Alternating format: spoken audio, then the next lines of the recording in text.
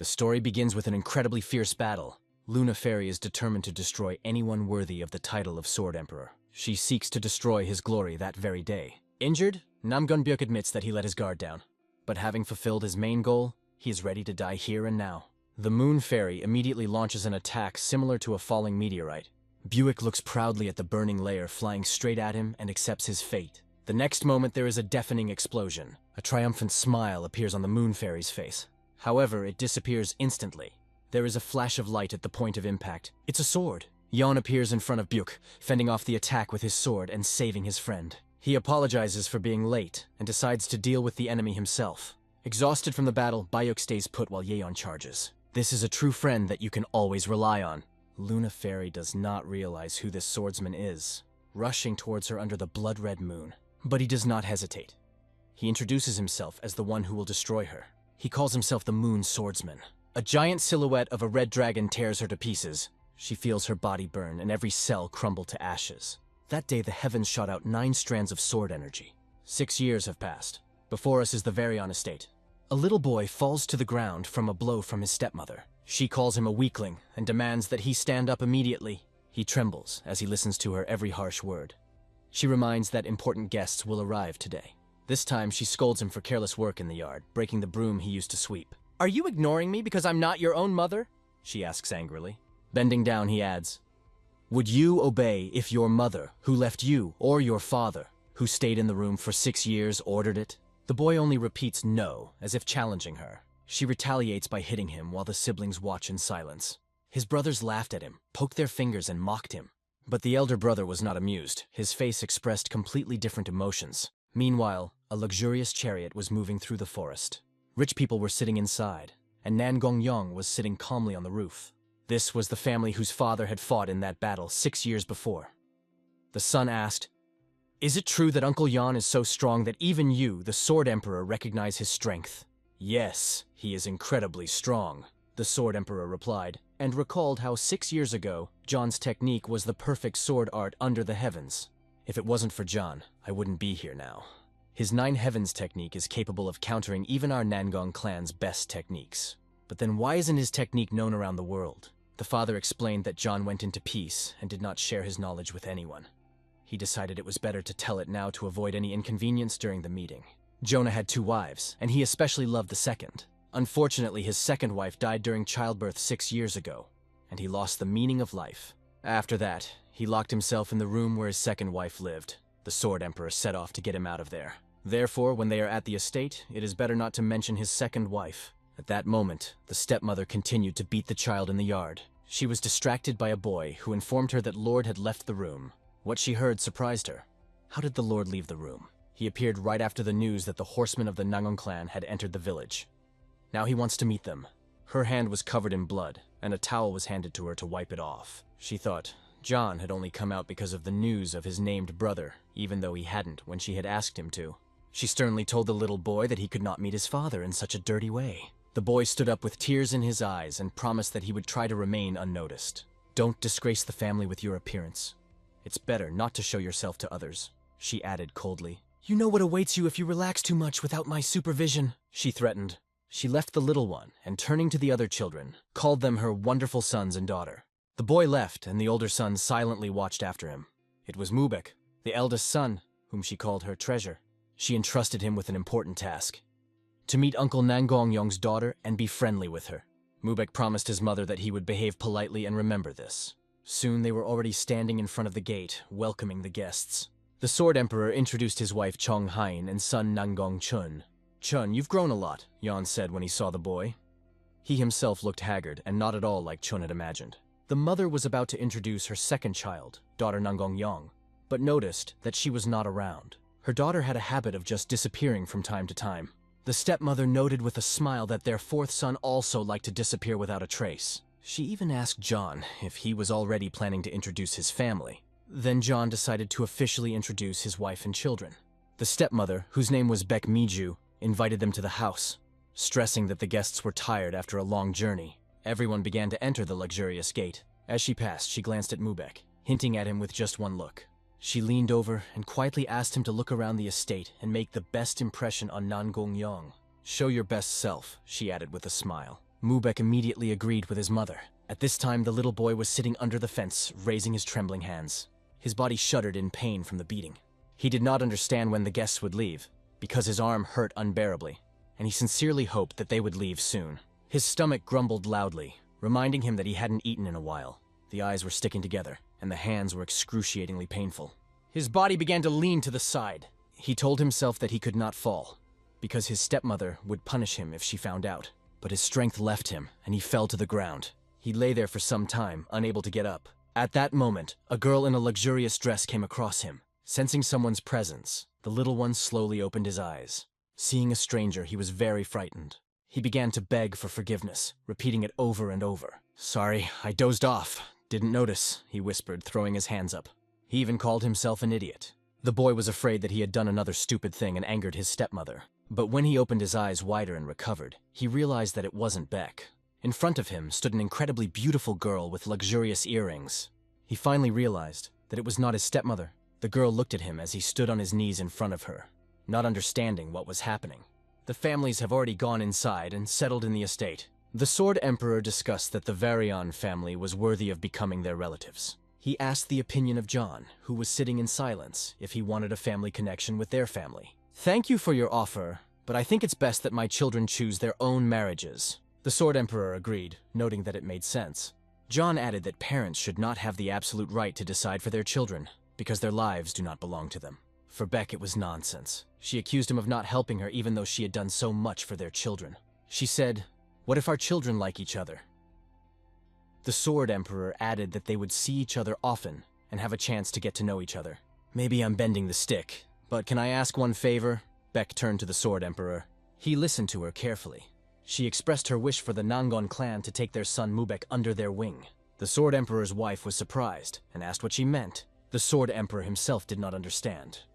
"Doesn't the Yona clan have its own advanced techniques?" John calmly added that he wanted to ask a favor himself. If possible, he also asked for help from the Nangong clan. "Is it normal that the eldest son did not inherit the Nine Heavens sword technique?" The Sword Emperor was surprised. "Our martial arts are not as complicated as the Nangong clan's techniques. I'm sure that Mubec has already mastered the technique of the Sword of the Nine Heavens," answered Yon. But the Sword Emperor didn't believe him, having seen John use this perfect technique 6 years ago. In his current state, John could not pass this art. He was about to talk about Mount Udon when he suddenly began to cough. He covered his face with his hand, but the cough broke out. In a moment, his drink spilled over the table and everyone in a panic started shouting for a doctor. Meanwhile, in the backyard, Mubec was looking for the girl his mother had instructed him to find. He was ordered to approach Mistress Yong, but he couldn't figure out where she was. Suddenly, he heard voices behind the fence, as if someone was talking there. It was their third sister, a little girl who was clinging to older brother Chun's clothes and asking if he had really met and killed his sworn enemy. She read a novel where he was the azure cloud sword that destroys anyone who gets in its way. Chun agreed that his nickname was, but explained that he does not kill his enemies. This inquisitive girl was called Soya. Seeing her, Mubec rushed to her. He knelt before Chun, apologizing for his sister, but Chun assured him that she was not in his way. When Chun asked his name, the little girl tugged on his sleeve and called herself twice. "Soldier, don't forget that name!" Mubec considered her behavior rude and asked her not to be rude, but Solju was indignant. "I'm always polite. You're just clinging to me." The dispute between them escalated, and Solju declared that isolation is a disadvantage. Chun found it funny to watch their bickering. He thought how wonderful it would be if his younger sister Yong was as cheerful. At that moment, Mubec took Solya's head, bowed her head, and apologized to Chun with her. He explained that Solju is always so bright and cheerful. They eventually came to the conclusion that they were both looking for Yong. Chun offered to introduce Mubec to Yong if he would help find her. Having decided to act together, they set off in search. Chun told Solju that Yong had a heart problem. Meanwhile, Yong was standing over a small boy who couldn't figure out who she was. She seemed incredibly beautiful to him. He remembered the recent events. "I remembered how my mother said that important guests would come. Her elegant clothes and jewelry spoke for themselves. She was definitely someone important. But he did not know how to act. His mother had ordered him to stay away, and he was afraid of another punishment." He looked into the girl's big, beautiful eyes for a few more seconds. Seizing himself, he turned sharply and ran away. But suddenly he felt as if his body froze in place. Yong caught up to him and grabbed his clothes. She jerked him to the ground in front of her. The boy was breathing fast, as was his wildly beating heart. "I'm sorry. I'm so sorry." he repeated twice without looking up. The girl stood silently over him, examining his trembling body. She didn't understand why he kept apologizing. He couldn't even resist, even though she pulled him easily. The bruises on his body did not look like the result of combat training. Most likely, he was malnourished. His red hair was similar to that of the moon-shattering swordsman. It must be his son, but why is he so afraid? The girl crouched in front of him, listening to his endless apologies. The fear in his eyes was obvious. She slowly reached out to him. Her hand came closer and closer. At that moment, the girl understood everything. But in the eyes of the little one, there was a completely different reality. He was afraid of every girl because he saw her as a threat. In every silhouette, he saw the image of his stepmother. Her terrible hand, which was constantly beating him, seemed to be reaching for him again. But that hand was gentle. The hand of the frail Yong, who felt that the boy was not being cared for properly. She gently ran her hand over his head. The boy opened his eyes and could not believe what was happening. At that moment, he quietly called his name. The girl repeated his name in a gentle voice. His name was Choka, Choka. She promised to protect him, running her hand from his head to his cheek. The boy began to breathe faster after hearing these words. He couldn't hold back a tear that rolled down his face. Seeing the tear, Yong gently removed her hand. In a second, the child's face was covered with tears and snot, and his cry broke the silence. The girl hugged him tenderly, assuring him that everything would be fine. But the tears flowed stronger and stronger. She repeated once more that it was okay, holding him even tighter. Then she got up and held out her hand to him. For the first time in his life, he saw an outstretched female hand in front of him. He touched her, and that hand did not beat him. Yong led him behind her, holding his hand. The boy looked back at the hole in the fence he had climbed through earlier. Then he looked at the girl. She smiled at him, and her eyes were kind, like those of a bird that had never hurt anyone. Together they approached the hole in the fence. She climbed in first, and he followed her with his eyes. For a few seconds he looked indecisively at this opening. Suddenly her hand reappeared from it, and this time the boy followed her. The girl took the child to the city, where life was bustling, and there were many people. There, she bought him delicious food, and immediately began to feed him. The child ate as if he had never seen meat or normal food all his life. From time to time he glanced at the girl, and she smiled at him all the time. Having passed further, they came across a giant man who blocked their way. Choka shuddered at the mere sight of him, but the girl remained calm. She continued to hold his hand tightly. Time passed, and the street was already dark. Meanwhile, the Sword Emperor sat next to John, who finally woke up but was shocked at his condition. How could the moon-shattering swordsman be so powerless? John admitted with shame that he was sorry he didn't even have the strength to stand without passing out. "Stop talking nonsense! Focus on getting well soon! You must recover for the sake of your clan and children," answered the Sword Emperor. But Yong began a story about their clan's technique being passed down from Juxian to Xuanu. Yon felt that the connection between him and the clan's equipment had disappeared. Perhaps she was disappointed in his weakness, he supposed. He believed that the day she left him, Yon Murian had died for him. Her departure left behind a child that looked like himself. However, he thought he had no right to meet this child. He was afraid that he might hate her, although he knew that the child was not to blame for the death of his mother. He despised himself as a pitiable form of man.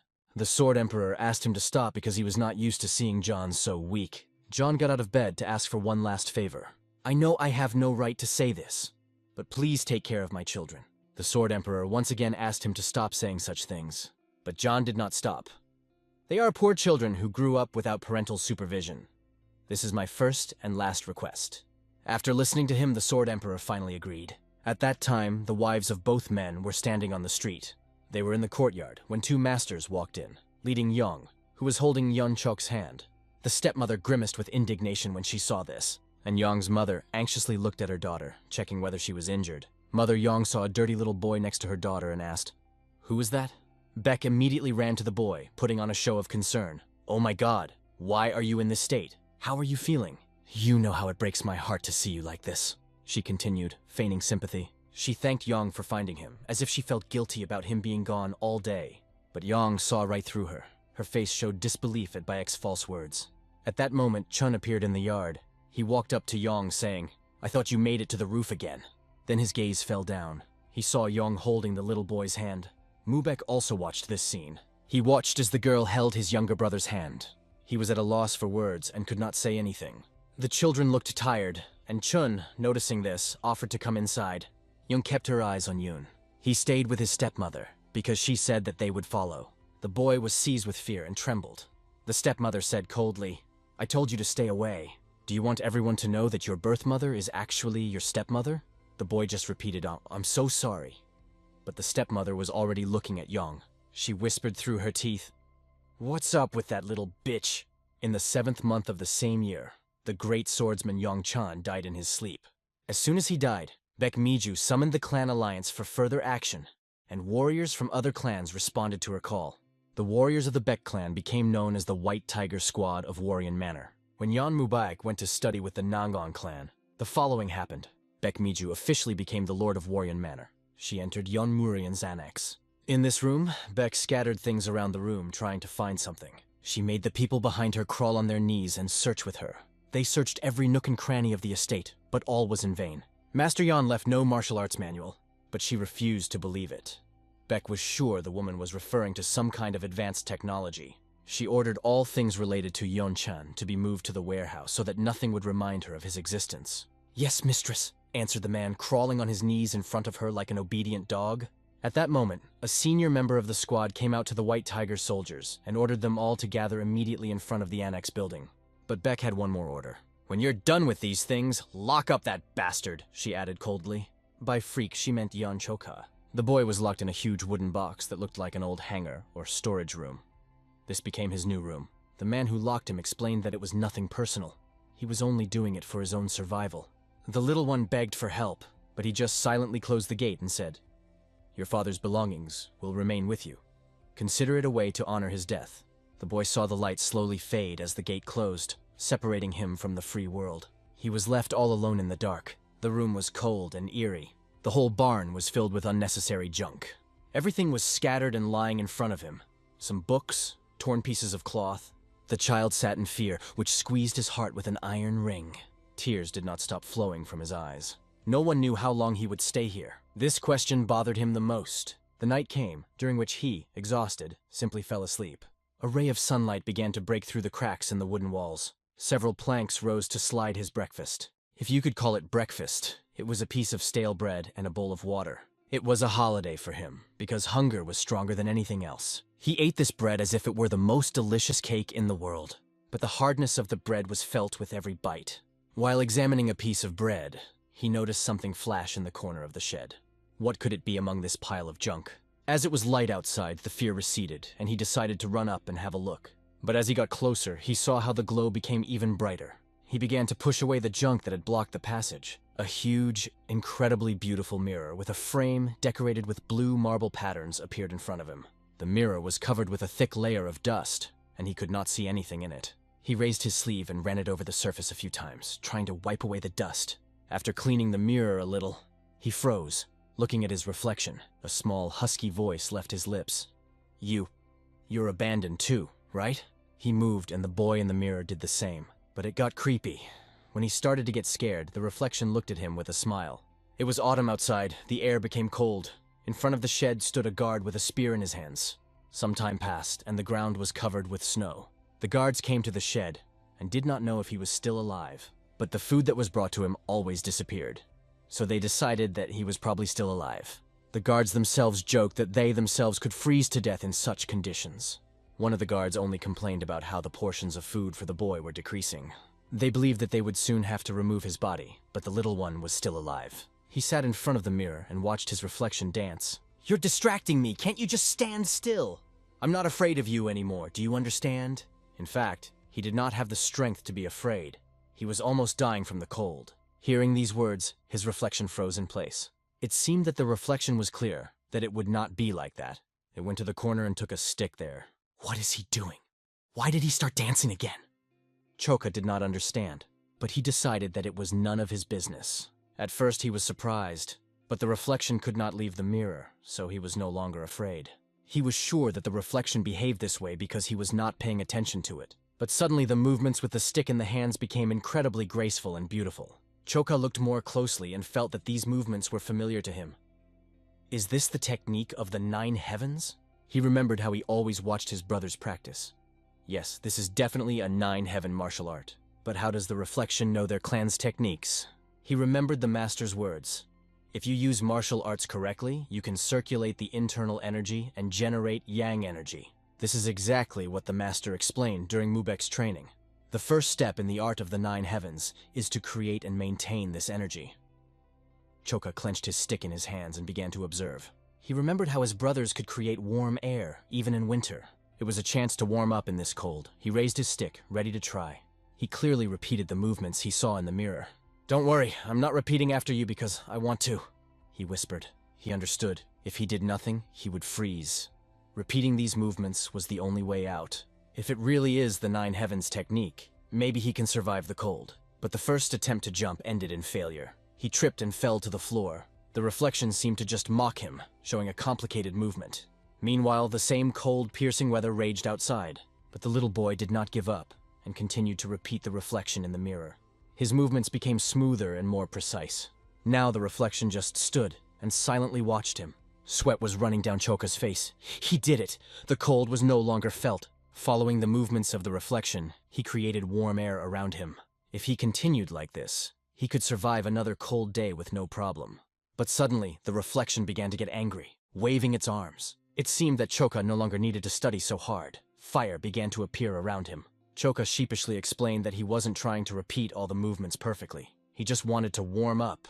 In any case, he thanked the reflection for not freezing anymore and asked not to be disturbed. He even thought that since the reflection had become useless, it might be better to just close the mirror. But suddenly he noticed something strange. The reflection made the next move that surprised Choka. He performed this movement so clearly that it made an incredible impression.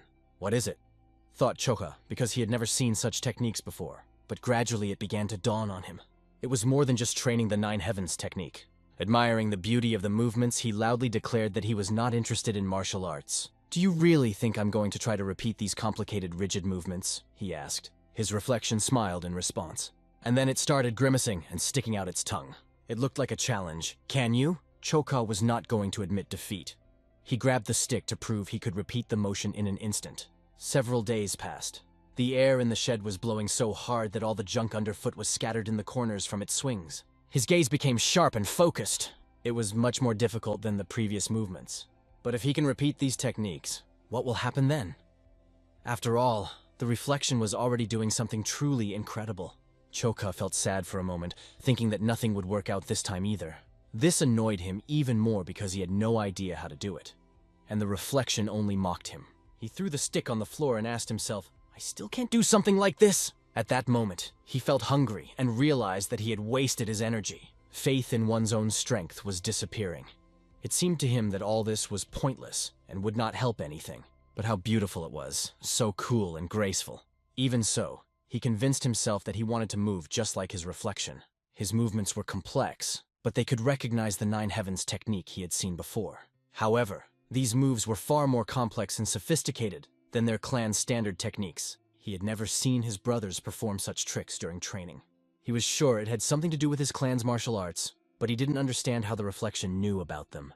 He tried again and again to speak to him, but only silence came in response.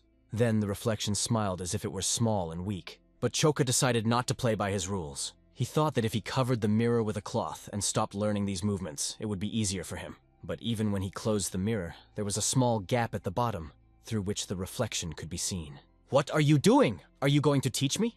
asked Choka. The reflection nodded in agreement. Throwing back the sheet, he warned, "Don't even think of cheating on me. If you try, I'll cover you again." The reflection held up a finger, as if hinting at something. Choka began to move his eyes up, down, and to the sides, trying to see something. And suddenly hieroglyphs appeared in the upper part of the mirror. Choka read the inscription, "Fairy Jusian's True Mirror." At that moment, the 900 words from the True Fairy Mirror appeared on the surface. Despite the complex content, Choka felt this knowledge pouring into his head. He understood which martial art the Heavenly Sword Torment technique corresponded to. All his life in the Yeon clan, he was mistreated and lived in misery, doomed to die in a storage room. But his fate was changed by the meeting with this mirror. The child that everyone thought was doomed to die. She began to change in the depths of her essence. He received the secret instruction on the Nine Heavens Sword technique that was not passed on due to Yongchan's death. Knowledge was transferred to him slowly but surely. Time is fair to all. Ironically, due to Choka being locked in a tiny warehouse, he was able to fully focus on learning the torment of the Heavenly Sword technique. Time passed, and he devoted every moment to training. The results were obvious. His reflection smiled more and more often. It smiled because it saw progress that was hard not to notice. And Choka answered him with the same smile. In this rhythm, 10 years flew by imperceptibly. Finally, he was able to perform the same movements as his reflection in the mirror. A cart was moving through the streets of Laoyang. After a few moments, she stopped and the door opened. After 10 years, he returned here again. It was Mubec who came home, where Beck met him at the door. "You have come back to me, my dear boy. You have become such a strong young man. I missed you so much," she said with feigned tenderness. His brother and sister were also happy to see him back. Eon Mubec grew up and really became a strong man. He spent 10 years in grueling training and finally returned home. His mother was proud of him and praised him for his successes. She rushed to hug him, emphasizing how much he had matured, and added that their estate could now surpass any clan in Laoyang. "No, we will become the most powerful in all of Hengyang," she added confidently. At that moment, guests from the Nangong clan visited them. Since the last meeting, Chun has become a famous warrior. Legends were made about his prowess, and every child in Chinch knew about the exploits of the Azure Cloud Sword. Yong blossomed and became incredibly beautiful. Her beauty resembled a plum blossom. She was young and beautiful. As the guests were tired from the road, Beck invited them inside. At the same time, she asked, "How is your father?" "He's fine," Chun answered, while Yong looked around carefully. Bayek noticed that Yong was interested in something and said, "Don't hesitate to ask if you need anything." But Yong paid no attention to her and unceremoniously walked through the gate. "It's okay," Beck explained. "It looks like she's still sick. I was so worried about her." Chun reassured her by saying that Yong's condition was improving. However, Beck insisted that it was time to go inside, and they all headed for the house. Crossing the threshold, Beck turned to one of the guards.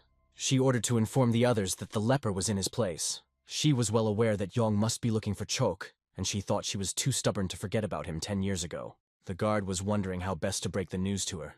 No sound had come from the warehouse during yesterday's inspection. Not because Choka died, but because he was simply not there. These words seemed nonsense to Beck.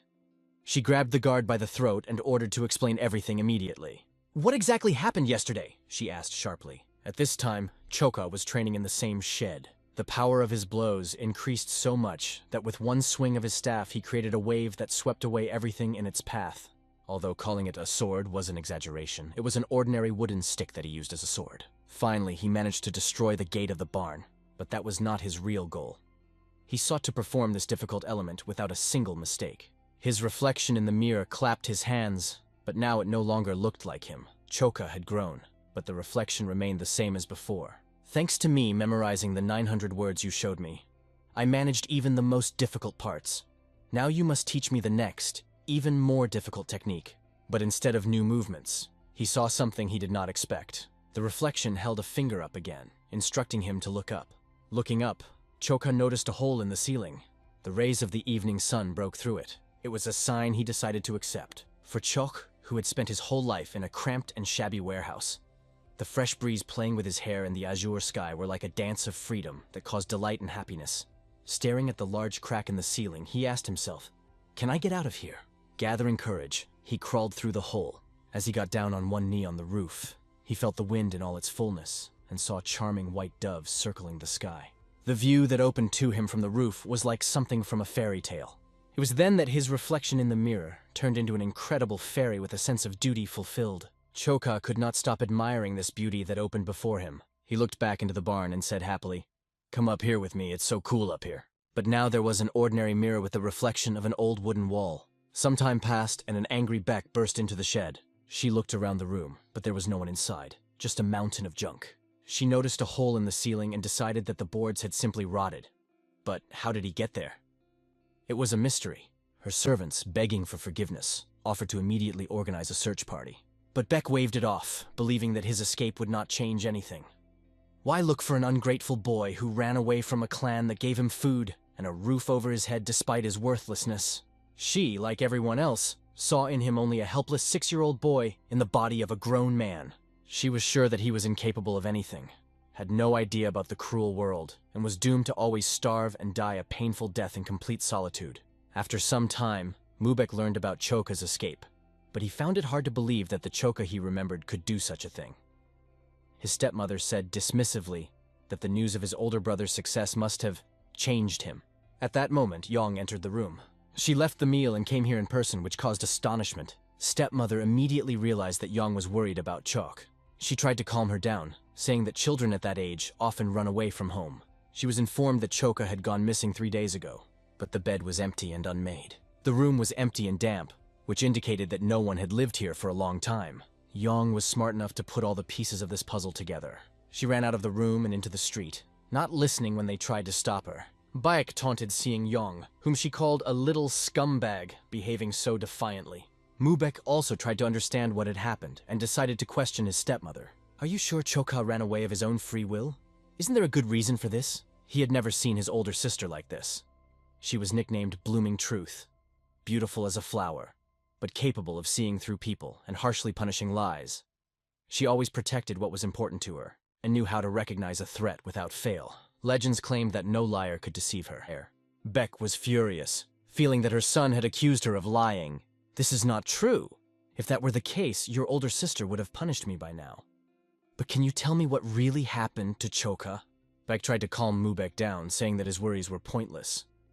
However, she admitted that Choka really did not live in that room and had indeed left the house. She confessed one more thing. Beck said she wanted Choka to be able to deal with her father's absence on her own by being left alone with his parting gifts. Hearing this, Mubec understood everything. He immediately rushed to the barn, but when he got there, he saw that Yong was already inside. She left immediately after their conversation. Now she stood silently in the middle of the gloomy room. Yong noticed that the place was heavily guarded, and the guards did their best to prevent her from getting any closer. It seemed that they were hiding something. Seeing this gloomy warehouse permeated with the smell of dirt and mold, she understood why the guards behaved this way. Realizing that it was here that Choka was imprisoned, Yong promised to report this to her father. Since Mubec was her father's foster, she decided not to let the rumors spread, but made it clear that the relationship between their families would never be the same again. Mubec did not stop her and let her go. He stood there, filled with anger, realizing that the reputation of their estate now hung in the balance. He didn't know how to fix the situation, but he understood that he had to regain the trust of the master, the elder brother and sister whom he respected immensely. Evening came and Choka walked the streets wondering how things had changed. This place was not at all as he remembered it. He couldn't find a way out to the mountains because he couldn't just wander around the estate. Walking forward, he accidentally bumped into a man, pushing him with his shoulder. Choka turned to ask if everything was okay. "Damn it, watch where you're going!" growled the mustached man. At that moment, Choka clearly remembered his face. It was one of the warriors of the Varyan estate. "I'll be more careful, I apologize," Choka said quickly, and moved on. But the warrior stopped him. "Wait, I think I've seen you somewhere before." "Hey kid, I need to check on something, come with me," the man ordered. Choka felt a panic attack come over him. He was exposed. What to do now? Going back to the barn was not an option. It was necessary to come up with something urgently. He relaxed too much, took the central road, which was a mistake. Not thinking of anything better, he jerked forward sharply. He ran as fast as he could, trying to find the gate and break free. But in a moment, luck smiled at him. The gate was right in front of him. He decided to run away as far as possible and hide so that no one would find him. The mustachioed warrior rushed after him. He ran after Choka, pushing everyone in his path. "He's fast," Choka noted. But he remembered that if he was caught, he would be back in his stepmother's power. "It won't happen," Choka told himself firmly. He ran even faster, breaking through the guards. The gates of the fortress were already closing. He needed to speed up even more. He believed that he would be able to slip through at the last moment. The mustachioed man almost grabbed him. It seemed like just reach out and it would all be over. The last step, the last breath. "Stop, you son of a dog! A few more steps and you will be crushed by the gate!" shouted the mustached man after him. But he only saw the gate come down over Choka's head. Choka thought that maybe he should have listened to himself. He froze in place, scared for his life, not moving an inch. The heavy concrete slab suddenly stopped in the air. Choka was under her, but he held her with one hand above his head. He even asked the mustachioed man who wanted to grab him, "Are you not hurt?"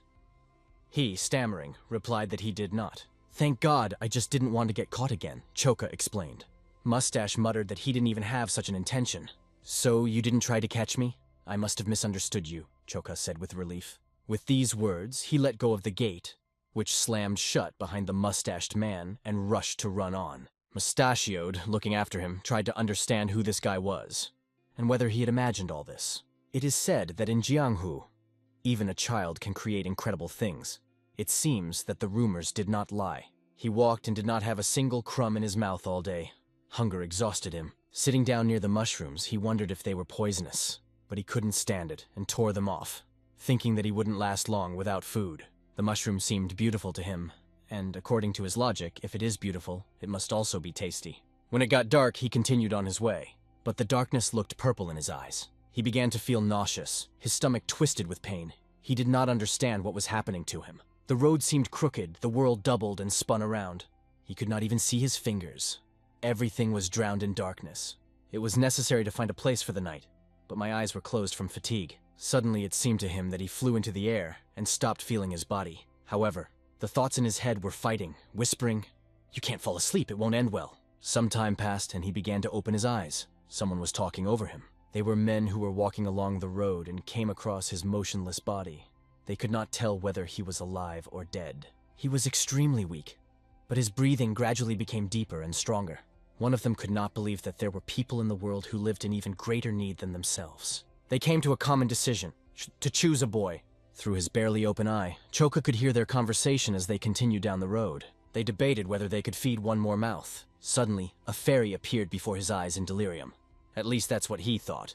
But when he questioned the fairy, sharply replied, "What other fairy? To hell with you." Hearing this, he opened his eyes sharply. He was immediately asked, "Are you feeling normal?" One of the men asked how he managed to fall into the ravine, and warned that if he had not been picked up, he would have become dinner for some animal. Choka thanked them, but immediately asked the most important thing, "What is this place?" "This is the fortress of 5 mountain peaks," they answered him. They controlled the place and were bandits. "We're all like brothers here," added another, introducing himself as the other brother, Tak Gom-yon. The third was called Ma Hyung-do, and the fourth was Hao Im-dal. Chief among them was Poon Yoncho. Since they had saved his life, they demanded that he give full thanks. Choka asked in surprise, "What does thank mean?" They explained to him that he lived in the lowlands and had no idea how things were done here. Now he will have to learn to work hard to pay back the debt. Even the animals are thankful for the rescue. Mustache asked the chief to stop because the boy had just woken up. He handed Choksi a piece of food, sure that he was hungry. The little one hesitated for a few seconds whether to take the food or not. In his eyes, these men looked a little strange after that experience with the mushrooms. He waved his hands and said that he was not hungry, that everything was fine. Choka refused because he had no money and tried to explain it. But Poon said, "Don't worry, just eat." His words sounded like the chatter of a child unable to formulate thoughts, although he looked 16 years old. The second brother assured that Choka would be able to do the housework. They immediately identified him as a kind person and were sure that he would cope with the tasks that would be given to him. One of them grabbed him by his clothes and dragged him behind him. Others jokingly yelled at the commander to brainwash him well. Choka was dragged outside and thrown to the ground. "Please spare me," Choka begged, thinking that he was about to be beaten. Because of this, Poon thought that the boy was often beaten as a child. Choka heard the question, "How are you going to survive in this fortress?" Poon explained to him that it gave him a chance not to become prey for the beasts. With them, he would always be full. "How can someone like me become a mountain bandit? I can't do anything. I have no chance to be like you," replied the little one. He considered himself too weak and doubted whether he would have enough strength for even the simplest work. This angered the commander. He bluntly said that there are 2 types of people in the world, those who take away and those who are taken away from. "Who do you want to be?" Choka could not understand what this meant. I asked, "Do you want to spend your whole life starving? Do you want to be looked down upon, called worthless, and wiped off your feet?" The little one opened his eyes wide and began to breathe more often. Stuttering, he answered that he did not want it. Seeing the giant in front of him, he did not want to be looked down upon any longer. And then he firmly said that he would not tolerate it anymore. If everyone seeks to take from him, then he will also become the one who takes away. Poon laughed and said that this is the only way to survive in this cruel world. He ordered Choksi to turn around and pointed to several peaks. From left peak to far fifth was their territory. The sight was amazing. "We are the kings of the mountain peaks. A person is not able to climb higher than steep rocks, so no one dares to look down on us." Poon sat down next to him, patted his head and said, "You will become one of us. You will become a king. Isn't that cool?" The little one couldn't say anything other than, "Cool." This word pleased the commander, and from that day he appointed Choka as the 7th brother, the new ruler of the mountain peaks. Choka called his name, and the commander liked it, but since he was now one of them, he needed to go through the initiation and accept the main truth of their brotherhood. Straining to the limit, he shouted loudly, "We bitch are the strongest!" The commander ordered him to repeat it after him. At that moment, Choka's body shuddered.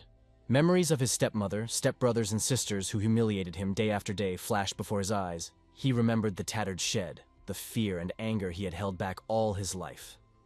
These feelings reached a climax, breaking his wounded heart into pieces. Emotions burst out like an electric charge that went through every cell in his body. The Nine Heavens technique dormant in his soul responded to this call. Hope for a new life appeared in Choka's heart. In his roar, he threw out everything that had accumulated over the years. His cry echoed throughout the county, reaching each of the 5 peaks and dispersing the clouds above the fortress. It was a feeling of a new beginning for Choka. Poon praised him for this shout.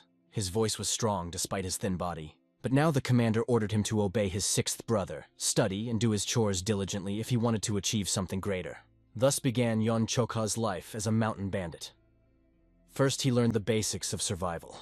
Compared to his peers, he was very naive, because he spent most of his life in captivity, unable to communicate with people. However, he quickly adapted to his new life and attached himself wholeheartedly to the mountain bandits, who cared for him like a brother. Life was calm, but it was an incredibly unpredictable thing. They were all ordinary people. Their martial arts could not work miracles. After each campaign, members of their family returned with injuries and mutilations. However, it was always possible to obtain at least some funds, and with them and drink. After each successful campaign, they organized a celebration. They knew how to see joy in small things and enjoy life, smiling every day. At that time, Choka, born into the great warrior clan of Lao Yan, who had the advantage of birth, suffered only humiliation and beatings, all because he was the son of his 2nd deceased wife. And here, among these bandits, he was truly loved. The irony of fate. Only when he was among lower people did he feel happy for the first time. But on that cursed day, he had to kneel. He spoke. "Commander Poon, this is bad." A person before whom everyone bowed came to them. It was a pirate-looking man who had come to look at the rumored fortress. However, he saw only a dirty shack filled with poor people, and looking them down, he contemptuously called them miserable. Alliance of the Green Forest. That's what bandits called themselves, trying to add nobility to their actions. Because of this, they were often ridiculed. But one day a man appeared, more like a monster, who called himself the Bandit of the Green Forest. As soon as rumors of his evil deeds spread, martial artists from the most famous sects tried to stop him. But no one succeeded. His infamy and incredible power grew every day. For this, he was nicknamed the Heaven-Crushing Demon Lord. He became one of the 10 strongest martial arts masters in the world. The unorthodox sects, which had long lived in the shadow of the traditional ones, admired his appearance. As a result, many Chinchu martial artists sought him out to join the Green Forest. By becoming a leader and accepting new members, he made the Green Forest stronger than it had ever been in Murim's history. The growing reputation of the Green Forest has made them the dream of all mountain bandits and unorthodox martial artists. In the Green Forest on Mount Dabiol, the deputy commander of the fortress was a tramp in a black mask, Yom Sanchel. Another deputy was the one-eyed blood bandit Li Chungang. It was he who asked them if they wanted to join the Green Forest Alliance. They turned to Poon. "Do you think the Green Forest is a joke? Think your gang of 10 is worthy of serving the Green Forest?" Poon, crawling on his knees, assured that if 3 more people were needed, he would find them in less than a month. But the one-eyed bandit pointed his finger at Choka and said that 4 were needed because it was a child. "It may look like it, but it's useful," Poon assured, explaining that Choka was good at cleaning. But One Eye said they needed at least 10 people, hinting at their weakness and incompetence. Choka listened to him and thought, "Who the hell is he to talk to our commander like that?" One Eye continued, "I can hire more than 10 people to guard this area, although, forget it. It was a mistake to come here. Let's assume that I was never here." Then the tramp in a black mask turned to him with a request. "Let's talk." He begged One Eye to accept them into the Green Forest Alliance. "We've only captured 1 fortress and time is running out," he said. He reminded that on the 15th, the commander will check their results and punishment will be inevitable for non-compliance.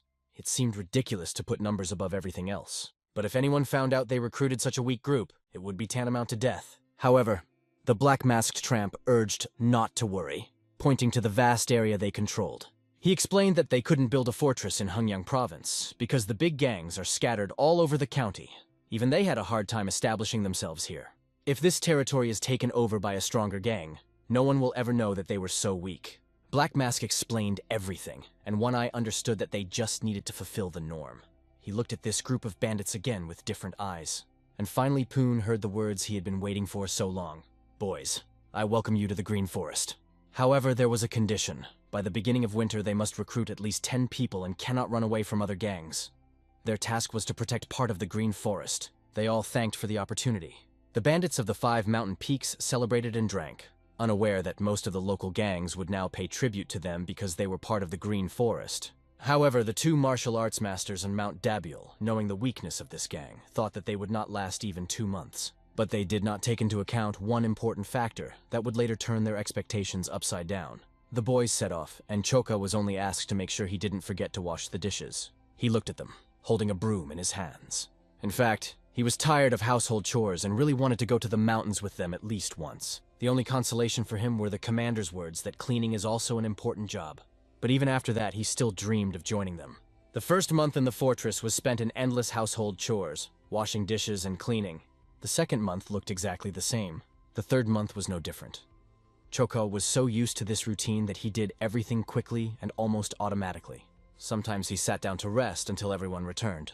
And every time he asked himself the same question: what should I do next? But suddenly Choka had a great idea. He went to the forest, taking a stick with him. He clearly remembered the moves he had learned in the old squad and began to repeat them. So he was preparing for the day when he would be able to go on a campaign with them.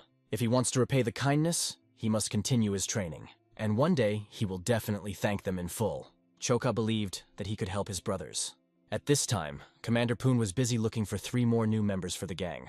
There were 3 candidates standing before him, and he was announcing the rules to them. The first was Lee Chulsang. He ran away because he had maimed the magistrate's son, and now he was being pursued by the authorities. The second is Chun Haidok, Chulsan's friend. He went to the mountains because there were too many mouths to feed in his family. The third was a girl named Han Cheon. She was only 19 years old. Her father sold her to a brothel in Bobon country, but she escaped. After her return, they tried to persuade her again, so she decided that the life of a mountain bandit was better than the life of a prostitute. It seemed that now Choka would no longer be engaged in household chores because newcomers had appeared. And finally, now they will be able to take it with them to the mountains. Mustache knew that Choka practiced sword techniques in the forest using a stick. Choka made no secret of the fact that he just wanted to join them. The commander explained that until they moved up in status, their rank would depend on when they enlisted. Since Chulsan was 3 months older than Haidok, he got number 8, Haidok got 9, and Cheon got 10. One of them had a question: and can I be promoted if I have a talent? He said that he studied at the Martial Arts Academy for 3 years. The commander gave him a chance to rise, but for this it was necessary to defeat one of the brothers. He immediately pointed to the thinnest boy, Choka, doubting that he was even capable of serving. The commander asked Choku whether he would fight to defend his place, or rather submit. Choka was not going to retreat, because it would take away his chance to go with the others to the mountains. He firmly replied that he would fight and stand to the end. The commander was interested to see this, and he allowed the duel to take place. They faced each other. Zdravilo warned that he was not going to give in. Choka replied, "But you, damn it, complete shit." This was the favorite phrase of the third brother, which he always used to throw himself in the direction of the commander. Choka's response made him proud of his fighting spirit. However, the big man planned to quickly deal with Choka and become one of the named brothers. Moreover, he was going to knock him out with one blow. Zdravilo did not expect that the little one would dodge his blow. Moreover, Choka began to actively act. He didn't even have a sword, but he made a motion as if he was holding it. This technique even scared the healthy when Choka waved his hands in front of him. However, without a real sword, Choka had no advantage and punched him hard in the head. Falling to the ground, Choka asked himself, "How can I attack without a weapon? I didn't learn that." The second brother suggested that the commander stop the battle because he did not believe that Choka had fought even once in his life. Choka stood up and asked loudly, "Why am I the only one being punched?" After these words, he himself hit the big boy right in the chin. Zdravilo decided that this was just an attempt to embarrass him. He hit the boy again and warned, "If you don't want to be crippled, you better surrender." But Choka only replied, "Now I'm going to kick your ass." These words seemed to the healthy person to be complete nonsense. Even the girl, Han Chayon, began to worry about Choku as she watched this fight. Zdravilo hit him several more times and shouted in annoyance. He explained it as Choka's own fault and left him lying on the ground. Approaching the commander, the man declared that he was now number 7. But from behind came a faint but stubborn voice. Who said that? It was Choka. He was not going to give up and offered to fight until the very end. This greatly surprised the big man. He began to ask himself how Choka was still standing after such blows. Even guys who were many times bigger than him ended up in a hospital bed after such fights. And this fellow has received several blows to the head and is still standing. Behind him, Commander Poon asked why he had stopped and warned the saluters that stopping would mean defeat. Zrodilo once again warned Choka so that he would not regret it later. This time he was determined to finish everything, even if it meant the death of the little one. Although Yeon Choka was proficient in the sword technique he had learned in the warehouse, he still did not know how to properly use it. Therefore, he did not realize how strong his desire to go to the mountains was, and also how much he wanted to win. This desire was enough to awaken the power of the 9 heavens within him. At that moment, he imagined that his fist was a sword. The enemy saw something incredible in front of him. He took another look at this fist, which did not look like an ordinary boy's fist. "Aren't I delusional?" thought the healer. This blow was like lightning that split a giant tree in half. He coughed violently, spitting up blood. The blow went straight into the solar plexus, knocking him out of the air. However, the big man was still on his feet. Choka even thought, does the technique only work with the sword? But in the next moment, the giant body began to sway. In a few seconds, the giant fell face down with a loud thud, crashing into the ground. The second brother turned to the commander. "Perhaps we should stop Choka." In fact, no one could understand what had just happened. Everyone saw only how he rushed at Choka and then fell to the ground. No one even had time to see the speed of this blow. "Is it because of the blow of the little one?" flashed in their heads. But the commander interrupted everyone. "There is no difference. In any case, the rank remained with its owner. The 7th member of the 5 Mountain Peaks gang is Yeon Choka." Some time passed, and Choka was holding a giant sword in his hands. The second brother brought it and said it was a gift from the commander. He also informed that from tomorrow Choka will go to the mountains with them. Choka smiled broadly, thanked him, and promised to try his best. But the second brother added another piece of advice. "Don't lose your head." His fighting spirit was at its peak, but sword fights are different from normal fights. If you lose your cool, you'll just be stabbed with a sword and you won't even notice. You got scratched just because it was a normal fight. In a real battle, you would have died 12 times already. However, Choka was of a different opinion and quietly said, "I would have won easily if I had used the sword." The other brother told him to shut up and called his next move an act of mercy. He agreed to teach Choka the technique of the demon-slicing sword, asking him to watch closely. The second brother admitted that when he was young and lived in the temple, he only knew 3 movements. These moves could be very difficult for Choka, so he warned him about it. Choka agreed and said that he would listen to his every advice. Meanwhile, the other brothers were watching from the sidelines, thinking that the other brother was truly smitten with Choka. After all, no matter how much they asked to teach them the technique of the demon-slicing sword, he always refused. The next day, there were oxen pulling heavy carts in the middle of the road. They were accompanied by people. Some sat on carts, others walked alongside. One of the attendants felt anxious. The day before, he had hardly slept due to restlessness. He turned to Master Khan and said he was worried. Khan understood that it was because of the bandit rumors and asked not to worry. He assured that even the thugs from the Sea Dragon Fortress wouldn't dare contact him with the lightning sword at his side. Khan's words offended the man a little, but suddenly, right next to him, an arrow whistled, and he caught it with his hand. The man was so frightened that he almost fell to the ground. Khan was already impatiently waiting to see who dared to attack. Before them stood a group of bandits, each with a sword in hand. Standing in front of the trade caravan, the bandits announced, "This is the territory of the Green Forest, 5 mountain peaks. If you want to pass, pay the toll." Keon was surprised to hear that these 10 bandits belonged to the Green Forest. He smiled, believing that they greatly underestimated the strength of the Mansu trade union. "Little band of thugs," Khan sneered, finding their demands ridiculous. The commander assumed that this scum wanted to test their arrows, but the second brother recalled that Khan had just caught one of the arrows. The commander gave the order, "Shoot again and show them what happens to those who look down on the 5 mountain peaks." It was worth saying, "Fire," as the arrows flew towards the enemy. However, Khan continued to see them as petty bandits.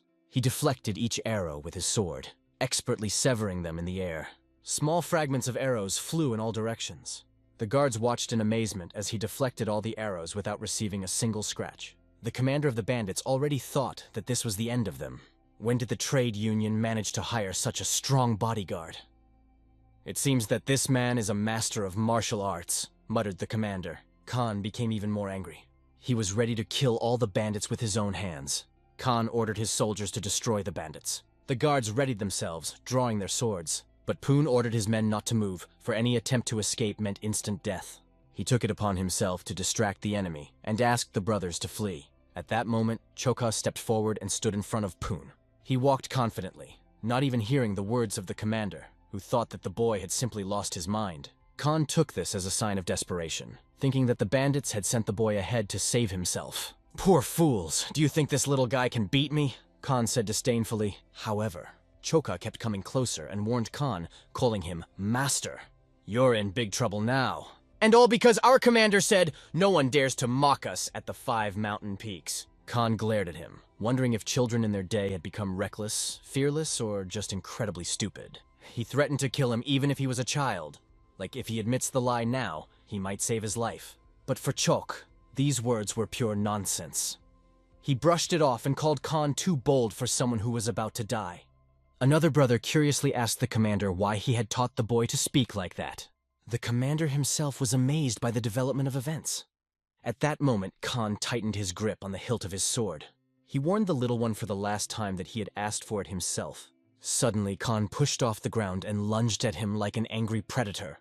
In a leap, he threw his sword behind his back, preparing for a crushing blow.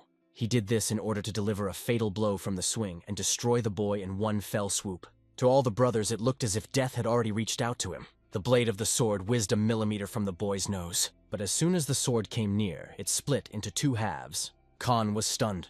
Only the broken part of the sword remained in his hand. The other bandits looked just as surprised. Their eyes widened in shock, and neither of them could utter a word.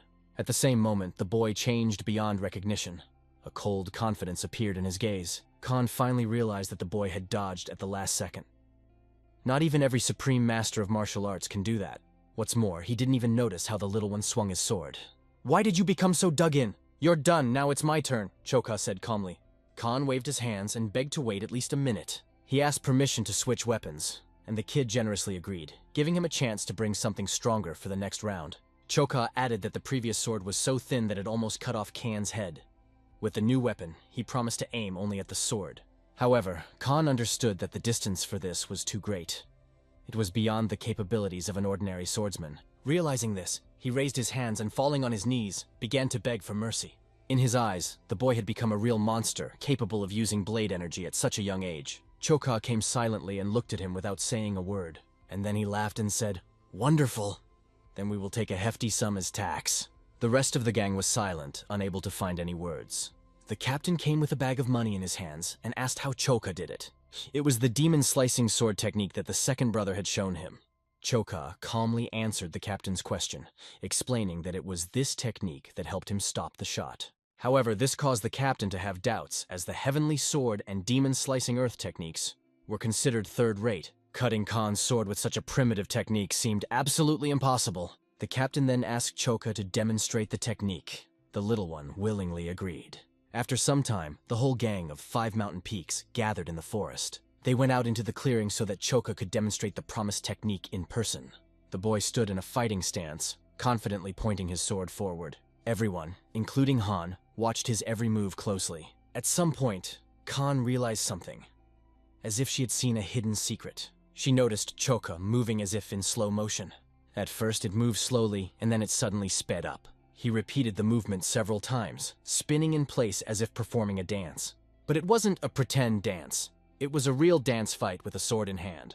Suddenly, he made a powerful swing, and a wave of wind suddenly jerked forward with a single swing of the sword. She was so strong that she destroyed a tree in her path, felling it with one blow. The cut was so precise that the tree fell with a crash right at the root. The spectacle was truly spectacular, and everyone present felt it. The little one exhaled, turned to them, and calmly asked, "Is that all you wanted to see?" As before, the boys were silent, unable to choose a single word. Only a moment later, someone breathed out, "Great, it was incredible." Now, every member of the gang dreamed of learning this. Some even regretted calling the little one a weakling because of his appearance. The girl could feel her legs shaking with excitement as she watched him do it. It was incredible for her, although for Choka himself it was just a normal warm-up. The second brother proudly thought that Choka was simply incredible. But the question, who is this guy in fact, popped up in the minds of those present more and more often. The 5 Mountain Peaks gang again met opponents on the road, and Choka, as always, was ready for battle. He dealt with the guards as easily as before. With almost no effort, he hacked their swords to pieces. It was enough to point your sword at their throats, and they instantly surrendered and were ready to give everything they had. Yon Choka participated in patrols from autumn to winter, but no mercenary of the trade union could withstand his blows. His portrait appeared on the walls as a swordsman and bandit of the 5 Mountain Peaks. Rumors about the gang spread like wildfire. The commander was puzzled by what was happening. However, he was well aware that all this was due to Choxy. New people started coming to them wanting to join. If they are accepted, the number of the gang would increase to 25 people. In 3 months, the 5 Mountain Peaks gang grew rapidly. They became famous throughout Hengyang province. Their fighting spirit grew. But with it came those who had their own devious plans. Some thought about getting rid of number 7. They planned to eliminate Commander Poon and Vice Captain Tak after that, because they believed that the remaining 6 would not be able to withstand a single blow. Number 29, Huang Yomun, said that he had heard about a commander who possessed the heavenly and earthly sword technique that had been given to him by a drug dealer. The vice captain possessed the demon-slicing sword technique he had learned in the tower. This information particularly interested number 26, the swordsman from the north, Shim Yanggak. However, it was surprising to him how the vice captain could use such primitive, third-rate techniques. Huang himself didn't even know what the Green Forest was. This terribly annoyed Yanggak. How can you not know about the Green Forest if you are a mountain bandit? Yanggaka began to explain. The Green Forest is the dream of all mountain bandits. If the beggars have the sect of the poor, then the bandits have the Green Forest. The commander of the Green Forest, known as the Heaven-Crushing Demon Lord, gained fame for his incredible strength and was recognized even by the leaders of Marima's most respected clans. That is why Yanggaka left the unorthodox sect. In the Green Forest, you don't have to bow your head to the orthodox jerks, as he called them. Huang apologized because he didn't know much about Murim. However, he understood that if Yanggaka was right, gaining acceptance from the Green Forest would be incredibly difficult. He wondered if the commander and vice captain with their level of combat skill could handle it. Maybe Yon Choka is even stronger than people say. Yanggaka thought for a moment. He had yet to see Choka in action due to the bad weather when the patrols did not go out. However, he reassured Huang and said that it didn't matter how strong he was. At that moment, there was a knock at the door. It was a man who overheard their conversation. He declared that this boy was no problem for the Sword of the North, who was capable of opposing even the 5 great martial arts clans. The man brought news. The Green Forest is expanding to contain the growth of the Orthodox Alliance. Due to the lack of strong bandits in Henyan, they were lucky enough to become part of the Green Forest. Yanggaka immediately understood the point. They would only nominally operate under the name of the Green Forest, but in reality would remain just a bunch of mountain bandits. The man added that ranks in the Green Forest are given according to the order of entry into the gang. For them, it was just another confirmation of their worthlessness. Yanggaka had high hopes for these people. They assured him not to worry, as he would definitely get a high rank after the sweep was over. They were sure that luck was on their side, because they managed to become a part of the Green Forest without any effort. Yanggaka believed that if strength determines rank in the Green Forest, then he and his brother Baek, known as the Demons of Hengyang Province, were ideally suited for the role of commander. Or so he thought. Meanwhile, in the 5 Mountain Peaks gang, Khan was washing dishes. Choka prepared the meal, skillfully cutting the cabbage. The girl brought up the topic of new candidates who joined the gang and want to challenge Choka to a duel. She was particularly annoyed that they were mocking the commander, claiming that he had learned sword techniques on the street. Suddenly, the girl was startled by a loud crack. Choka cut the table in half with a kitchen cleaver as soon as he heard the insults directed at the commander. His eyes blazed with rage as he was ready to draw an explanation from them. He silently went outside, where the snow was softly falling on the ground, and headed for the novice house. His angry look was noticed by the 4th brother, Hyo Imdal. Choka, where do you sleep at night? He asked. Choka spoke briefly about the taunts he had heard and declared that if it was true, he would rip out the tongues of the abusers. Imdal nervously admitted that he was worried about Choka, as he could turn all the newcomers into vegetables during the rank battle. But Choka was not going to spare anyone. If they make fun of his brothers, he won't stand for it, and he made it clear. The 4th brother smiled, approached Choka, and put his hand on his back. Don't forget that after the snowfall, we still have to go back to the mountains. We will need both hands and feet. He asked Choku to control himself, or else things might end badly. The next day, at the 5 Mountain Peaks fortress, the commander gathered everyone for a rank battle. Yanggaka, standing among the participants, mockingly threw, "For nothing you have a rather loud tone. Want to look cool?" These words forced the commander to intervene. He questioned whether the 5 really wanted to prove their strength. He gave them the right to choose an opponent for the rank fight, but warned that they would have to start at number 7 and gradually move up. The commander emphasized that the match will be fair, the result will be announced immediately, and objections will not be accepted. Yanggaka confidently declared that they were all contenders for the top spot. The leader of the gang, Poon, asked them again if they regretted their choice. The answer was only mocking laughter from Yanggak, who smiled defiantly. He announced that his 5 were the demons of Hengyang province, and had nothing to fear. He said that because of this, they are not afraid even of drug dealers. The rest behind him started mocking. Oh, how scary. They will destroy us with the heavenly and earthly sword technique. The second brother was already red with rage and was ready to rush into battle, but the commander restrained him. Yongaka continued to sneer, yawning demonstratively as if he was fed up with the conversation. Yongaka brazenly approached the commander, sneezed, and defiantly spat on the ground between his legs. "It's a bit chilly today. I must have caught a cold. Let's finish quickly," he added, with undisguised impudence. All the fighters asked for permission to teach the daredevils immediately, but the commander insisted on observing the established rules. He turned to Choka, who was standing silently behind them. Yongaka and his 5 stated that soon the whole world would know how much Choka's skills were overrated. Choka's eyes were burning with rage. He was ready to kill them all on the spot. His energy was bubbling, and the rage in his heart was fueling the fire, making the brazen fighters finally think, "What the hell?" He felt like he was going to explode with this maddened rage, but keeping his self-control, Choka sharply asked them, "Which of you wants to die first?" His words sounded defiant, but anyone who saw Choka understood that they were well-founded. Huang then turned to his older brothers for advice. This did not suit Yanggak. "If we go first, we will look like cowards," his mustachioed friend agreed. It was better for those of lower ranks to fight first. All that remained was to decide who would be first. But as soon as it came to the fight with Choka, everyone began to refuse. Someone had a stomach ache. Someone came up with other ridiculous excuses. One of them, unable to stand the tension, pushed the boy forward. He, having lost his balance, involuntarily rushed into the attack. His instincts screamed of danger. Choka was a truly formidable opponent in front of him, and it was quite understandable because in Choka's chest bloodlust raged. But the boy convinced himself. There is no need to be afraid now, otherwise he will receive the lowest rank. "I'm Chun Ilbo," he introduced himself and offered to determine the winner in a fight with bare fists. This was his cunning plan.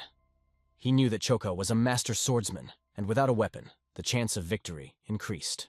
He sincerely hoped that he would be able to win in a fist fight, even though it sounded ridiculous. But instead of winning, he received a powerful, quick and accurate blow to the chin that knocked out several of his teeth. Together with his teeth, he himself flew far back like a doll from the blow of Choka. Yongaka and his 5 no longer looked like such self-confident fighters. Choka only impatiently called for the next one. He craved revenge for the commander's humiliation. The bald man's name was Yom Sawung. He also wanted to fight with his fists, but the same fate awaited him. Huang Yomun decided to pick up the sword, hoping that the weapon would give him an advantage. However, he instantly regretted his choice. Choka called for the next one again, ready to continue. Now even the elders looked at him with respect and concern. "What are you worth? Are you not going to fight anymore?" Choka asked, watching them freeze in place. The bandits began to argue among themselves about which of them has a higher rank and who should go out first. Mustachioed Baekgyo kept his trump card just in case and didn't think he would have to use it. "I will not raise my sword against a comrade," he said, and took out a battle fan. These words made Choka agree to fight with the sword. Baekgyo thought he had outwitted him. Grabbing the fan, he stepped forward. The blade of the fan glistened, turning turquoise. It was all his fighting energy that he put into a powerful swing. However, Choka simply put his hand under Baek's attack, and that proved to be enough to stop the blow. Baek continued to attack, confident that Choka would not be able to withstand the power of his battle fan. Yongaka, watching this, thought that Baek was a cunning old fox. After all, it was thanks to this fan that Baek got the nickname Demon of Hengyang Province. Fighting him with bare hands is suicide. However, Choka's hand holding the block began to tremble noticeably. It became clear that this fan is not a simple weapon. The force of his blows could split even a boulder. Baek was sure that this time the fan would bring him victory. "Hey, old fart," Choka said to him. He asked sarcastically if he knew what a fair fight was. At that moment, Choka's fist stopped right next to Baek's nose. Choka then punched him right in the ear so hard that the ringing in his head reminded him every morning of this sneaky trick. This blow sent Baek flying far back, unable to stand on his feet. The members of the gang froze in amazement again, seeing Choka's incredible power. His silhouette against the background of raised dust looked impressive and frightening. After this fight, Choka exhaled, finally calming down a bit. But there was the last opponent ahead, Yongaka. Now Yongaka could see that this little one was much stronger than they said he was. "Stop. Wait a minute," Yongaka said, spreading his arms to the sides and losing all his confidence. "It's hard to say who is stronger, me or Baek, but I don't think I should fight you." Choka stared at him and said sharply, "Remember these words and hammer them into your head. If you go against my brothers again, next time you will simply die." This was humiliating for Yanggak, and he felt hatred burning in his chest. He could not believe that now he would have to serve these idiots, as he called them, as if they were his masters. Choka waited for the answer, keeping his eyes on him. Yanggak had no choice but to answer. Yes, I will serve you. Choka coped with all these impudence, and the brothers offered him a well-deserved reward, a delicious meal. But at the same time, Yanggaka was seething inside with the desire to take revenge on this little one. He mentally planned his revenge by appealing to the merchants of Heijia, Nanyang village. Meanwhile, the boy, pushing everyone in his way, ran to the master. The master calmly enjoyed a cup of hot tea. The door slammed open and the boy reported new problems. The rumors that troubled them turned out to be true. Shim Yanggaka and Baekgyo saw both of them leave the Five Mountain Peaks fortress. Their master just laughed. If the whole world finds out that 2 of the 3 Hengyang province demons have become part of this gang, they will rise very quickly, and then they will be unstoppable. The boy also reported that they robbed hundreds of merchants this fall alone. Li Murian was interested and asked, which of them became the commander? Pan Yancho, who possesses the technique of heavenly and earthly sword, remained the commander. They both lost in the rank battle, the boy replied. Li could not believe it and was convinced that it was false information. The envoy added that all of them are now lower than 30th in rank. The boy asked what they should do next, but it was great news for Li. Li was always bothered by these 2. He hated being put in the same line as the demons of Hengyang province. Even the thought of their names next to his annoyed him. Li decided that he would not allow the Five Mountain Peaks gang to continue wreaking havoc. He saw in this a chance to get rid of both the gang and these 2 in one fell swoop. Li counted the strength. The bandits had only 30 men, while the Nanyang Trade Union under his command had twice as many. The Five Mountain Peaks fortress lived its own life. Everyone was engaged in his own business. Someone cleaned weapons, someone repaired armor. Choka had just been carefully tending to his sword, keeping it in perfect condition. Baldy, who had recently been defeated, brought water to Choksi. As he handed over the water, he couldn't hold back and expressed his admiration for how easily Choka had handled one of the Hengyang demons back. But the bald man wondered why Choka was holding the sword in that way. He remembered how martial artists were said to be able to cut a person with a blade. The thought immediately made him think of Choka. Choka himself had never heard of such a thing, so he just shrugged his shoulders. Baldy, realizing that he had said something stupid, awkwardly turned around and left. Choka stood still, pondering his words. He himself began to wonder if someone with such incredible power existed. If so, he would like to meet this person. Time passed. Night fell on the fortress and everyone went to sleep. One of the fighters decided to go to the fence to get some fresh air. He could hardly stand on his feet from fatigue and almost fell asleep on the move. His eyes were already closing, but suddenly he saw something in front of him. What he saw made him open his eyes wide. Fiery arrows flew into the sky, flying straight into the courtyard of the fortress. It became clear, this is an ambush. He instantly woke up everyone who was sleeping. Choka watched as several of his brothers were engulfed in flames, and the entire courtyard turned into a fiery inferno. The arrows got stuck in the places of fall, causing new fires. Damn it! Choka gripped his sword, ready to destroy whoever was behind this attack. At that moment, Punyancho opened the door and saw the horror unfolding before him. Everyone calm down, he ordered. Prepare for battle. He was warned that the fire could quickly destroy all the walls of the fortress. Poon thought. There was only one entrance and exit in the fortress of the Five Mountain Peaks. If they leave the fortress to escape the fire, it will be like rabbits jumping out of their holes, right into the hands of the hunters. It seems that the opponents did not take into account that Poon is so smart. He immediately ordered everyone to stay inside and move a safe distance away from the flames. He also ordered to take logs and build an additional wall for protection. How dare you set fire to our fortress? Whoever you are, just wait, he said angrily. Some time passed, and a thick fog hung over the battlefield. Li considered them ordinary mountain bandits, but they unexpectedly showed resilience. None even thought of running away. He stood confidently, his army lined up behind him. Li was convinced that this did not change anything in the general plan. Hooks with ropes flew up and caught on the wooden fence of the fortress. At a signal, the crowd pulled the ropes, and the wall easily collapsed. Their plan was simple, to deal with the bandits, without making much effort. When the outer walls fell, they planned to overwhelm the gang with their sheer numbers. However, something went wrong at a crucial moment. Li looked confused at what had happened. He could not understand what the bandits had done. Behind the destroyed wall stood another, stronger one, and they no longer had stocks of combustible materials. The strategy seemed to have failed, but Li wasn't going to admit it. He ordered his men to calm down and declared that this was all expected. If the opponents showed intelligence, he will also act differently. One of his soldiers looked through a gap in the wall. Li took out his axe, gripping the handle tightly. This was his main weapon, with which he had already destroyed many enemies. Meanwhile, one of the bandits noticed in the gap how a man with an axe was confidently walking towards them. He was going to attack them himself, with only an axe in his hands. Is he really planning to chop down the wall with an axe? The thugs were convinced that if he wasn't an idiot, he had a hidden agenda. Yongaka decided to personally check who this daredevil was. But as soon as he looked into the gap, his eyes widened in surprise.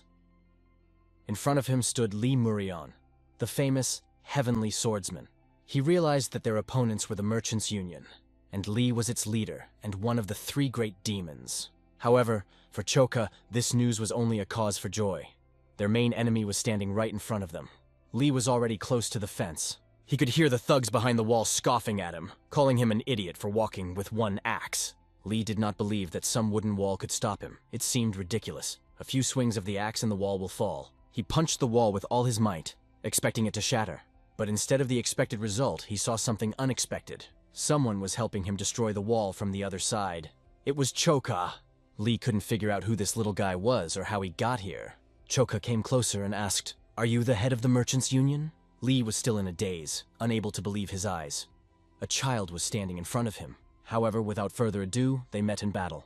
Li was even more stunned when he felt the incredible power this guy was using. He had to break the distance to regain consciousness. This turn of events was definitely not part of his plans as he boldly strode to the fence. Li was still in a state of shock from Choka's single energy-infused blade. His hand trembled as he gripped the axe. He was forced to admit, this guy has incredible strength. It became clear that Choka is the same swordsman from the 5 Mountain Peaks gang, about whom there were legends. Li had heard rumors about him, but he couldn't even imagine that he was so young. All that mattered to Choka was that Li had set their house on fire. When Choka saw that there was an entire army behind Li, he thought that he really was acting like an idiot. But Li was not going to accept Choka's offer to pay for the arson. He was angry that these thugs had declared themselves masters of the 5 Mountain Peaks, robbing others to gain glory. Li declared aloud that he had come as a representative of Hengyang Province to subdue everyone here and prove that bandits could not rule this place. Choka calmly answered, "When opinions differ, the one who is stronger will be right. You are too self-confident. Do you think you can survive after provoking me?" Li asked.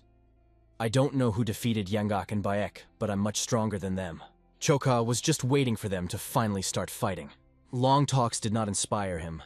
Li changed the axe to the sword hanging from his belt. Pulling him out, Li decided he would teach this boy the art of battle. He wasn't going to let his guard down, and he wasn't going to feel sorry for him, even if Choka was a child. But Choka heard such words not for the first time. It was even more interesting for him when the enemy did not lose his vigilance. At that moment, Li rushed forward like a thunderbolt in the clear sky. Their attacks converged in a mad whirlwind, slicing through the air and space between them. Li was determined not to hesitate, use his strongest technique, and end everything with one blow. Li used his strongest technique, Eternal Noon. The silhouettes of Li began to double before Choka's eyes. For Choka, it was even more interesting than he imagined. However, with a single swing of the sword, he repelled several attacks in a row. How Choka blocked these blows was a mystery to Li that he could not solve. Moreover, Choka was not tired at all and went forward with renewed strength. The sword swung and a wave of energy comparable to that of a dominant in this battle cut through the air and hit Li's body. But this attack did not kill him.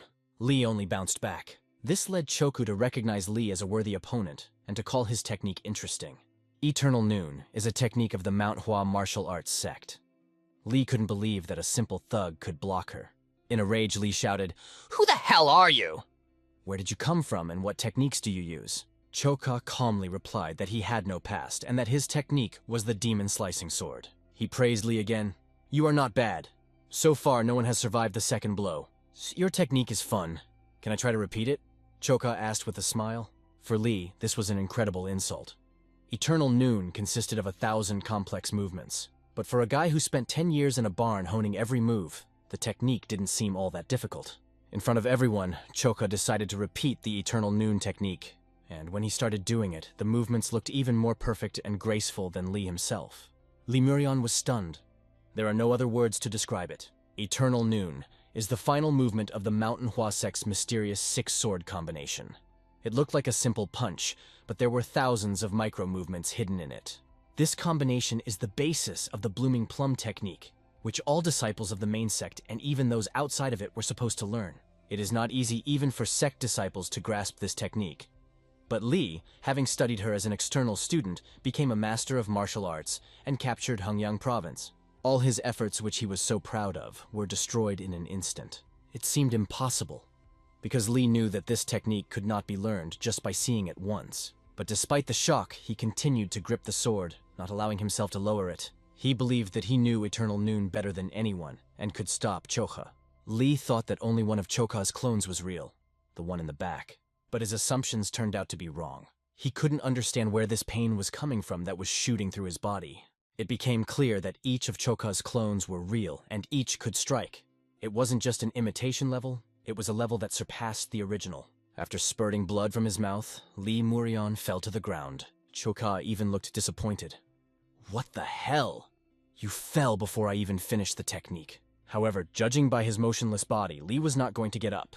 Choka came closer and began to examine him carefully. What a pity! Even so, it's worth taking your head, said Choka, when suddenly Li rasped, Wait!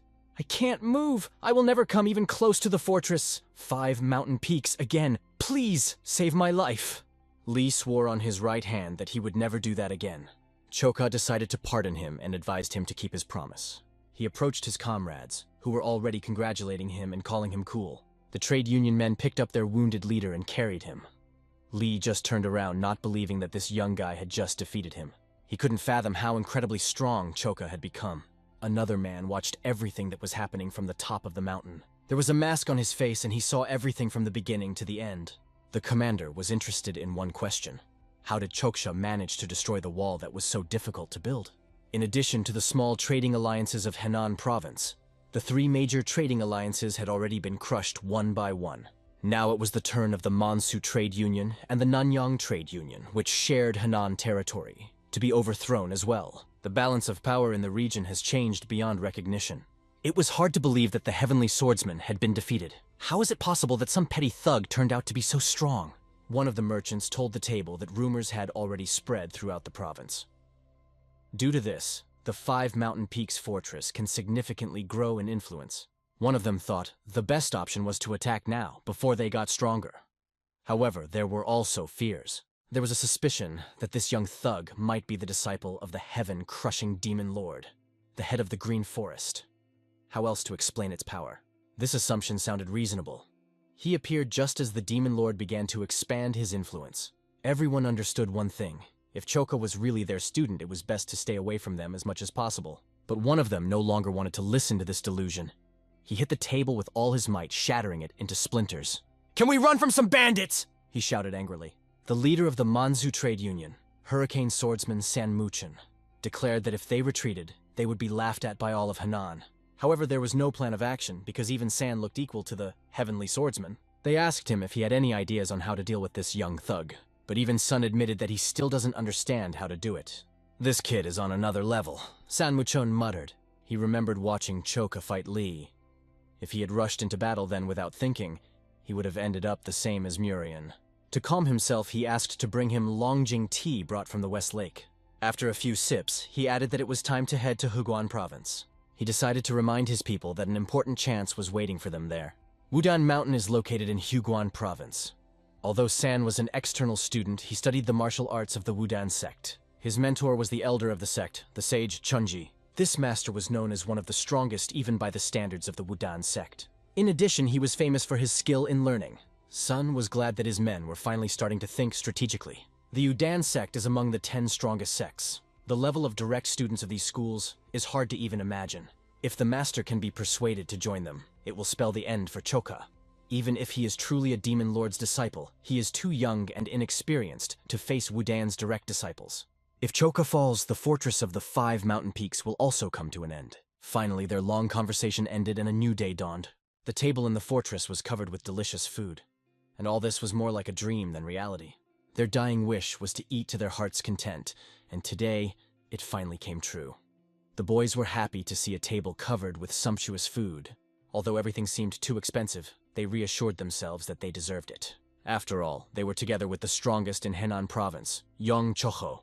However, Choka modestly objected, believing that the head is still the strongest.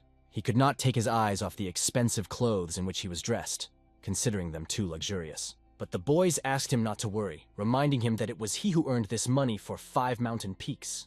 Everyone was grateful to him. The second brother gave them a lot of money and asked them to entertain Choka properly. He said that Choka should eat to his heart's content and wear the best clothes. "Enjoy your rest today before we get back to business," concluded the other brother. Choka noticed the girl sitting across from him at the table.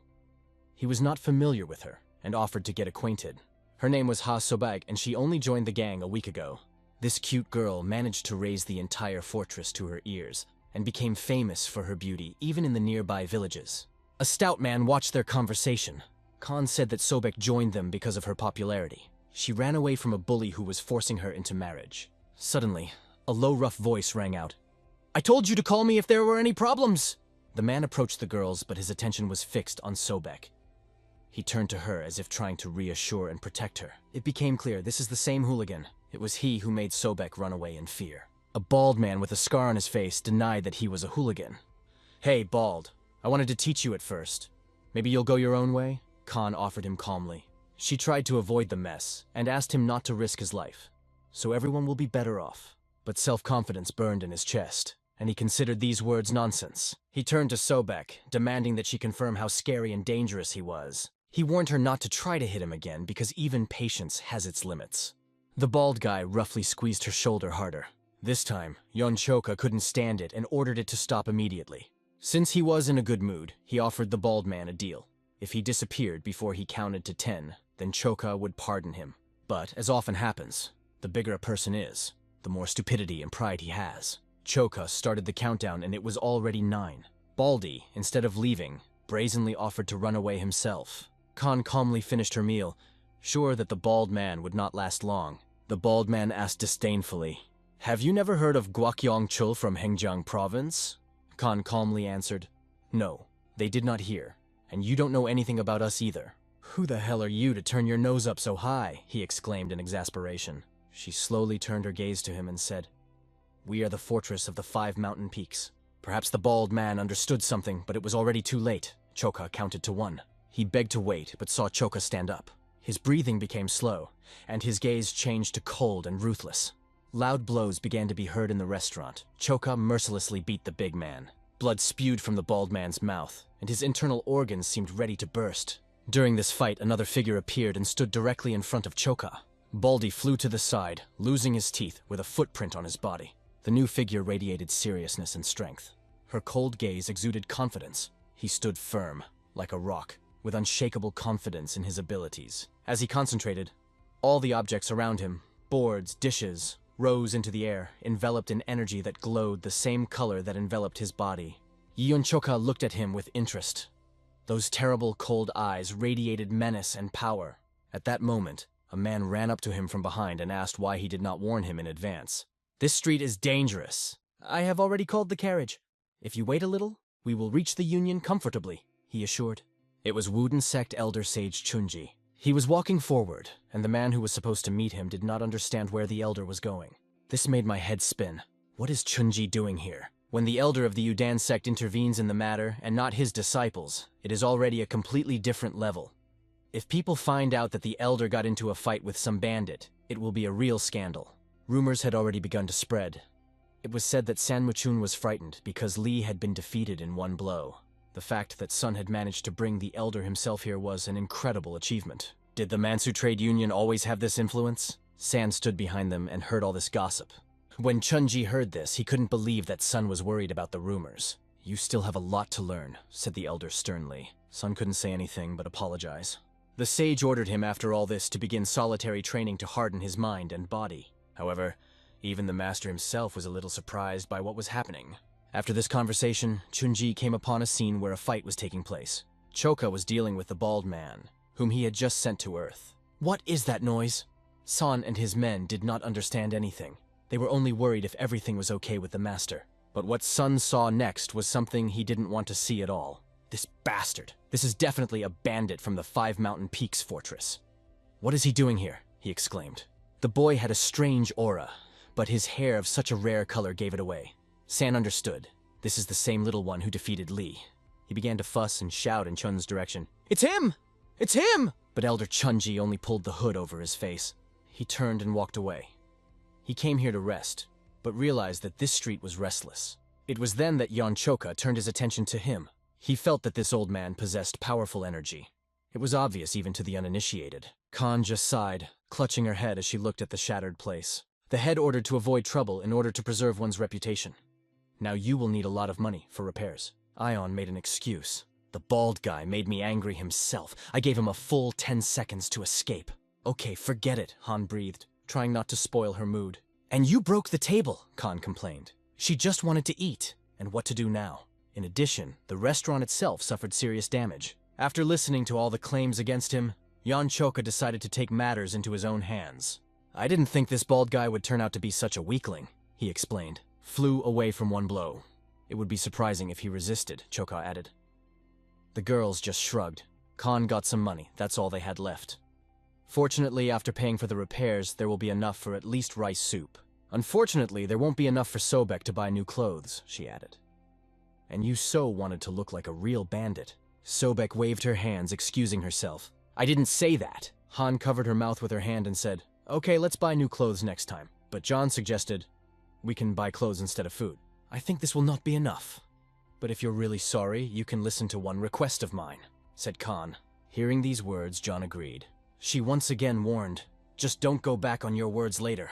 Her request was to teach them and Sobek martial arts. Meanwhile, Chunji walked forward. San ran after him, trying to tell about Choka. But as soon as he started, Chunji interrupted him. I already know. He asked about the rumors that Choka was a disciple of the heaven-breaking demon lord. San confirmed, adding that it was because of this power that the 5 Mountain Peaks fortress was quickly recognized as part of the Green Forest. But Chunji objected. If the demon lord had such an outstanding disciple, it would have been known long ago. He likes to show off and would not be able to hide such a talented student. Chunji was now satisfied that he had come here. He met a real martial arts genius. It was a great luck. Really big. 3 days later, Huguan Province, Mount Wudan. The girl was carrying a bag with food and drinks in her hands. She brought it to the bearded man. No matter how much I look at this landscape, such beautiful places simply do not exist, she said, admiring the view. I brought some precious tea from the West Lake as a gift. I remember that you love him, said the leader of the Udan sect, Sage Taeho. He turned to the elder of the Wudan sect, Sage Chunji, known for his love of Longjing tea. However, Chunji understood very well that if Taiho brought such a valuable gift, then there was something important that needed to be discussed. It was all too obvious, and Chunji agreed with it. They made tea and, sitting opposite each other, began a conversation. Techo brought up the topic of serious problems with traders. Too many bandits have spawned in the 5 Mountain Peaks fortress, and the Green Forest has also become more active. Chunji remarked that if the Green Forest was really involved, things could be complicated. But Techo added, it will be difficult only if a suitable explanation is not found. The leader of the trade union in these lands is your student. By the way, he brought this tea, Teho explained. He offered to send a disciple to protect Henan Province and his own pet. Chunji understood this as a hint to monitor the activities of the Green Forest. He reminded Teho of the time the demonic cult fairy threatened all of Murim. Luna Fey tried to use her terrible martial arts to capture Murim and the entire Central Plains. Although the Sword Emperor and the moon-slicing swordsman had protected Murim with great difficulty, their strength could no longer be relied upon. No one can guarantee that a similar threat will not arise again. Because of this, the sage was restless and did not know how long this peaceful time would last. Unorthodox sects also posed a threat to Murim. The Demon Lord, Heaven Crusher, the head of the Green Forest, had already defeated many famous swordsmen. It can be said that in modern Murima, no one is able to resist him. You want me to uproot this threat? Chunji asked. That's right, confirmed the sage Teho. This is another opportunity to raise the reputation of our sect. Besides, if Yuden sect's influence spread to Henan province, it would kill 2 birds with 1 stone. After listening to this suggestion, Chunji took another sip of tea. He slowly exhaled the warm air and said that he had one condition. After that, he abruptly placed the cup on the table with a loud crash. Let me deal with the 5 Mountain Peaks fortress in person. Sage Teho was surprised, and did not understand why Chun needed this. During the 10 years that I have ruled this city, I have performed many fortune-telling and rites, Chunji explained. But what is strange, when I tried to guess my own luck, I never once drew a lucky sign. And at the same time, I never once pulled out a sign of failure. I thought I would go through life without luck or failure. But this morning something changed. Chunji believed that the encounter on the street was a great fortune sent to him by a divine teacher. The bandit from the fortress, 5 Mountain Peaks, had an exceptional talent with the sword. Although Chun did not believe that he was the Demon Lord's apprentice, he was certain that if he could be apprenticed, he would become the greatest swordsman in the world. No, he would be the embodiment of the Wooden sect's ideal sword. If that happens, Udan's influence will skyrocket. Meanwhile, Poon watched the construction being completed. A new pavilion of harmony was built in the 5 Mountain Peaks fortress. The rapid development of the fortress required new buildings, so for this, Poon invited carpenters, counselors, and their families. Everyone loved it here, because the atmosphere in the fortress was really wonderful. Children ran forward, happily exploring new places, but the head was engrossed in thoughts, which did not escape the attention of the second brother. The reason for his brooding was that, looking at this picturesque place, he remembered his past again and again. Only he began to tell about him, how they were suddenly killed. It was Hyundo looking for Choku. He had heard that Choka teaches martial arts to girls, and he wanted to ask for training, but he couldn't find him. "They just went to the forest," said the second brother, pointing in the direction of the bamboo grove. Hyundo ran there as fast as he could. At this time, Choka was already telling the girls about the breathing technique, explaining that first you need to memorize 300 words. He who aspires to master the energy of the 9 heavens must tame his heart. The energy of the 9 heavens is not material. But it is not empty either, said Choka. But as soon as he started to tell more, Khan interrupted him. The girls immediately began to make excuses that it was too difficult, because they could not believe that they could remember at least 100 words. But John answered, "I think you will manage if you train for 10 years. He asked them to close their eyes and do as he said. Over time, everything will become easier. Since they came to study, they decided to try. They closed their eyes and focused only on their breathing.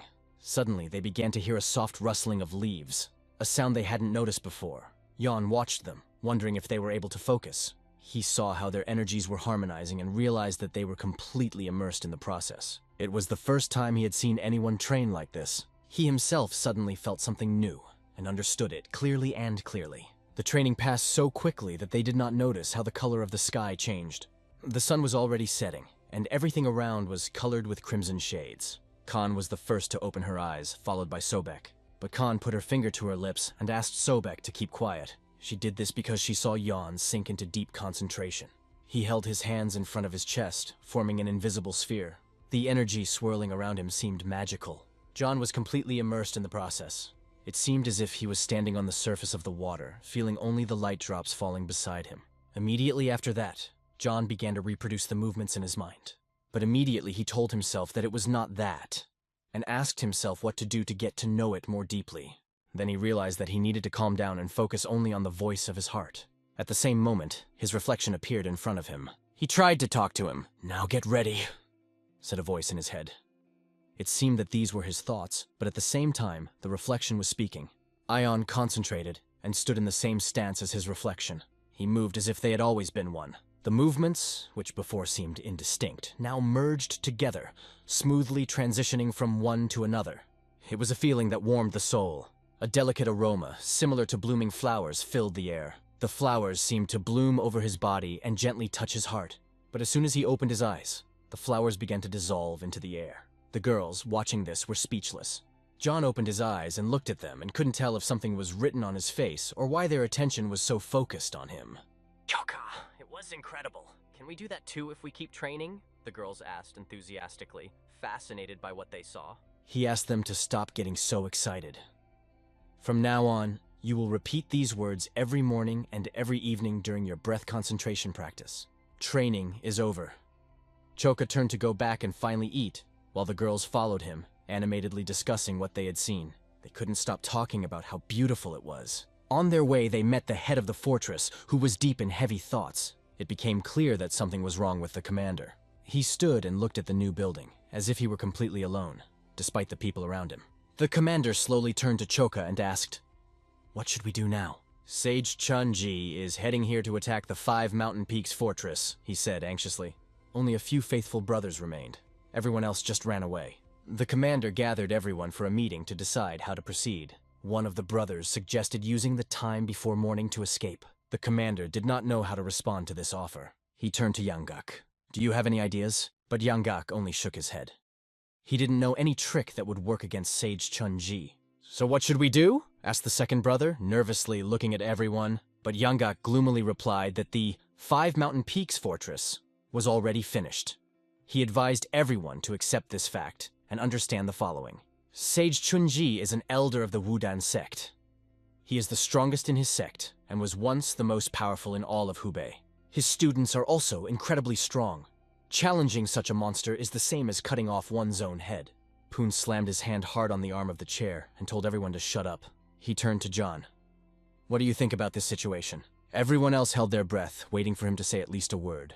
But Ion stood, leaning on a wooden post that supported the frame of the building, and quietly said, I don't know yet. They never heard a word from him again. Yonggak did not stop insisting. If they stay here, they will simply die. Turning around, he began to walk towards the exit, not wanting to wait for his death. The others looked at each other hesitantly. Their thoughts were written on their faces, fear and doubt. Knowing that Sage Chunji was approaching, they decided to run now. One by one they came out, but Li Chulsang remained standing. He was asked why he didn't go with everyone, but he just kept silent, staring into space. Li Chulsang turned and looked at the girls who were reassuring each other that everything would be fine, but their faces betrayed fear and uncertainty. Then he firmly stated that he was not going to go. His friend realized that it was useless to argue and decided to just leave. Everyone had sour expressions on their faces that evening. Only 10 people remained on the spot. The girls proved to be stronger than many of the men who decided to run away. Poon thanked everyone who stayed. He understood that, from a rational point of view, it was necessary to flee, as advised by Yonggak. But there were new buildings, a pavilion and houses. The people who had recently returned to the fortress of the 5 Mountain Peaks could not just leave everything. Poon clenched his fist tighter as he sat on his chair. A tense silence reigned in the room. Suddenly, the wind rushed through the window. He brought with him some green leaves. One of the leaves fell right into Yun Choka's hand. He clenched his fist, and there was a sharp clap. This caught the attention of the commander and everyone in the room. Then Yun asked the commander, Sage Chunji, can he cut a leaf? Poon did not believe that his power would allow him to cut a person with an ordinary blade. He considered it impossible for any person. But if his opponent is not that strong, then there's a chance to fight him, Ion realized. Yun stated this out loud in front of everyone and was even asked if he was serious. The commander had no doubt that Yeon was capable of detaining Sage Chunji. However, the words that Yonggak said did not give Poon peace of mind and kept spinning in his head. Suddenly the figure of Sage Chun appeared before his eyes. In his mind, Poon could see Yan fighting this opponent. He realized that the only way to defend the fortress was already obvious. This plan required a risk, putting a child's life on the line. And is there another way? They came here 5 years ago. Many new people joined them this year. The pavilion flourished and much was accomplished on the day.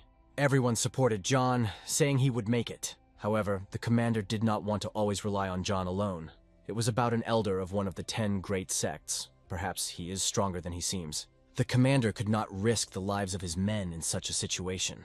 He got up from his chair and announced the dissolution of the Fortress of the 5 Peaks. After some time, he came to a huge fence that served as a fence for the fortress. He clutched an axe in one hand while the other trembled. For some reason, his legs did not move. It was incredibly difficult for him to take this step.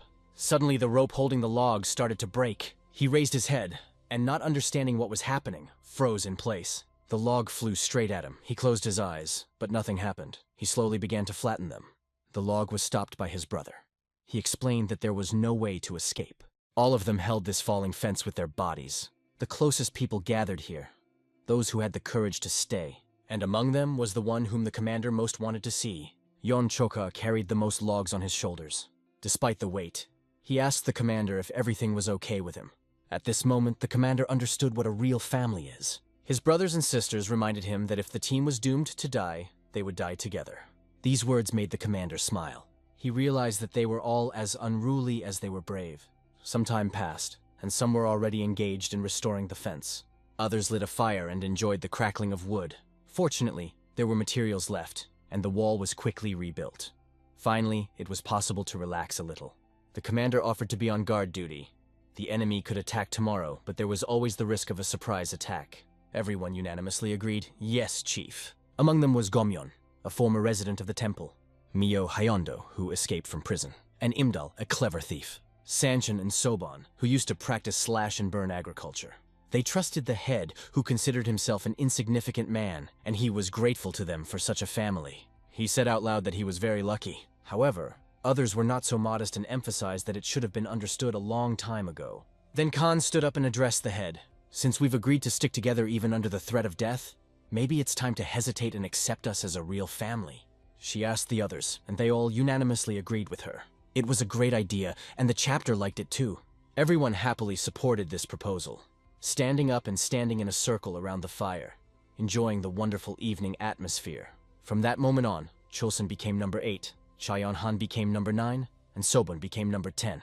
The head now relied on them as his true family. For John, this moment became a key moment in his life. Even if the thugs were familiar with the formalities, their oath was only an imitation of the Peach Orchard Oath from the Three Kingdoms. They may have been ignorant, but that was enough for them.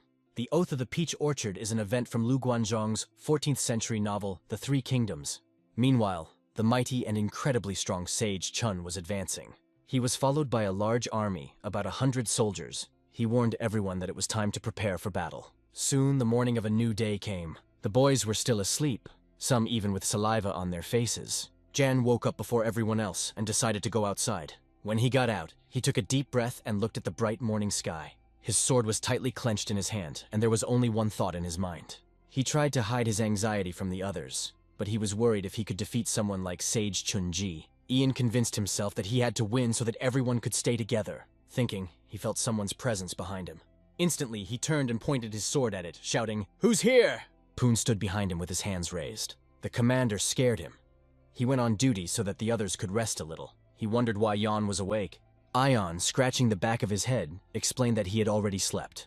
But his words did not sound too convincing. Despite this, he continued to make excuses, claiming that he had almost rested. Suddenly, Poon slashed Yon with his sword to test his reaction. John managed to defend himself without problems. After that, a proposal was made to hold a warm-up duel.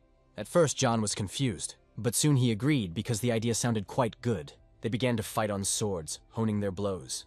Their movements were quick and skillful, their swords clanging as they collided. Poon also proved to be a skilled swordsman. During the match, he suddenly asked John for forgiveness. John didn't understand what the matter was. "I feel like I always rely on you even though you're the youngest," Poon said. John only asked not to worry, because they are brothers. But they were interrupted by the words that came from behind the wall. "Attention! The Fortress of the Five Peaks." Immediately after that, the rumble of feet on the ground was heard. It became clear. The enemy is already here. The enemy brought his army. The head of the trade union, Mansu Sanmuchun, stood in front of the fence and loudly declared that they had better surrender. Otherwise, bloodshed would be inevitable. The head did not put everything on Choka's shoulders and jumped to the other side of the fence himself. Only the one who stands in front is worthy of the title of head. Climbing the fence, he saw a huge number of enemies, but he was no longer afraid. San, seeing him, realized that the head was standing in front of him, and tried to persuade him not to put up a futile resistance. But Pun's words were not at all what the enemy had hoped for. "San Muchun, you worthless fool! Do you think Sage Chunji's help will scare us? We will not run away from the old rascal. Shut up, you bastards! We're not that easy to scare!" San's face turned red with rage at these words. And Ion, standing on the other side of the fence, was smiling from ear to ear. Chun taught San not to give in to provocations, but he was not going to tolerate such insults. He shouted loudly, his voice so powerful that it sent ripples through the air. "Chapter, run away!" Yan shouted, standing under the fence. But it was too late. Chun simply demolished the fence with his scream. It was an unexpected move. At the same moment, Chun pushed off the ground. With his sword in hand, he was rapidly approaching, aiming the point directly at Poon. At this point, Poon was in mortal danger. The fear and tension that John felt instantly disappeared. He swung his sword to protect his brother, causing a blinding glow. A stream of light blinded Chun. Waves of energy swept right past him. The blow missed, but was so powerful that an explosion rang out in the mountains behind, destroying half of the mountain. Even Chun realized Yun's incredible power and admitted it internally. Looking back at the ruined mountains, Chun noticed something else. It was Ion, who had already taken off into the air and was preparing for a powerful attack, swinging his sword. Chun held out his sword for protection. Sparks from the collision of their blades scattered like New Year's fireworks. The onslaught of Ion's sword became stronger and stronger. Chun made the decision to jump back to increase the distance, but his hands continued to shake. John lowered his sword to the ground, stood in a stance, and asked, "Who are you, Sage Chunji? I felt your power when we crossed swords." However, despite this, John considered himself stronger. Chun didn't want to believe that anyone could be stronger than him. He only admitted one thing. A boy of his age already knew how to use sword energy, and it was impressive. However, Chun called Yon cocky and stared at him more and more intently, as if trying to remember where they had met. Then he remembered the scene of the fight with the bald man in the restaurant. "It is good that you are a sage, Chun-ji. You can't cut a person with a regular blade, can you?" John asked. This question made Chun laugh out loud. "I've seen many talents while traveling Jianghu, but I've never met one as fearless as you." Most martial arts masters swore allegiance to him at the very first meeting. That's why Chun decided to give Yoon a chance to see if he was really better than all his previous opponents. To give a chance was to engage in battle, and Chun rushed at Yon. This sight stunned everyone who watched. Even the head just woke up. The second brother carried him on his shoulders and warned him not to be surprised. He explained that right now, Yon and Sage Chun were fighting as equals. Their battle went beyond their normal strength. A sphere of energy exploded between them. Once again, they found themselves facing each other, ready for the next blow. "Unbelievable," Chun pointed out, acknowledging Yon's strength. He offered to see if Yon could continue to dodge and began to prepare another attack. The ground shuddered as Chun raised his sword up and spun around himself. But Yon responded with waves of energy that cut through space and carried destructive power. Everything happened at such a speed that it was impossible to even blink an eye. They were face to face again. Chun rushed forward first, moving in a stream of blue energy. He warned John not to let his guard down and always think one step ahead. "Seriously?" answered John sarcastically. "I know it myself." Suddenly, there was a loud explosion that threw everyone around. Yon and Chun once again stood facing each other, swords tightly clenched.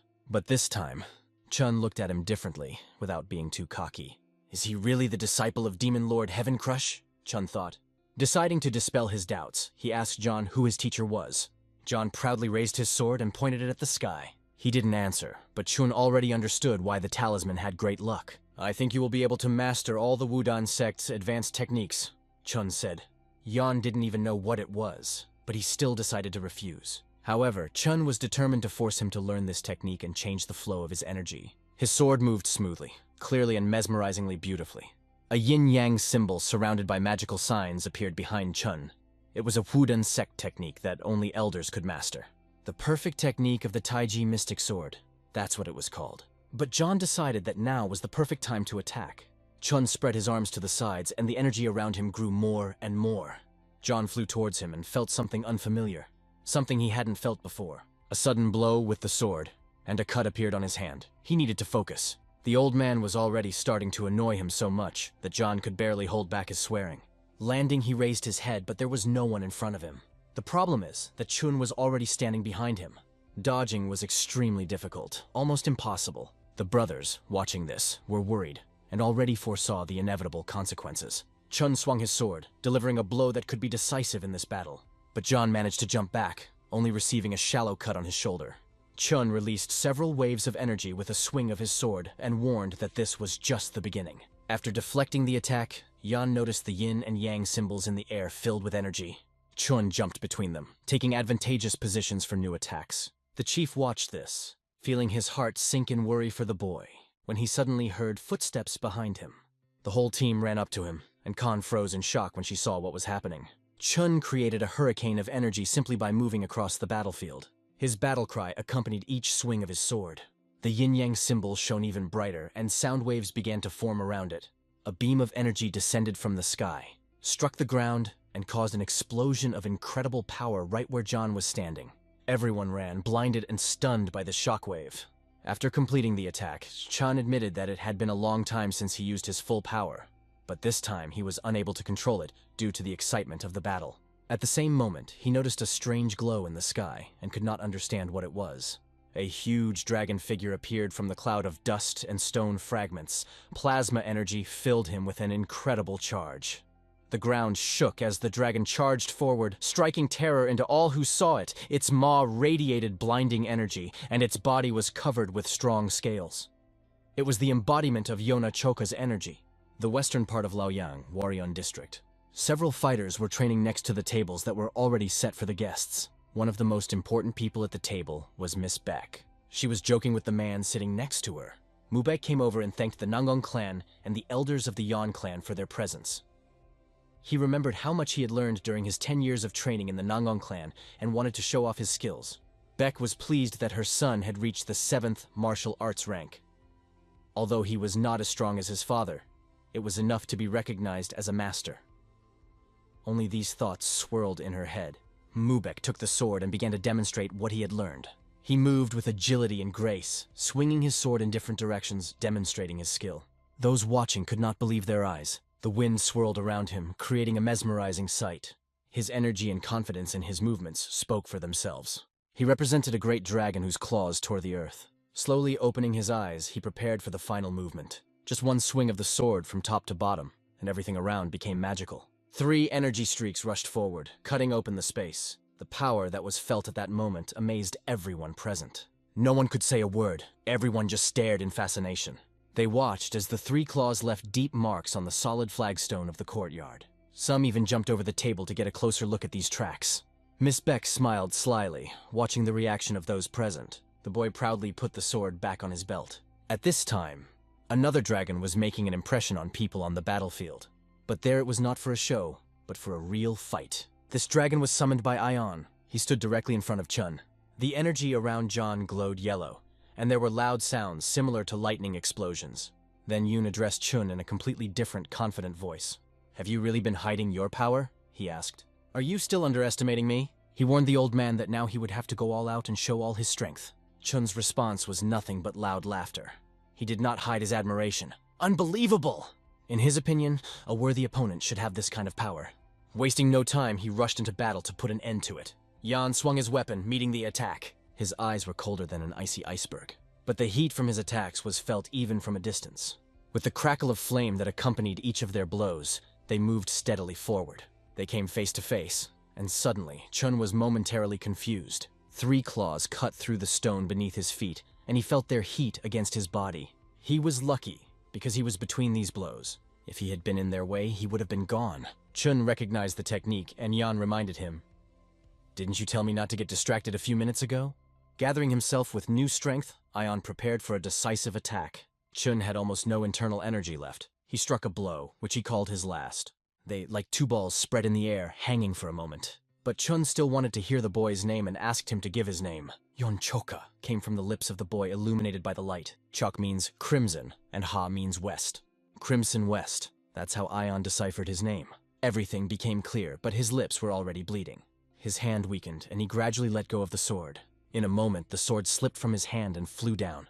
At that moment, his consciousness transported him into a memory. Chun understood everything. In the same second, his strength left him, and he fell to the ground. San now urgently needed to come up with a plan, because his strongest master was defeated. Yan stood proudly over Chun's body, leaning on his sword. He wanted to say something to the head. He turned to his comrades, who could not believe their eyes. "Yon Choka has won!" they exclaimed, almost dancing with joy. The girls couldn't hold back the tears of happiness that filled their hearts. John himself did not notice how he found himself in a horizontal position. He realized that he was sitting on the shoulders of the leader who congratulated him on his victory. "Hooray for the Fortress of the 5 Peaks!" rang out triumphantly over the entire yard. He raised his hands high and rejoiced as if the world belonged to him. He himself did not know where to turn from his emotions. He could not believe that his teacher had been defeated. And he also fell on one knee before his enemy. Sun immediately ran over to Chun, worriedly asking if he was okay. He could see that the teacher's wounds were serious, and he needed a doctor's help. Chun exhaled slowly, trying to stay calm. He turned to San. "Did you see this? I saw the sky above the sky today. He cannot be conquered unless the Emperor himself gathers an army," he admitted. He described this guy as someone who is dangerous to even approach. Rumors of Sage Chun-Ji's defeat quickly spread and caused much controversy. In the southern region of Henan Province, men sat at a table discussing the news. Some were in disbelief while others confirmed that it was true. Chun had indeed lost. Nearby, at another table, Li Murian was sitting and personally stated that this guy could defeat even the elders of the Wudan sect. He said this as someone who had already faced this young warrior's sword, and remembered his movements, which were really impressive. Now they only guessed who could become his worthy opponent. A few more men approached, but he also destroyed them with one blow. After that, the Mansu Trade Union was defeated, and the whole province of Henan knew that no one could break the fortress of the 5 mountain peaks, for the sake of the reputation of the trade union and the Wudan sect. Its leader, Sun Muchun, tried to suppress the spread of this news. But despite his best efforts, rumors had already spread throughout southern Henan.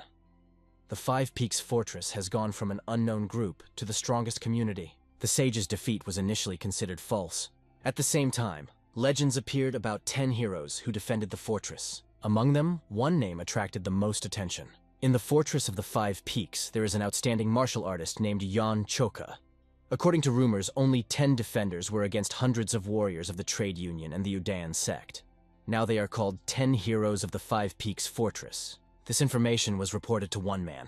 The one-eyed man and the man in the black mask received these reports. They agreed to take the group to the Green Forest if they gathered enough people. Among them was one of the 12 demonic generals. He ignored all pleas to enter the Green Forest and hoped that the nameless fortresses would be gone by the time the meeting was held. The meeting was less than a month away, and he decided to personally see if they were worthy of becoming a part of the Green Forest. A bird flew to the Fortress of the Five Peaks with a note on its paw. In the Pavilion of Harmony, a man sat on his knees, begging to be taken back, because he had nowhere to go. He swore to the chapter that he would never betray them or run away again. The head asked him to get up. He stood up, waiting for punishment. And his premonitions were not in vain. The head waved his hand. He closed his eyes even tighter, waiting for the blow. But the head only put his hand on his shoulder and said, "Welcome back." He joked that he was so scared and thanked him for believing in him and coming back. This guy's name was Plut. He did not hold back tears of joy. He thanked and promised that he would repay the kindness, after which he ran in the other direction. The second brother thought that the head was being too gentle with them. If it is so easy to accept everyone, the fortress can be considered weak. He insisted that only those who would remain even in the face of death should be selected. The head explained that they have not yet been recognized as part of the Green Forest. After the expansion of the organization, dozens of new fortresses appeared, which the old ones considered just gangs and did not recognize as their own. The second brother thought and realized that no one had come to help. Hopes for the name of the Green Forest turned out to be in vain. The chief didn't want to rely solely on John anymore. He wanted them to be officially accepted into the Green Forest. But the second brother had no idea how to achieve this. The chapter had a plan to demonstrate at the upcoming meeting of the Green Forest that they could not be written off. If they are recognized, they will be able to use the support of other fortresses. This requires people who can protect the fortress. The second brother finally understood the intention of the chapter. It also meant that now more people had to be fed and worked even harder. Meanwhile, Choka went in search of the old man.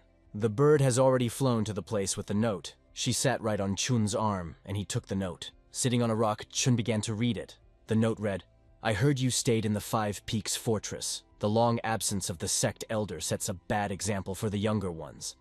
I hope for your quick return to the Udan sect." Not even an hour had passed when Yoon appeared behind Chun.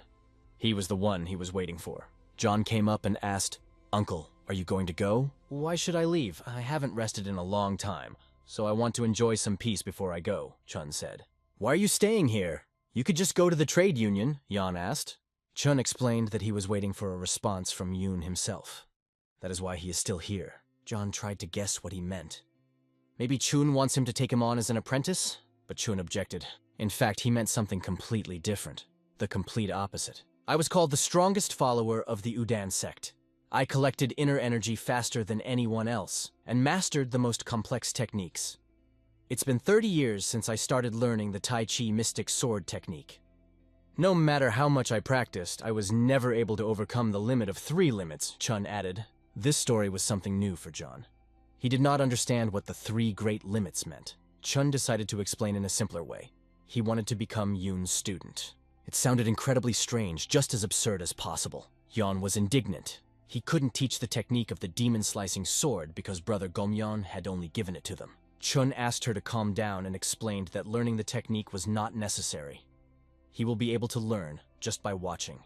All the streams of energy merge into one stream, Chun said. It meant that he could learn even this way. Getting up from the stone, Chun suddenly lunged at Yeon with his fists. Chun stopped his fist right in front of Yeon's face.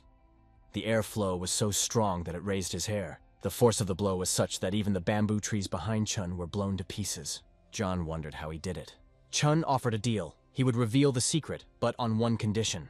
If John helps him with advice and points out his shortcomings. After all, despite his strength, Ion has not yet learned to use it to its full extent. Chun suggested that the reason was that Yan did not understand the basic theories of martial arts. As he masters the basics, his skill and understanding will grow. After explaining this, Chun extended his hand to Yan. Soon they were already training. The training lasted for hours. They sat under a waterfall practicing with swords. It looked especially impressive against the background of the full moon. Once, while walking along the road, they met a group of children running past with sticks. Chun looked intently at one of the boys.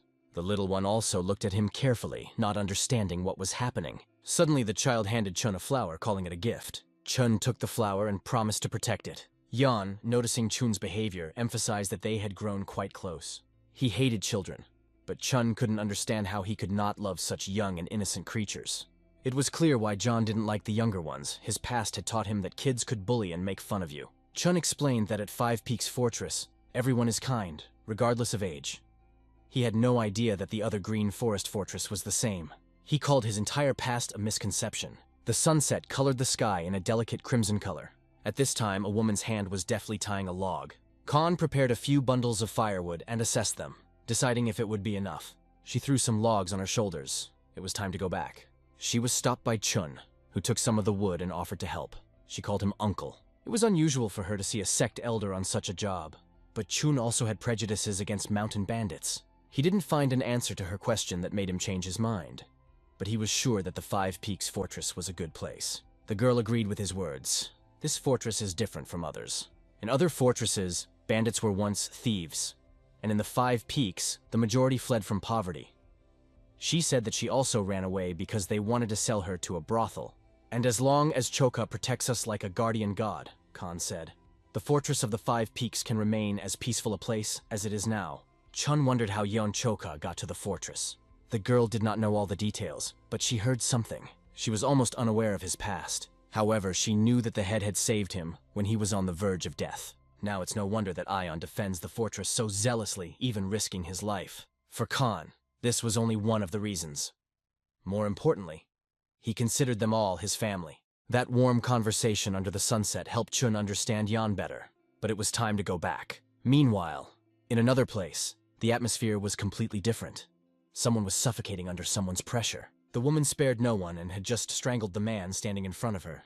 A masked man stood nearby and said, "Congratulations on reaching the rank of Grand Demonic General." She smiled and replied, "Finally the time has come." The rage she felt 20 years ago still hasn't faded for a moment. She was impatient then, but now things are different. The Sword Emperor, the moon-slicing swordsman, and all the Janggu sects, they will all fall before me, she declared. But so far she only said it to those who stood in front of her, under the guise of the Moon Fairy. The infamous demon from Henan Province, also called Double Evil, because it is difficult to stay alive after meeting him. Behind his sinister smile hides a deadly sword, hence the nickname Northern Match, Shim Yangak. Suddenly, a serious problem appeared in his life. Ancient Heya. It was here that the following events took place. The boys finally got here, and they were very worried about hunger. In short, they were very hungry. Sitting down at the table, they immediately began to discuss how tired they were of these rumors.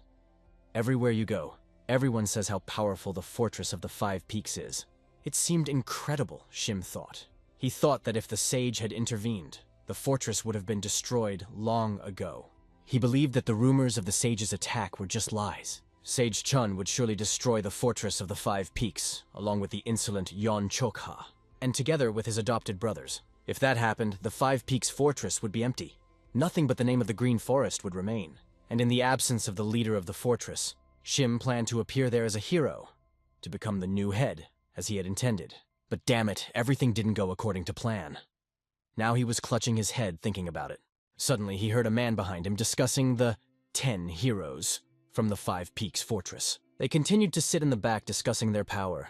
This infuriated Shim even more. The food was already served on the table, and at the next table they continued to discuss that they had even returned everyone who had escaped. However, sitting at the table with Shim, the mustached man did not understand what to do next. Because the Fortress of the Five Peaks really stood, Shim still believed that those bastards from the Mansu Trade Union must be bluffing when they talked about Sage Chunji-da. And who would believe that the older sects would take part in arresting bandits? The boys did not know what to do, because Shim had promised them that they would become the top of the Fortress of the Five Mountain Peaks. Then he became angry with them and, threatening, ordered not to make him guilty of everything. "It's not like that," the other objected, and began to recall the words Beck had said. If they are able to return to the fortress, they will not accept the fugitives back. That's why they trusted Shim and followed him up to this point. He just hit the table hard. If you believe those guys at the next table, that the Fortress of the Five Peaks welcomes even those who once left it, then that's wonderful, he said. They would be able to return, and it seemed better to them than trying to return to the All-Wind Keep. Yang Shim heard the appeal from another, with the question, isn't Yon Choka scarier? And with the assumption that John would not accept them. Shim continued to invent theories, reasoning that no one in the Fortress of the Five Peaks knew anything about the sea except him. He came up with a plan to get back. Meanwhile, in the Five Peaks Fortress, claw marks remained on the ground. These tracks looked really scary. Anyone who passed by could not fail to notice these traces. At the same time, unusual guests were noticed. They were the first to escape from the fortress. Young Gok and his boys had of course caused outrage among the people. They had left the fortress, and now they seemed to have no shame in coming back. They walked forward towards the fortress, and every look they met on the way was full of condemnation. Ian tried to reassure his boys, asking them not to pay attention to it. He assured them that they just needed to meet with the head and tell the truth. They did not abandon the fortress. Although his boys thought more realistically, no one would believe them, and they looked like criminals in the eyes of others. But Ian repeated that there was no need to worry. No one would say anything to your face anyway. Suddenly, he came upon 3 huge bands lying right in front of him. Everyone began to think, and came to the conclusion that probably some idiot tried to level the ground in the fortress. But Yang Gok clearly understood that these traces were left by someone who knows martial arts. Only one person in the fortress could create such a thing. Even though Yan looked like a monster, the demon-slicing sword technique could not leave such marks. While they were thinking, someone suddenly came up behind them and loudly called Yang Gok's name. He turned indignantly, asking who dared to talk to him in such a tone. "I dare you, bastard," answered the stranger, holding the axe behind his shoulder. Li Chulsang stammered out his name, Yang Gok. At this point, they began to argue about which of them had better connections with the chapter. "I may have been gone for a little while, but the whole hierarchy fell apart right away, didn't it?" said one of them. These words made others mad. Chulsun couldn't stand it, and suggested that Yang Gok greet his elder. At that moment, there was a loud knock on the door. Shim Yang Gok, Huang Yomen, and several other men were standing under the door. Going to the head, one of them reported that these people had returned to the fortress. The second brother immediately became angry. Yangaku did not lack impudence. He turned to the head and asked if he was at least going to accept them. Whatever the reason, he was the first to leave the fortress, failing to lead the others. The head nodded thoughtfully, agreeing with his words. But still, Yang Gok was strong enough to make a name for himself in Henan, and maybe he would be useful. However, the second brother pointed out that the fortress had become much stronger thanks to Choka's training. And now there are probably a few people who can beat Yang Gok or Baek. But the head still remained unsure of this. Although 2 of them were completely defeated by Chuk, this old man showed remarkable martial arts skills. At that time, Chulsun was waving at old Shim on the street. He suggested that he taste his fist and realized that he is no longer the same Li Chulsang that he was before. Of course, this was insulting to the old man. He immediately rushed into battle to put him in his place. They approached each other, fists clenched. And a second later, Li's punch missed, and Yang Gok hit him right in the arm. It was unusual for Yang Gok that someone was able to take his attack. But Chulsen didn't stop, continuing to mock him. Then the old man could not stand it and flew back. One of Yang Gok's men watched the battle, not understanding how this was possible. Chulsen was still strong before, but he was clearly not up to Yang Gok's level. In the entire Henan province, there were few who could compete with him. And now a logical question arises. How was he able to grow so much and in such a short time? Yang Gok had already realized that his opponent had made considerable progress after training with Chok, but despite this, he still managed to dodge and grab him by the head. He tried to prove that it was too early for him to fight against him. The old man hit his head straight into the ground. It was painful enough, and Chulsun felt the ground reverberate with pain on his body. This old man was really annoying him.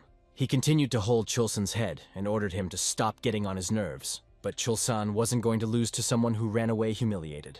He quickly turned around and, with all his might, tried to attack. But this blow passed. Chulsan continued to try to overcome him despite the defeat. Then the old man decided to put an end to it. But suddenly another person appeared and stopped him with just one finger. It was Sage Chun who immobilized this cowardly fool, and only one finger was enough to touch his forehead. Chulsan didn't even realize what was happening, but he couldn't move anymore. Chun didn't know who was standing in front of him, but he understood that he shouldn't use deadly techniques here. Chulsan wondered who it was that stopped his attack with one finger. "Is this another Choka-like master?" Chulsan then asked Chun to not interfere, as he himself wanted to teach this fool a lesson. But understanding the difference in ability is also a skill, and Chun explained to him that this old man was several times stronger than him. Chulsan, wiping the dirt from his face, declared that he had not yet taught him his lesson. When Chulsan addressed him, he said his name was Sage Chun Ji, a name Yang Gok was familiar with. He then realized that before him was the elder of the Wooden sect, Chunji, and at that moment it seemed incredible to him. What's left here, he thought, still reflecting on the fact that the rumors of his defeat were not a lie. But why is the elder of the Udan sect in the Green Forest Fortress? Moreover, he's not even part of their fortress. To their question, Chun answered briefly, "What's your business?" And at that moment, another person appeared that Shim didn't want to see. It was Yeon, who explained to Yang Gok that if he wants to come back after everything he's done, he has to be ready for the consequences. This place is one of the 5 highest peaks. Yang Gok rose, thinking of how he once held the entire province of Henan under his control, and even children cried at the mere mention of his name. Now he was humiliated to the edge. This thought pissed him off. He was sure that it was all John's fault. Events that happened 2 hours ago, it seemed that he was about to die from impotence. It was all the fault of John's greeting, who greeted him generously with his fists. Things got to the point where John even broke his arm. Now, left alone, Yang Gok swore to himself that one day he would definitely get his revenge. But suddenly a strange, pleasant smell caught his attention. There was more and more blue light around. The light went ahead, but there was no one there. Only an elusive energy. As he moved on, Yang Gok saw Sage Chunji. Across from him, John rushed forward with his sword at the ready. They had a training session where Chun helped Yeon improve his weak points. Ion jumped high into the air and launched an attack. Chun's hand swirled with energy, but he reached for his sword. He was convinced that he had already surpassed John, and even apologized before attacking. "Dream! This is impossible!" John answered sharply. At the same moment, a powerful wave swept through the forest. Yang Gok, like a mouse, watched it, not believing his eyes. What kind of trouble is going on here? Elder Udana is fighting some brazen bandit. If the Orthodox sects find out about this, they will simply burst with indignation. The energy with which they fought broke all the limits of what was possible. Everything around was destroyed by their blows. If it's just training, it's scary to imagine what they've come to. What will these guys be able to show in real combat? Training with such a strong opponent in such circumstances makes you grow incredibly fast. It's a pity only the forest that they destroyed during training. After another blow, a giant wave of dust rose up. Yang Gok began to tremble, barely understanding what he had just seen. How can an ordinary aura have so much power? Flashed through his head. It looked like the end had come for Chun Yun after the punch, but he continued to stand, not going to give up. Even Chun was surprised by Yeon's resilience, and it wasn't the first time. But Ion only raised his sword up. He admitted that it was indeed dangerous. He realized that he would no longer be able to block attacks with the demon slashing sword technique. Now it's time to get serious. Yang Gok watched in disappointment, hoping for a quick end for the boy. He held his breath as he waited for Chun's next attack. Chun braced himself, drew his sword, and said he was ready to continue as he was just warming up. But instead, he jumped up to use the 9 Heavens art, second formation. The light grew brighter and brighter, covering everything around. John swung his sword using the Dragon Ascension technique. At the same moment, the forest shuddered from a powerful explosion. The wave of energy was so strong that Yang Gok could barely stay on his feet. The sky became thick with smoke, and it almost disappeared from view. The best Chun could do was jump back. The attack was so powerful that it even cut through the clouds. John himself did not expect such a result. He understood that he only became stronger because of Sage Chun. Let it fall on me, and I would surely turn to dust. You continue to amaze me. Hey, stop pretending to be a weakling. I know you haven't shown everything you're capable of yet. But Chun saw no point in continuing. He didn't want to lose what little confidence he had gained so hard. He held out his hand to Jono and thanked him for having learned so much from him. Yon is a little upset. Everything just got interesting, and Chun stops. How can you be so petty? Chun apologized but could not continue. One wrong blow, and nothing will save him. In addition, he had to maintain his reputation as a Udan elder. The time spent here has become a real blessing for him. Both benefited immensely from 3 months of training together. For Sage Chunji, who aspired to rise to a new level, it was interesting to watch Yan's growth. When the travels are over, he will wait for the day when Yan appears in the world of martial arts. At the beginning of summer, Elder Udana quietly left the fortress. Yang Gok watched from behind the tree, realizing that he should probably forget about his revenge. The fortress grew stronger and stronger, and after a few months, something unexpected happened. A man walking through the forest came across a giant bear. He guessed that it was the mother of the cubs he had killed on his way. The bear roared louder and louder, blocking his way, but it all ended quickly. He killed her with his metal claws, a deadly weapon on his fingers. The Lord of the Green Forest, the Demon Lord, shattering the heavens, is Sok Mu. He gained fame as one of the strongest men in Marima, but he was once an ordinary worker at the Shaolin Temple. Wanting to master martial arts, he went there. However, he absolutely did not want to shave his head. His innate physical abilities and skills quickly attracted the attention of those around him. However, his life principles were far from Buddhist ideals.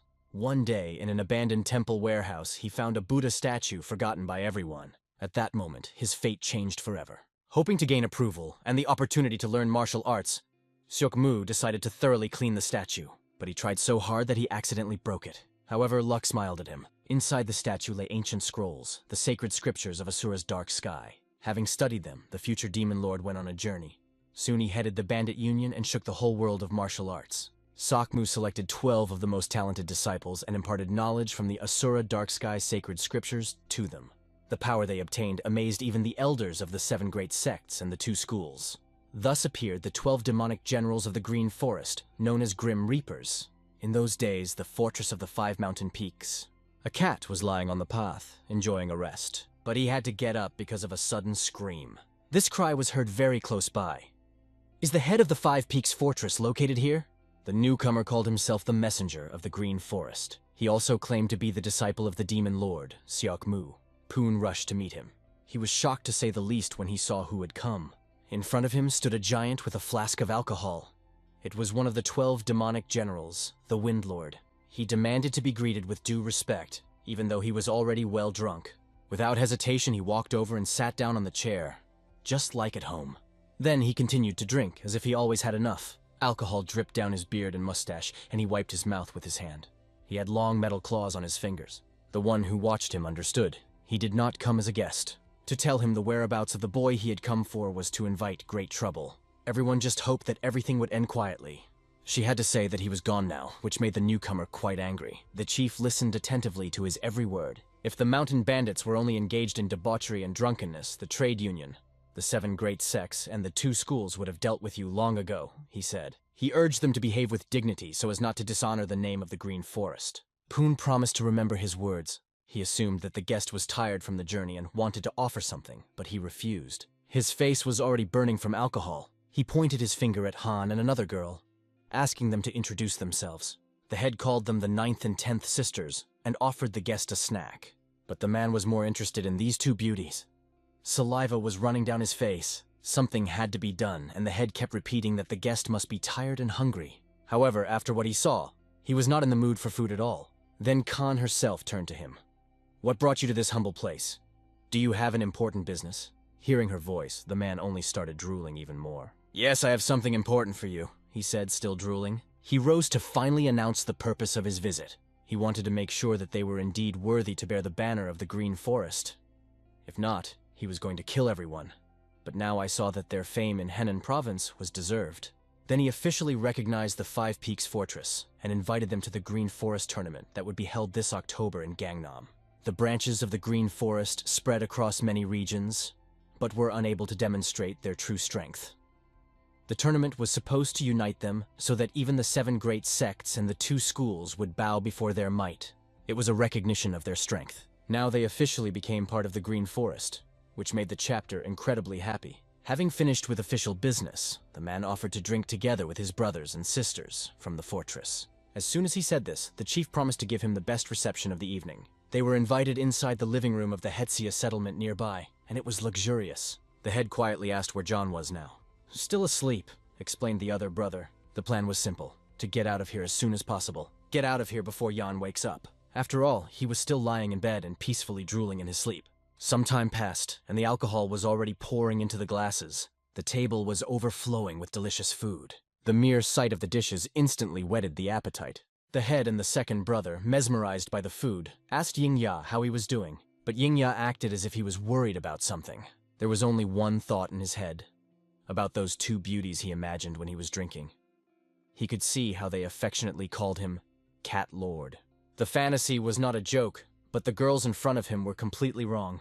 Because of this, he suddenly hit the table and declared that everything was terrible. "It won't work like that," he grumbled, enraged by the situation. He demanded to immediately bring 2 beauties from the fortress. The second brother realized that their plan had failed. He heard them whispering and urged them to comply more quickly. The chief tried to explain in a softer way that those girls would not come even if they were called. They are still children. But the newcomer angrily threw the dishes and pounded on the table, insisting that they should come when he called them personally. If they are not going to go, I will come to them myself. If I don't see them today, there will be no Five Peaks Fortress tonight, he threatened. It seemed that the guest had some problems, either with girls or with beauties in general. At that moment, the girls woke up from the voice that woke them up. Loud shouts rang out from under the door. "Get out quickly!" The girls went outside to see what was happening. There, everyone tried to restrain the man so that he would not break through to them. As soon as he saw them, his face turned red again, and he began to order them to come to him. He demanded that the drink be brought immediately, even though the girls weren't even fully awake yet. "Refuse! Prepare to die!" The general continued to threaten. The head gently placed a hand on his shoulder to stop him. "Please, master, don't do this," the head asked in a calm voice. For the general, the very fact that he was touched was humiliating. He took it as a challenge to his patience. The general slowly reached for the weapon hidden in his inner pocket. He put on his metal claws, which were immediately enveloped in dark purple energy. The chief almost cried as he pleaded and explained that they were doing everything for his comfort. "For my comfort?" asked the general sarcastically. "Definitely not for me." "Absolutely not," both swore to him, standing in front of him. The general continued to get angry, accusing them of not wanting to give him the girls. Saliva was flying from his mouth. The head again tried to explain that everything was not as he thought, but everything was clear to the general. This man is just looking for death. He was already swinging to hit the head. The head just watched helplessly, realizing that he could not do anything. But suddenly the general's hand was stopped by the words that rang out in the silence. "What kind of lesson in the middle of the night? People want to sleep," was heard. The two brothers almost cried when they realized what was happening. Trouble came in the form of Jonah, who woke up and went out, standing in front of everyone.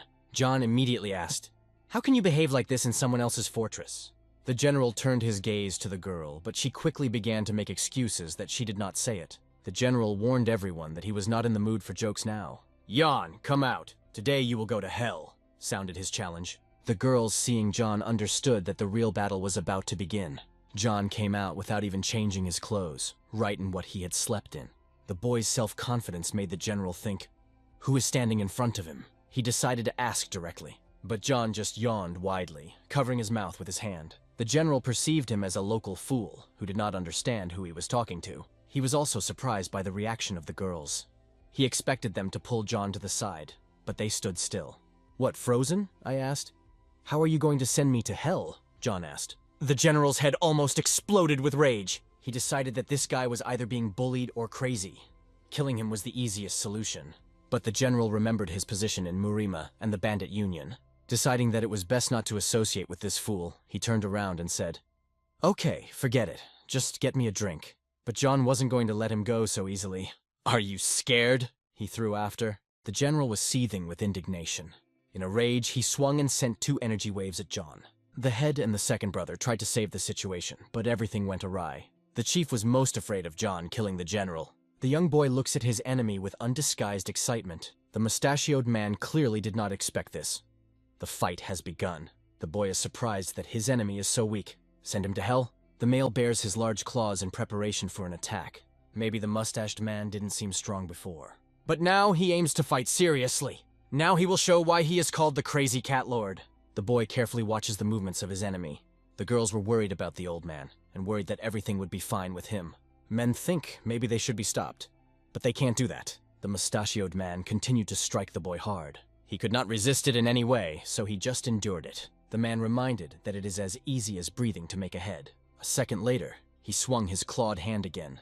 He would not let this young man die so easily. He will do everything to ensure that this young man dies long and painfully. But it turns out that this young fellow was not serious about his enemy until he crossed the line. Therefore, our hero is not going to tolerate it anymore. The man was shocked that the boy had ripped off his collar so easily. Now he was going to start the fight in real earnest. The full moon illuminated the street where there were many people. How did this mysterious guy get away with such a powerful attack so easily? It was really easy for him, but the mustachioed man is sure that his technique is exactly up to the task of this young man. His technique would surely kill most masters in a second. But not him. Maybe the man was a little drunk, but his technique was still impossible to block so easily. Is it because of him that the 10 heroes of the 5 peaks became famous? It turns out they don't specifically stop him. They don't stop him because they simply won't be able to because of his power. This only interested the man. Finally, he found a worthy opponent to enjoy a duel with. At these words, the young man laughs loudly. The old man laughs at this man's name. It sounds like it was invented by some perverted dog. Is he really called a lecherous lord? The man clearly does not like that he is so brazenly laughing at his name. He is going to defend his honor and pay for such insolence. After a second, the enemy rushes at the young guy without thinking and swings. But our hero did not even move. His face showed indifference. The abomination uses the Mad Cat Lord's special dead claw technique. The main character is still just staring at his opponent. A second later, he folds 2 fingers. After that, he brings them closer to the self-confident, mustachioed man and touches his claws with his fingertips. From this, everything around begins to explode. Dust is rising. Those who were watching this quickly covered themselves with their hands so that the attack wouldn't touch them. The abomination fell into a stupor. How is it possible to stop this attack with just 2 fingers? The situation is hopeless. The teacher told him not to use this technique. But he has no choice, and the man decides to use the Asura's Dark Sky Punch technique. Throughout his life, the man experienced a lot of pain. This was in order to learn this technique from the heaven-destroying demon lord. When he learned it, he never lost to anyone. She is so powerful that she can subdue the elders of any sect. The man could not even think that one day he would use it on such a young opponent. But since there is no choice, the man decides to act. He gathers all his strength and energy for this blow. But something seems to have gone wrong. The boy calmly touched his hand. The young man introduced himself with a smug smile. His name is Yeon Joha. The man fell into a stupor from such indifference of his enemy. Is he some kind of psycho? A second later, our hero finds himself even closer to the man. After that, he swings and clenches his fist. Yoha is going to teach him a lesson and take revenge for his friends, because they are not his toys. If the youth hits the Green Forest messenger now, they won't be able to join them, and that will be bad. Then his friend shouts loudly and asks him to stop. But is it too late for that? A second later, there is a loud explosion. A large golden dragon appears before the messenger. He opens his mouth wide, causing him to freeze in fear. Will he lose? In a second, everything changes before your eyes. He sees an unknown person on a boat. Is this Death with a scythe? Maybe he's already dead? But after a second, the Lord opens his eyes and sees a fist in front of him. Yoha stopped his fist a few centimeters in front of his face. But a strong wind arose from such a force of the attack. The mustachioed man's whole life flashed before his face. In front of him was a young man who still managed to defeat him. The abomination falls to his knees before him and realizes that he is facing a real monster. If it weren't for the boss, the young man would definitely send this bastard to hell itself. Therefore, he can consider himself lucky. The man's hands are still shaking from fear. The Mad Cat Lord in Gale has yet to give his all, but he lost all will to fight. The pressure he felt from young Joe was something he had only felt from a demon lord before. The man apologizes for his act, justifying everything by saying that he drank too much. The man really admits his mistake. The young man admonishes Ingale to behave properly next time. Our hero wants the man to say goodbye to everyone and leave. He doesn't seem to know much about the hierarchy of the Green Forest. Joha wasn't going to take it anymore. He was very annoyed anyway. Seeing his rage, the man immediately obeyed his order and said goodbye to everyone. After that, he quickly rushed away. Thanks to the main character, the status of the 5 peaks was not affected. Because of this, the majority decided that Yoha was stronger than even the Demon Lord. Therefore, respect, envy, and trust in him grew to the maximum. At this time, Ingil quickly ran away without looking back. Before, the man could not even think that such a monster was hiding in the 5 peaks. If he shows up at a Green Forest meeting, his existence will cause real chaos. At this time, someone blocked the way to the trade union. The sun will soon set, and the union is still on the way. This unknown person wanted to check something, but the man was not going to give permission for this to some stranger. The man continued to insist he must do it, but the head of the union was still not going to give in. The head did not like the brash tone of this stranger. The stranger's nerves were on edge. Why do they blow up an elephant? A man threatens his daughter's life. But the head does not take his words seriously because there are many of them and he is alone. This is his last chance to leave quietly. The stranger has no choice but to kill them all. Then, the head orders to start an attack and bring him the head of this scoundrel. 20 years ago, people would run away if they saw a person in black. The unknown passes through the Alliance soldiers without any difficulty. He slits their necks, cutting off their heads. The main mission of the warriors was to protect the messenger of the chapter. But it was difficult to do because the stranger was a real master. No one could resist him. Suddenly, the head of the union and his daughter disappeared somewhere. Enemies continued to attack the boy. The boy continued to strike. He easily passed their security. The men looked at their opponent in shock, cowering in fear. The messenger of the chapter threw his men to their deaths without thinking. He seems to have figured out who they are. According to his witnesses, they have what the person they need is looking for. And what he needs, the messenger most likely took with him. He doesn't need the others, so he can just kill them. The warriors cursed with fear. Their enemy is like a beast of prey. At this time, the messenger and his daughter were running away from there. The guards who were with them wanted to go back and help the others, but the messenger forbade it. They won't do anything, even if they come back. The man mentally apologized to his subordinates. He promises to go to hell for them when this is over. But now he has to survive.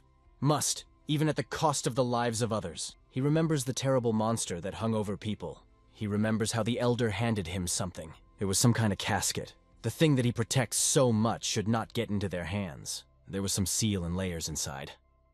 This thing can't get to those bastards. A silver moon rose above the mountains, flooding the path with a cold light and paving the way through the darkness. The warriors raced without stopping, realizing that their main goal was to run before the dangerous mountain range. The girl turned to her father, begging for a break. She could no longer run, but she knew that stopping meant a mortal threat. She explained that they had been running for quite some time. It was time to rest, because the strength was at the limit. Her father sharply rejected her words. He couldn't stand that she was wasting her time again with a high-level master chasing after them.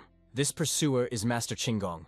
If they relax even a little, their heads will be under his blade. The boy alarmedly turned to the owner, warning about a suspicious figure that appeared ahead. The old man sighed excitedly. It became clear. They were surrounded and there was no way out of the trap. Awareness of danger bound everyone with fear. The old man prepared his men for battle, ready to defend himself to the last.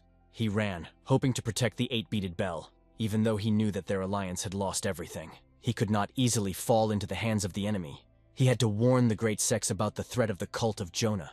A repeat of the nightmare of 20 years ago cannot be allowed. They made every effort to survive, but danger was still looming. A shadow appears on the horizon. The darkness of the night hides what they feared most. The warriors gripped their swords tightly, preparing to defend themselves against these bastards. A boy by the fire was roasting a chicken and almost choked to death watching the foolish antics of these fools. The old man sharply turned his attention to this fire, realizing the danger. If this young man is not wearing black clothes, then who are they really? The stranger calmly repeated the words of his boss about how he almost choked. The old man had only one thought. To which orthodox faction did they belong? If the heavens are still on their side, they can get out of here safe and sound. But first, let's recall the events of 3 days ago in the Five Peaks Fortress. They discussed the plan of how to remain unnoticed among the enemies. After all, there will be many suspicious people at the meeting of a large group. To reach Mansipin, they will have to travel through villages and cross the territory of the Namgun clan. Nothing good will come of it if they incur the wrath of the 10 great sects. The Namgun clan has one of the strongest leaders in Murima. Even if the orthodox factions are busy hunting down the demonic cult, they will attack them as well once they find out that they are mountain bandits. The boy gritted his teeth when he heard this. The old man must have forgotten that the Five Peaks Fortress could easily destroy these scum. In addition, their path leads to the officially recognized territory of the Green Forest. Trouble can be avoided even from 10 sects, but these fools behave too arrogantly. Do they not understand? The Namgun clan is one of the 10 strongest sects with powerful masters. The boy complains that they can't speak so disparagingly of the sage Chonji. The Five Peaks Fortress should be respected and reckoned with its strength. Suddenly, girls appear on the horizon and approach the boys and ask what happened. They agree with all the plans, but they also need to prepare. It would be nice to travel without too much trouble. Warriors pay attention to girls. Technically, there are no rules forbidding anyone but orthodox factions to wear such a uniform. One of them jokes, "The girls are so cute, and they also look luxurious in such clothes, like birds that decorated their feathers." At this moment, our hero appears. He put on a new outfit and is not sure if he did it right. He has never worn such an elaborate outfit and doubts whether it looks right. The hero wants to know if everything looks as it should, at least on the outside. When everyone saw him, their mouths fell open in surprise. He looked incredibly beautiful. The boys became jealous because the girls now paid attention only to him, as if he were the son of a noble family. The next day it was necessary to take care of the security of the fortress. Local residents had to fend for themselves while their warriors were away. The boy believed that everything would be fine and they would return with good wine. Hwang Em-yong swore on his life that he could rely on them. He will protect the fortress at any cost. He only wanted a safe road for them, and was sure that there would be no problems in the fortress. All hope is in the monks. Despite their martial arts prowess, the reason for the masking was not only the threat from the clans. Although the Jinan trade union seemed peaceful, if it learns that the defenders have left the fortress, it will certainly attack. Their faces are too recognizable, so camouflage was necessary to avoid detection. You need to be careful when meeting with a trade union, because there is a great risk of exposure. What is the problem? John Hawk explained everything wrong. It is actually a good thing that they disguise themselves so carefully as an orthodox sect. No one even looks like himself. Even he doubts that anyone will recognize him. If someone asks what he does in life, what will this boy answer?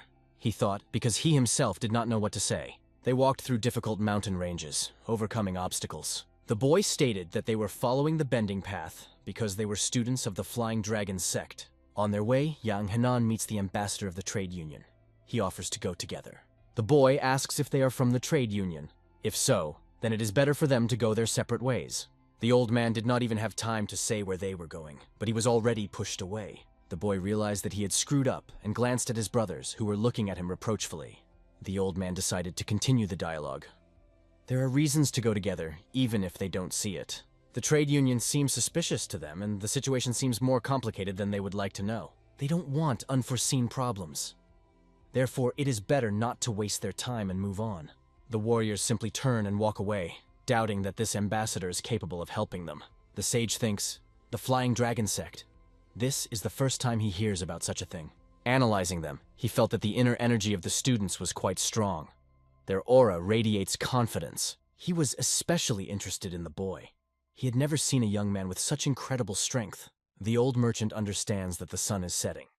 It is only a matter of time before they are caught and killed. His soldiers can barely stay on their feet. It will be difficult for them to resist even in the weakest fight. He had no choice. He pulls out a bag of gold and apologizes for not being able to tell the details. It was an unexpected request for them, which made them think. When the old man opened the bag of gold that shone in his hands, he sincerely asked for help. He promised to pay the full price and do everything to ensure that their help would not go unrewarded or insulted. The money was huge, but even that did not convince them to accept the merchant's offer. The team, with sadness in their eyes, experienced the rejection of such a large sum. It was a great opportunity to make money, but the boy did not understand it and refused them. Poon Yancho refused because the offer sounded too good. Nothing in this world is free. The trade union does not act to its own detriment, and this proposal seemed suspicious to him. In addition, the man asked to take care of some strange object. Pun Yongcho was not wrong, especially trusting his intuition. They did the right thing by refusing. The old man was tormented by the thought that with this money, they could travel without fear and worries. For some, it seemed like a bargain. It would not be so difficult to protect the merchants on the road in the other direction. One of the monks could not stand the hesitation. The decision had already been made. Even a good offer doesn't mean they need it. They did not want to get involved in other people's problems. In addition, the trade union escort could increase the risk of conflicts. They looked like Chen Fu's heroes, but now they needed to focus on the Green Forest. These words were wise and caused concern among some members of the team. Continuing their way, they realized that the merchants had been attacked. If they passed here, the enemies are close. Thinking about the possible connection between the traders and the attackers made the situation seem even more dangerous. We had to leave immediately. Gathering around the fire and checking their belongings, they prepared for a new transition. The girls bustled about making sure all their things were packed. One of them noticed things near the tree. She decided to look around to make sure she hadn't forgotten anything. The men watched with a smile as she dragged a bunch of different things behind her. When the girl bent down, they felt embarrassed and looked away. One of them, Chaelson, decided to help by taking over her belongings. He already imagined himself as a noble, caring gentleman, but his eyes widened when he suddenly saw the ninja was rapidly approaching them with his sword at the ready. This warrior met their gaze. He finally found his purpose. The girl had no idea what was about to happen. The killer had nothing against them, but asked to die here so as not to cause trouble. Chaelson realizes the danger and immediately rushes to help the girl.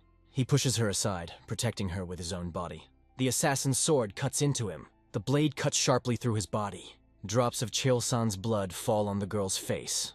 Everyone froze, their mouths wide open in horror. What they didn't expect was to see their comrade Chaelson hit with a sword. He realizes that things have gone too far and falls to the ground, bleeding. The killer sees no point in resistance. Everyone here is doomed. But he did not foresee what would happen next. Our hero's leg crashes into his face with incredible force. A powerful blow accurately hits the opponent's head. The blow sent the killer flying to the side with incredible speed. The hostess looks at Chaelson, trying to find a way to help him. Instead of helping, she scolds him, calling him a fool for rushing to block the blow. She would still come back. Chaelson apologizes, explaining that he wanted the best. The owner approaches him and thinks about what to do next. But when he looked closely, the terrible truth hit him.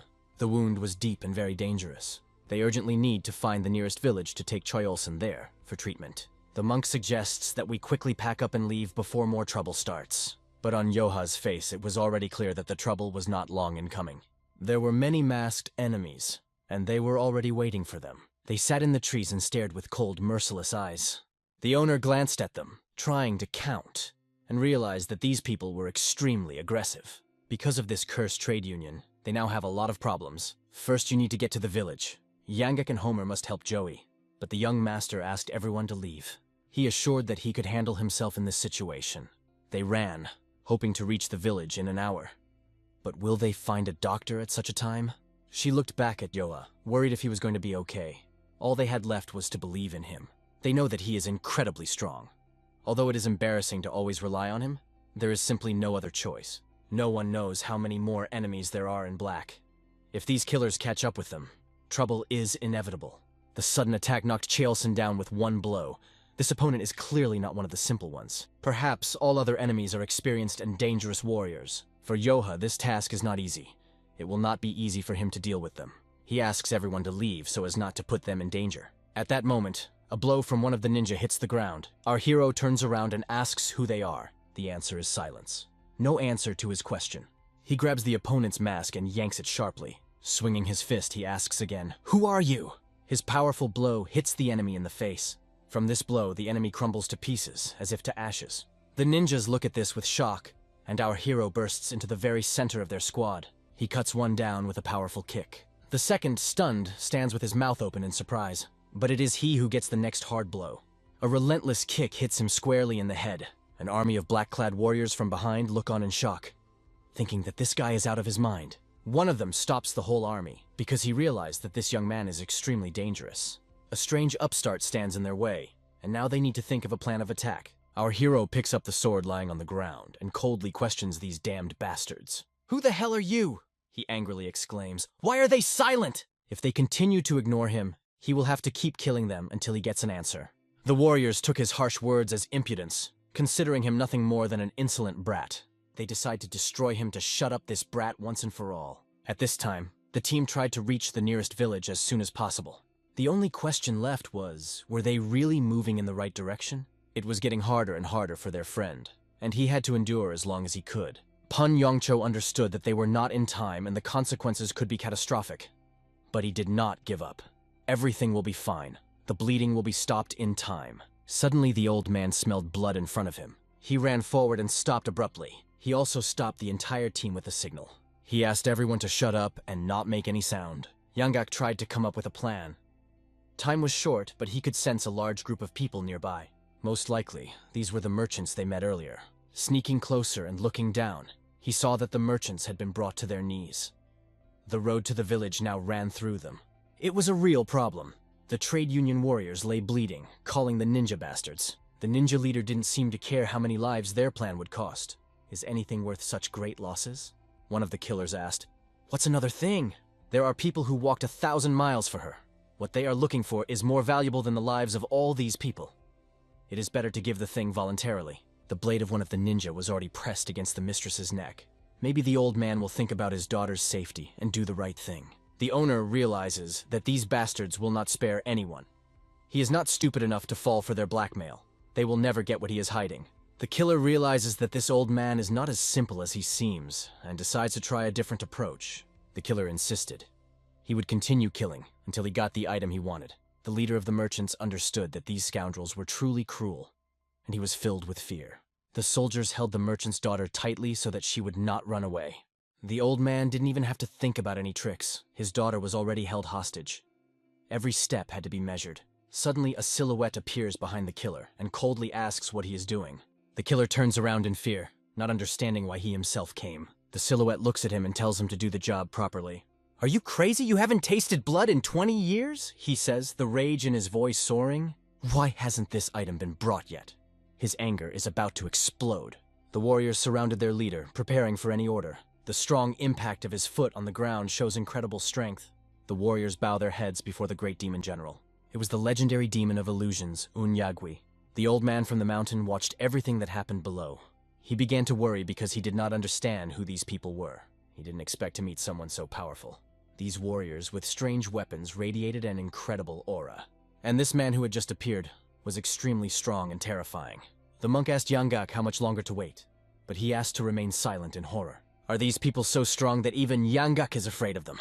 If Yonggak is right, the situation has become even more dangerous. They could be far more dangerous than anyone they had faced before. Yonggak, though from an unorthodox sect, has seen a lot in his life. But for the first time he was so nervous. The energy of these warriors was incredible. There was almost no choice. It is necessary to join forces with the trade union for joint resistance, but one mistake, and they will all die. Until they reached Yoha, death could befall them at any moment. The trade union warriors raised their swords, ready to defend their master. They tried to do everything possible to save the young hostess. With weapons at the ready, they charged into battle with the demon. Yonggak watched from a distance, trying to understand the situation. The demon looked at these desperados as if they were fools with a smile. He took something that looked like dynamite out of his pocket and lit the wick. Then, with contempt, he threw the explosives in the direction of the soldiers. Suddenly, an incredible wave of power burst ahead. Explosive shrapnel appeared in the air and fell right at their feet. Dark, ominous energy began to radiate from them. They felt themselves falling into an illusion, not understanding what was happening. It was a terrifying force they had never encountered before. It was as if they were being pulled into a dark abyss that opened under their feet. As if through a portal to hell, they disappeared before our eyes. The demon looked at it coldly, not even blinking as he destroyed them. The merchant leader was shocked. Yonggak and the monk, seeing this, could not believe what they saw. They had never seen anything like it, and could not even imagine such a terrible power. He was not just a warrior, he was a real monster. He pulled out another mysterious object, pointed it at the merchant leader, and coldly asked where the casket was. But the scariest thing is, what kind of creature is this? Meanwhile, our heroes dealt with the killers after a grueling battle. Enemies threw weapons in his direction, trying to somehow stop him, but he skillfully evaded any attacks. Maneuvering his sword as if dancing, he destroyed one by one. No one answered his question. Everyone just meanly tried to stab him in the back, but his reaction was lightning fast. His skills seemed incredible, as if he was anticipating every move. For the warriors, this was an enemy they had not encountered before in these lands. His cold sword was causing their bodies to shift into another form of existence. One of the criminal leaders became angry, not understanding why his men were not attacking. Yoha remarked, "If the leader is so unhappy, why doesn't he attack himself?" Suddenly the leader got close, closing the distance to a minimum. The bright blade of his sword radiated an incredible aura. The warriors did not even have time to blink at this terrifying sight. He activated the 9 Heavens technique, the first formation that made everyone shudder in terror. In the dark night, a powerful burst of energy erupted, filling the entire forest. The Flying Dragon technique echoed throughout the forest, bringing destruction with it.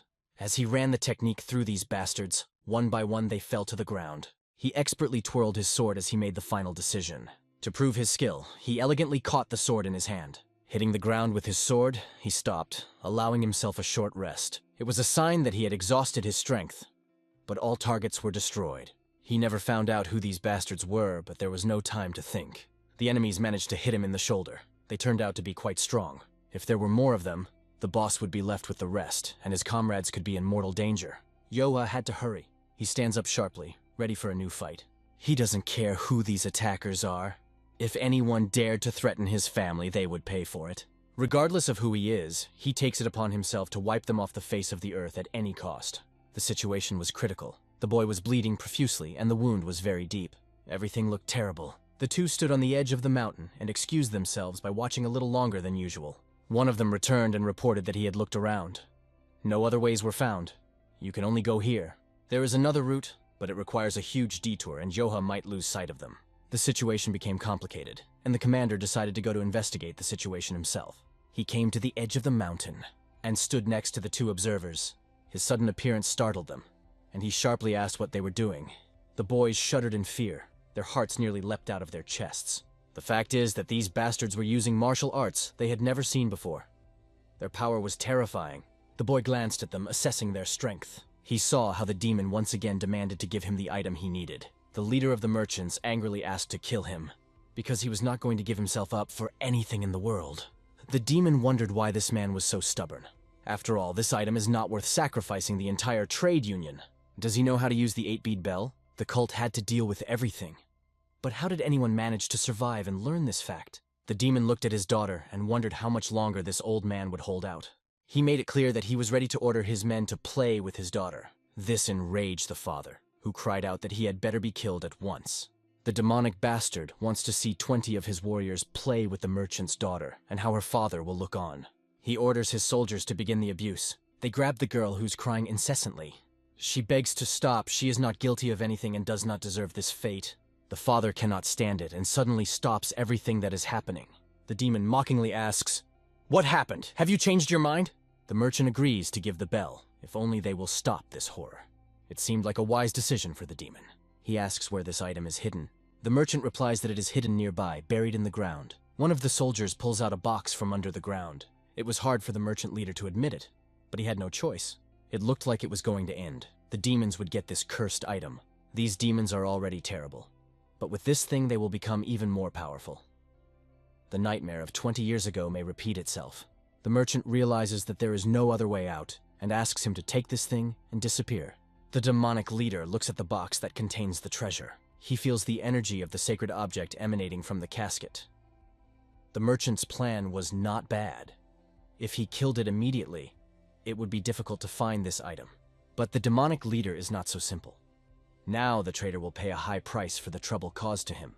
He turns to his army, the cores of black shadows. Let them run away, but before that they play with the girl. She must pay for her father's sins. The girl is aware of her difficult fate, but does not fully believe that such a thing can happen.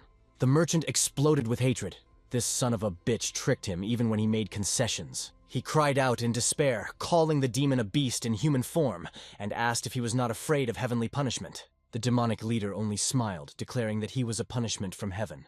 Either way, his daughter will die, so let him at least make everyone happy before he dies. The girl screamed for help, bursting with despair. But if she hadn't called for help, no one would have come to save her.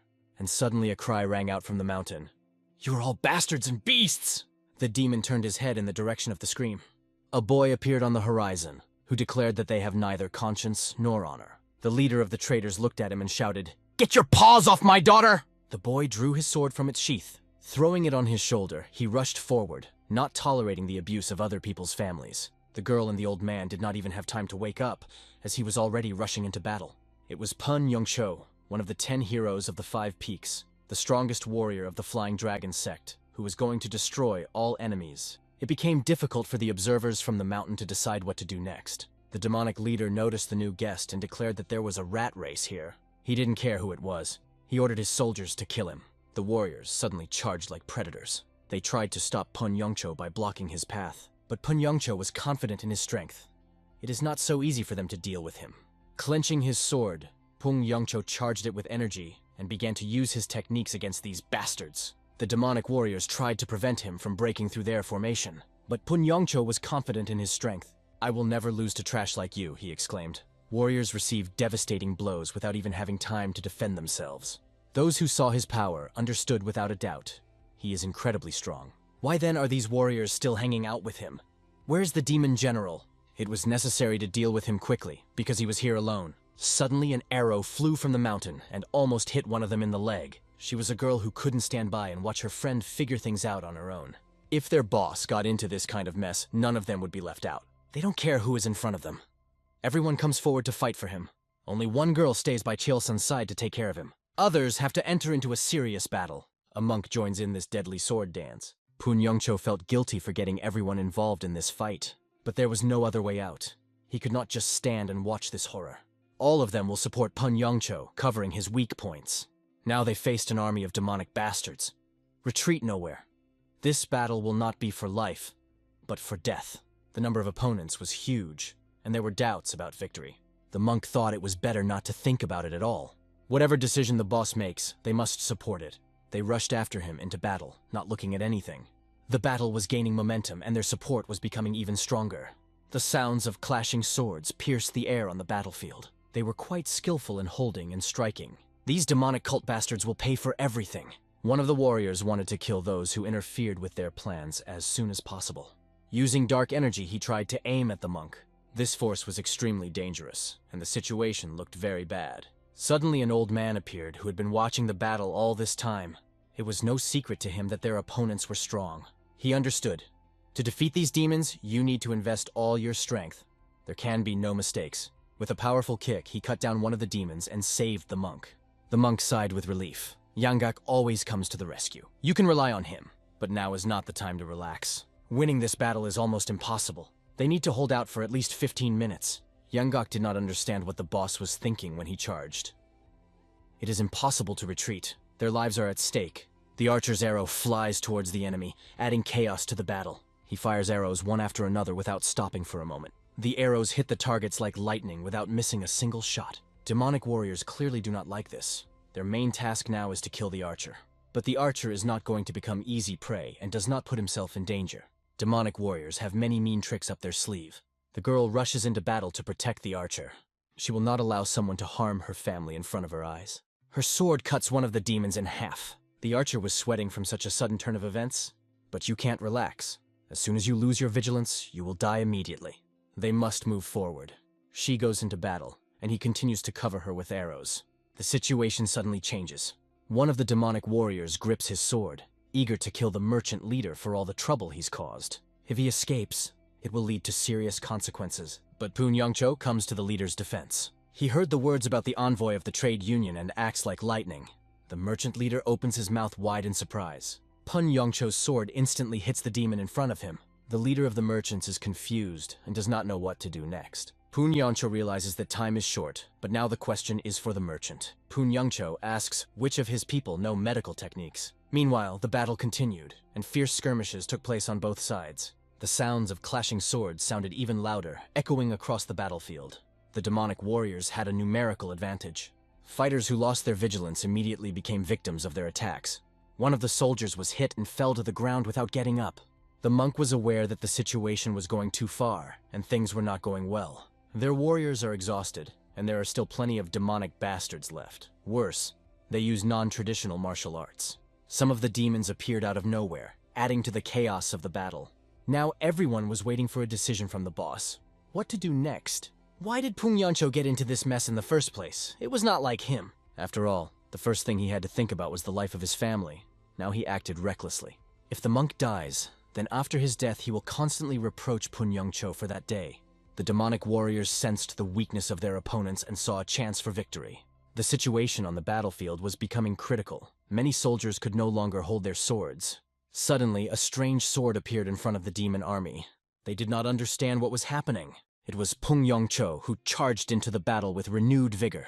He is a great warrior who came to knock all the crap out of them. One of the demons mockingly declared that Poon Yongcho is a weakling who doesn't even understand the fury of the tiger he attacked. It looks like he is racing towards his death. They clash fists, feeling each other's strength. The demonic warrior's fist cracks and shatters into pieces. The demon's advantage disappears. Poon Yongcho breaks through his defenses and punches him right in the face. The demon flies off to the side, only being delayed for a few seconds. One of the demons notices that their boss has been in action all this time.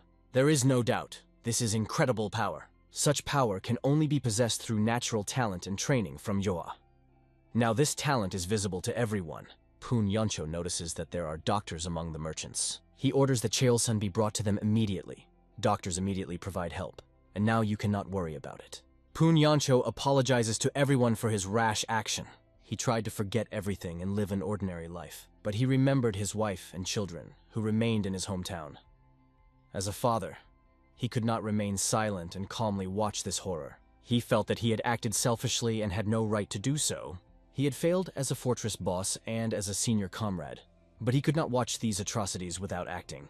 He knows he is asking a lot, but they will have to risk their lives for him. The monk, sensing the sincerity in his words, was surprised. He had never heard of his hometown. Others did not know about his family either. They hoped he would tell more after this fight. They are all family, and if they die, then together. It is unnecessary to ask them for this. They are not going to die today. They will fight to the end. Maybe they have forgotten who they really are, but it's time to remember it. If they hold out a little longer, their guardian of souls will arrive and settle the matter at once. Poon Yongcho looked around and felt the joy of being supported by his comrades. Everything that was said is pure truth. He raised his sword towards the enemy. Victory would be theirs if they held on a little longer. The demonic general watched everything from the side. He did not want to interfere personally, considering it a minor problem. One of his soldiers thought his intervention was inappropriate, but the general dismissed the doubt. His ward's body craved fresh blood. With his scythes in his hands, he rushed into battle. The thought of despair on the faces of his enemies gave him excitement and pleasure. One of the flying dragon warriors was seriously wounded in the shoulder. An old man rushed to his aid and tried to save him. He was aware of how bad everything was, but he could not stand aside in a dangerous situation. The battle continued and blood flowed without stopping. The warriors fell one by one. One of the demon warriors noticed that these guys were too strong for a normal patrol. They were waiting for the arrival of a combat unit, but suddenly they received news. The information was shocking.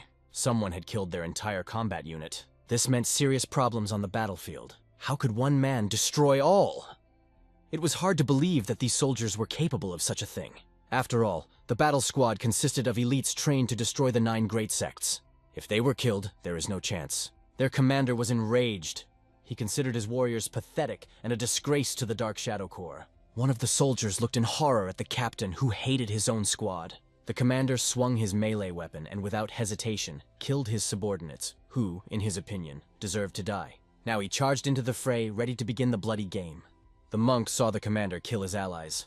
It was a real madman. Poon Yongcho threw a hateful look at his face. "You're a real scumbag, unworthy of existence. If you don't value human life, what else can be said about you?" The commander looked at him and decided that he would be bored if he killed the strongest one at once. He walked past him as if not noticing him. The commander is distracted and does not notice the arrow flying straight at him. However, skillfully evades, realizing that opponents do not want to fight one-on-one. The girl runs up with a sword and asks Poon Yongcho not to fight the commander on his own. This time, their numerical advantage may work in their favor. The commander looks at them in disgust, stating that this looks like the beginning of a wedding. He repels a blow from a girl who does not seem dangerous to him at all. The impact sends her sword crashing into the sand. The commander mockingly looks into her eyes, calling her useless and weak. "It's a shame to kill you right away," he whispers ominously. He punches her, knocking her back. The archer sees how the blow hurts her and is filled with rage. The demonic commander turns his attention to the archer, who has caused him a lot of trouble. He throws his spinning sickle like a boomerang, flying past the archer. The sickle crashes into a tree and gets stuck in it. Poon Yongcho realizes that this bastard is a real master. He swings a powerful blow, putting all his strength into it, but misses. For the commander, these are only small movements that he easily evades. He plans to behead their leader to intimidate the others. The monk manages to parry the attack, causing the sickles to fly away. A little more, and Homer would not have made it. He wouldn't let that bastard talk so confidently. The brigade prepares to attack, but doubts how long they can be so daring. Suddenly, a demonic captain flies over the head of one of the soldiers. With a kick, he breaks his jaw, causing him to fall unconscious. His eyes are burning with hatred. He continues to sow evil around him. The warriors cannot keep up with his blows and receive mortal wounds. Their bodies are dissected, and for the commander it is just another prey. He was sure that all these orthodox warriors were just pathetic idiots. They try to look like heroes, but in reality they are weak. Poon Yongcho sees his friends, Myonghendo and Imdal, seriously injured. The demonic commander pulls his scythes from the tree and prepares to deliver the final blow. "Are the strongest left for last?" he asks sarcastically. At this moment, the old man suddenly bursts into battle. "If you think you see through us, look again. The strongest of all is me, Northern Sword Himmel Yengak." Pushing off the ground, he attacks the demonic commander with all his might, but the commander easily evades, as if playing with him. Yangak seethes with hatred. How much longer can this bastard dodge? The demonic commander admits that this old man is not so simple anymore. He is really strong. It seems that his assumptions were correct. The commander attacks with his sickle, and the old man narrowly blocks the blow. From a powerful blow, Yangak flies to the side and crashes into a tree. If it weren't for the tree, he would have been pushed much further. This blow even touched the pride of the demonic commander. He planned to cut Yangak in half, but Yangak was still on his feet. Looking around, the commander notices that their fighting spirit has begun to disappear. They are almost exhausted. The commander looks them in the eyes and asks, "Do you regret your actions?" Hearing this, Yangak laughs loudly, as if challenging him to an even bigger fight. It was unbelievable for a demonic commander to laugh in such a situation. He must have gone mad. But Yangak stood up, wiping the smile from his face. The commander did not understand what exactly was changing. Suddenly, he felt an incredible power that began to build up. Fear arose in his heart. What is this? The energy was so powerful that it seemed like it would tear apart everything around it. One thing could be said. The advantage is now on Yangak's side, and this demonic commander will soon be a corpse. The demonic commander did not understand what the hell was going on, and why Yangak suddenly began to act so confidently. The team saw that Yoha had returned. Finally, he is here. Now they understood. Victory is near, and their enemies will soon be corpses. The monk breathed a sigh of relief, glad to see Joha back. This meant that he had coped with his task. Even in such a hopeless situation, a ray of hope appeared. The demonic commander saw how everyone relaxed and realized that this boy was really strong if they believed in him like that. He looked like a fighter who possessed a high level of martial arts. If Joha can kill the commander of one of the 12 Dark Souls assassin warriors, it will tarnish the name of the Yeoman cult. Joha instantly bursts into battle, not letting the enemy say a word. He lands behind the commander like a shadow. Joha asks if it is him. "Did you hurt my family?" repeats Joha with cold fury. The commander of the Dark Souls sees a cheeky brat in front of him. How dare he behave so brazenly in front of him? Swinging a demonic weapon, the commander prepares to teach him. But when he strikes with the sickle, Joha runs his hand across his wrist in a flash. There is a crunch. The commander's bones are breaking in the place where the sickle is grasped. The surprise attack was so fast that the commander loses his vigilance. He flies away from the fatal blow and cannot fathom what power is driving this guy. Falling to the ground, he sees the face of his leader, the general. He cannot allow the general to see him so humiliated. The commander's pupils narrow sharply. He gets to his feet, trying to maintain a fighting stance. He admits his mistake. He let his guard down and must now focus and act immediately. The general watches him, realizing that he may have underestimated him. The commander pushes off the ground and runs forward, charging his strike with demonic power. He puts all his rage and strength into the sword. Joha calmly looks at this enemy. Whoever harmed his family will pay for it in full. No one has the right to touch his loved ones. They rush towards each other like madmen. The commander realizes that he is one of the 12 demon warriors and his power is incredible. Even the elders of the 9 great sects feared him. How can this guy be on his level? He doesn't understand. Hitting him, the commander loses one of his blades and tries to grab Joha with his hand. Joha coldly says, "People on the verge of death always talk too much." At this moment, his sword is lightning fast towards the commander. The general sees that his commander is clearly not on this guy's level. The general rushes into battle, protecting his subordinate. An incredible explosion occurs from the collision. The warriors who are nearby cover themselves from the blinding flash. The air is filled with the vibrations of the power of 2 powerful opponents. Yangak, as he suspected, understands. This guy with a strange technique is really incredibly strong. With the appearance of Yoka, everyone froze. And when he entered the battle, the tension reached a peak. The general was horrified to realize that his force had been turned aside. He didn't have time to come to his senses when Yoa's punch came flying towards him, cutting through the air. How is it possible that this young man is capable of such resistance? The general looks at his opponent and is forced to recognize his strength. With incredible agility, he dodges Joha's powerful blow. He begins to use his illusionary techniques. The general realizes that Joha is a worthy opponent and uses his demonic shadow soul destruction technique. Just the name of this technique raises the tension. The demon checkers fall to the ground and begin to emit energy. Joha realizes that they haven't even touched him, but dark energy starts to come out of them, covering the space. Yangak, who has seen this technique before, understands the danger. He shouts at Johi to run as it is deadly to stand there. But for the demonic general, it is useless. The trap has worked. Zoha was already in the center of an illusory magical field. He tensely feels how the dark energy begins to squeeze him from all sides. Black energy surrounds him from all sides, like a hunt for prey. The commander stands behind and laughs evilly at Yoka. This is the result of his audacity. He is sure that no one survives this technique. Looking at Yoka, the commander understands that this is his end. At the place where the checkers fell, a huge spherical vortex was formed, an incredible destructive technique. Having found himself in this sphere, our hero felt that he could not breathe normally. His body became heavy, as if he had fallen into a swamp, and he did not understand what was happening. All his attempts at swinging his sword failed. He couldn't release his power, as if something invisible was squeezing him from all sides. The great demon general Unjegwi, during his Tsenku travels, faced many challenges, but none could stand against his techniques. His technique, shattering shadow souls, was extremely powerful, capturing a person's shadow and extracting their soul. This technique earned him the title of one of the 12 demonic generals. People said he had no equal. His power only grew over the years. Standing at the top, he believed that no one could withstand his technique, which never failed him. Joha was taken by surprise. Being in the center of this technique, he felt himself falling into impenetrable darkness. His eyesight was failing. His eyes could not see anything. For the first time in a long time, he thought he might die. Helplessness bound him. He could not understand what was happening, and no matter how hard he tried, there was no way out of this darkness.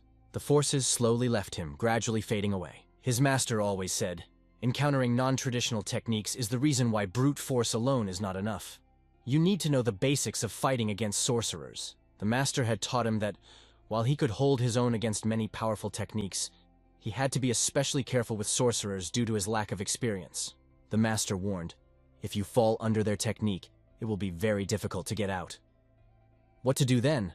Asked Yoha. The master replied, usually they need training before using the technique. If it was not possible to interfere with the preparation and you are already under the influence, all that remains is to break the basis of their technique. No matter how hard it was for him, he understood that one of the sorceress techniques that the master had spoken about was being used on him. He remembered how 4 smoke bombs were planted in the ground around him. Now he realized that these strange stick-like objects were connected to the technique that bound him. He was sure that this guy's power was hidden behind the strange smoke they were emitting. But in this state, he couldn't destroy them directly, because he couldn't feel anything. So he decided that if he destroyed the ground beneath them, maybe he'll get a chance. Not even understanding where the ground was, he attacked from all sides using a groundbreaking technique. The sphere that surrounded Yoha was growing incredibly fast. His companions thought that this was the end for him. No matter how they shouted, Yoha did not hear them. It was a damn strange technique. The general never thought he would use this technique against some low-level guy, but he realized that this is a really interesting guy. The commander decided to apologize to the general, feeling ashamed that he had to enter such a big battle. He couldn't use his right hand, and didn't think the situation would go this far. The commander asked, looking at the girl, to finish it. He wanted to make them pray for death. The general, looking at him, wanted to say something, but he was stopped. Suddenly, an earthquake started, caused by unusual machines. He looked at his smoke bombs, and he saw that an earthquake was destroying the earth. He couldn't believe his eyes. This technique was disappearing before his eyes. Everything around began to shake on an incredible scale. Rays of light began to destroy the sphere. The sphere began to dissipate due to the rays of light penetrating inside. An incredible blast wave covered all eyes, darkening everything around. There was a large-scale explosion, equal to the power of a bomb. Everyone could not look away from this incredible sight, but some had no doubt that Yoha was a real monster. His sword cut through that sphere as if it were made of paper. He got out of it, debunking all doubts. When he was released, he felt like he was reborn. He looked at his opponent, and his technique was completely powerless. The general looked on and couldn't understand how Yohei was able to destroy the Shadow Soul technique. No one in the world could escape her influence. But this young man demonstrated something impossible. Not only did he survive it, he destroyed her. This will definitely enrage the great demon general. And even the commander can witness the manifestation of his incredible power. The commander hopes that now the power of the general will overshadow everyone and become so strong that it will burn everything around. But the general opened his mouth in shock. It was clear that they were probably all just trapped, and he had no more tricks up his sleeve. You witnessed something that you couldn't even believe. Something incredible and terrible is happening right in front of your eyes. They froze in horror looking at this monster. How can such a creature even exist? The young owner turned to a magician or sorcerer, not knowing what to call him. But even thanks to his grace, he experienced the worst, most disgusting feeling of his life. Now it's the general's turn. He will answer for the fact that he dared to anger our hero. The demonic general looks frightened at the young man and grumbles with surprise that in front of him is only a 20-year-old slut. However, this jerk single-handedly broke the demonic art of destroying shadow souls. The young master turns to the general with a cold look. At this moment, the general's unsure voice trembles. Black Shadow Corps. How much longer will they just watch from the sidelines? Let them go ahead and stop this scoundrel. The commander looks at the general with horror, realizing that he has lost his mind. Attacking this madman is certain death. If even the general could not, then what can they? But there is no choice. This is his duty. The commander turns to the corps and gives the order. Kill this bastard immediately. They rush into battle without thinking, trying to somehow influence the situation. Jaho notices their equipment and realizes that they plan to outnumber him again. But for him, all these warriors are just helpless toys. He strikes the general and his soldiers with a single stroke of his sword, causing them to tremble in fear, almost panicking. The soldiers suffered a crushing defeat. The general does not understand until the last that he has faced a real monster, and that the chances of victory are 0. He knew that Qian Hu was a top-level martial artist, but he had never shown his strength before. The general has only one way out. He clutches the bell in his pocket, realizing that this is his last chance to carry out the order. The general realizes that if the traitors survive, the world will learn of the existence of their cult, which will lead to disaster. He needs to destroy the envoy of the trade union, who knows exactly about their secret. He reaches for his hidden trick. The last trump card he has left. He is ready to use the bell, but the commander realizes that the situation is getting out of control. The general shouts to the commander to take the bell. It's the last thing he can do to help, and he drops some weird thing. This item flies right into the head of the merchant leader. He understands that he cannot evade or save himself. He takes the blow with his whole body. His daughter, seeing this, rushes to her father. The messenger realizes that everything has led to this very moment. Jaho observes the situation and looks down on the mage who caused so much trouble. He meets his gaze and coldly declares, "Forget about escaping from here alive." At that moment, Jaho throws everyone in his path and flies at the general with lightning speed. The commander orders the Black Shadow Corps to fight to the death. The deserters will not survive. If they do not stop this monster, they will die at the hands of the commander. The young master does not pay attention to obstacles. He sees only possibilities. After jumping over the opponents, he uses the Nine-Dragon Heavenly Death Gaze technique and releases an incredible power that has no equal. An incredible thing happened that day. The legendary technique of the Nine Heavens, which everyone thought was lost, was revived. Those who saw her froze with their mouths wide open in surprise. Thanks to the trials, our hero reached this level. The technique lit up the sky more brightly than it had 20 years ago, and 9 beams of pure energy crashed down on the enemies. This powerful martial art became a real terror for his opponents. The Black Shadow Corps and Nangong, a squad of assassins created to destroy the 9 great sects, were helpless against this technique. The captain, one of the 12 demon warriors, fled in panic. Few of the assassins survived, and those who did ran like locusts. The great demonic general, the strongest in the cult, left the battlefield stunned. His confidence in his own power was destroyed. He was humiliated by a young man who was not even among the top 10 martial artists. It's just that the slut got in his way. Meanwhile, Jaho suppresses his anger. He wanted to pursue the assassins who harmed his family, but he realized his friends are in a terrible state. He decided to take care of the 10 heroes of the 5 peaks. It was more important. Poon Yancho was glad that Jaho had dealt with the scoundrel, but noted that everyone had suffered because of his stubbornness. Words about heroism did not comfort Jaho. He regretted being late. The memories of his childhood, where he was not loved, were still too fresh, where the abuse was so brutal that it was difficult to open the eyes. He's been through hell, and now he won't let it happen again. The 10 heroes of the 5 peaks became dearer to him than anything in the world. They were the only ones on his side, and he realized that for the first time, he had failed to protect them completely. Jaho swore to protect his loved ones, no matter what it cost him. The messenger was seriously wounded. His daughter could do nothing to help. Before his death, he wanted to thank the heroes who saved him. The daughter insisted on helping, but the messenger left the trade union warrior and was ready to die if necessary. He wanted to call everyone to him. He could not find the words to thank. If it weren't for them, the trade union, his daughter, they would all be dead. Even 1,000 gold would not be enough to thank them. But he promised that the trade union would reward them as soon as it could. They have been a huge help. He asked for one more favor: to protect his men until they reached their destination city. After a severe wound from the demon, the messenger died. A dozen heroes decided to fulfill his last request. One reason was that the trader's path coincided with their goals. In addition, everyone was injured and needed treatment. But there was another reason that no one talked about. It was she who became decisive. They soon moved on. Pun Yongcho warned that their path leads to the Fortress of Death. But there was no other way out. A large gathering was waiting in the mountains. The only way to shorten the path is to go through these dangerous areas. Yangguk had a bad feeling. She stood among the snowy mountains, hidden from human eyes. The demonic general arrived at the main council. He put his hand to the Stone of Knowledge. A gate in the rock opened before him and he stepped inside. The demonic leaders noticed that the general was late. He became a great general only recently, and such an attitude is disrespectful. The general apologized, explaining that the situation turned out to be more difficult than he expected. He was ordered not to be late again. AGMs are rare, and he needs to maintain his reputation to avoid similar problems in the future. He was to bring a bell with 8 beads. Although he made an effort, he could not deliver it in one piece. Now they have 7 bells with 8 beads. The Demon Queen was pleased. The fighting power of the cult had increased significantly. Considering his success, they decided to appoint him as the next great general of demons. One of the leaders was against it. Do they need a 7th demon lord? He believed that 6 was enough. Considering the Heavenly King's Soul Prize Festival, it would be foolish not to take the chance and use the bell. They collected 7, and it would be nice to find at least 3 more. But another voice objected.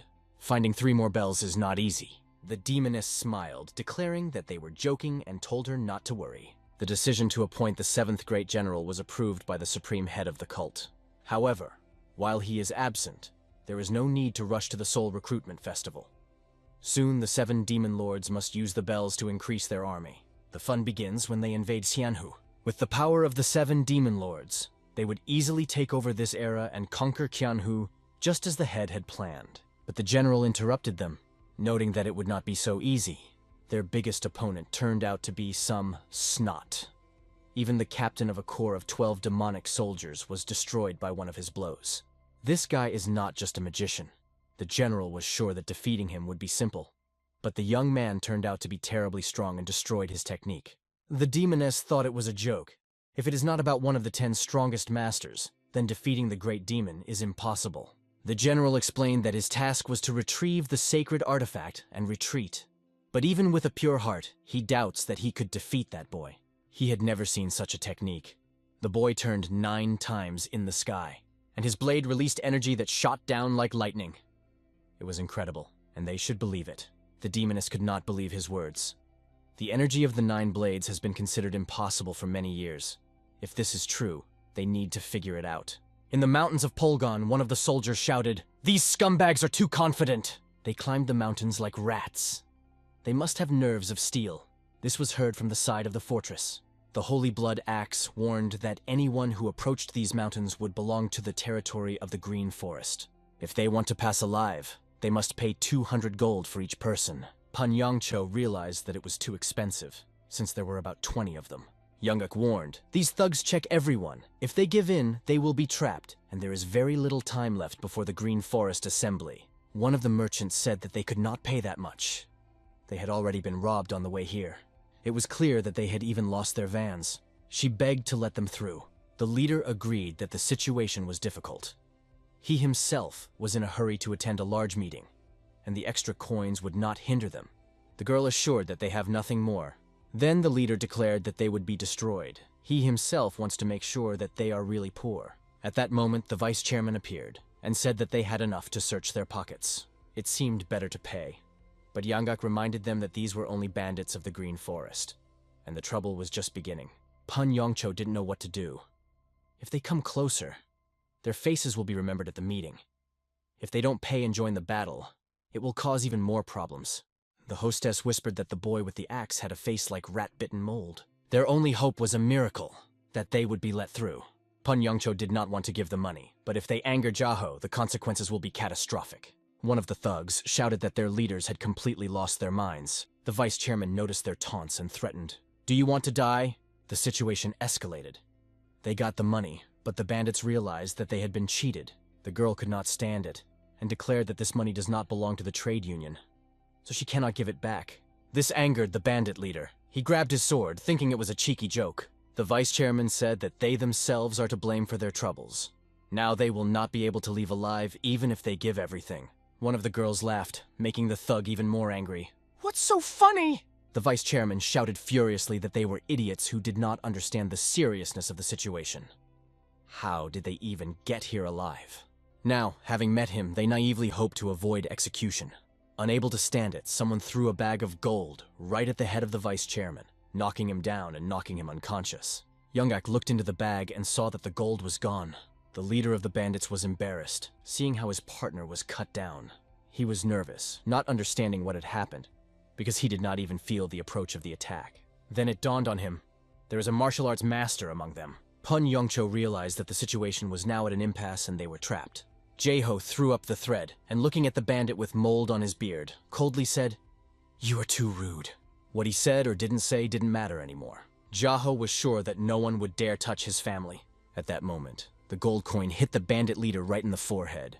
Behind her, several more coins flew in different directions like bullets, crashing into his army. Pan Yongcho advised everyone to cover their faces, hoping they would be forgotten. But it was too late. Jaho openly attacked, and they will definitely not forget this. Meanwhile, there was one day left before the gathering of the Green Forest. In the fortress, bandits robbed travelers to impress the gathering. Everything was going well until Yon Jaho stood in their way. All the leaders of the Crimson Death were knocked out before the gathering. It was a complete rout, and they will still regret having behaved so insolently. A dispute breaks out in the demon's lair. One of the demons cannot understand how some young jerk managed to resist the great general, and her doubts cause a storm of emotions. The general explains that he left the battlefield because his main goal was to take possession of the sacred artifact, and that took precedence over everything else. He emphasizes that he has never seen such a fighting force before, which is able to surprise and frighten so much. This young man, the general recalls, spinned in the air several times and fell on me like lightning. However, the general doubts that the elders will believe his words because it sounds almost like fiction. He wonders if an energy like 9 blades is possible at all, and if it doesn't border on legends. Meanwhile, the moon fairy Zeria sits, clenching her fist in concentration, thinking deeply about what she heard. She recalls that the technique in question was considered lost because the master who owned it died many years ago. Despite this, even for experienced warriors, the use of such a technique is extremely rare, an art that cannot be learned in one lifetime. The general stubbornly assures that it was a young man who looks 15 years old, maybe even younger. He has red hair and behaves like a true master of orthodox schools. It turns out that that master could have had a son, and the probability of this is quite high. 26 years ago, the head of their cult built the Ponton Kanami Temple. Then a boy from the Nangong clan appeared along with a mysterious warrior who impressed everyone with the martial arts the general had mentioned.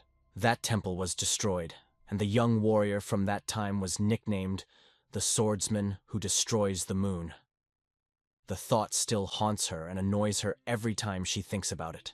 Back then, she was one of the 12 demonic soldiers, but now she has the power of a great demonic general. Meanwhile, the team discusses that when the cult decides to operate in Qianhu, it will be payback time for taking these young men. Joka's maneuver caused different reactions. Some were enthusiastic, others considered it a foolish act. Somewhere near the village, a new threat was brewing. The events that took place shocked ordinary residents and sowed panic. From all the fortresses in the Green Forest, gangs of various types began to flock to the village. Fortunately, the mutual distrust between the factions kept them from rioting. The old man and his powerful companion walked through the village, carefully looking around. They analyzed everyone who came across their path. The fortress seemed to grow even larger by looking at these rascals. Did these idiots really gain recognition from the Green Forest? There were different jokes. Maybe they were chosen for their pretty faces.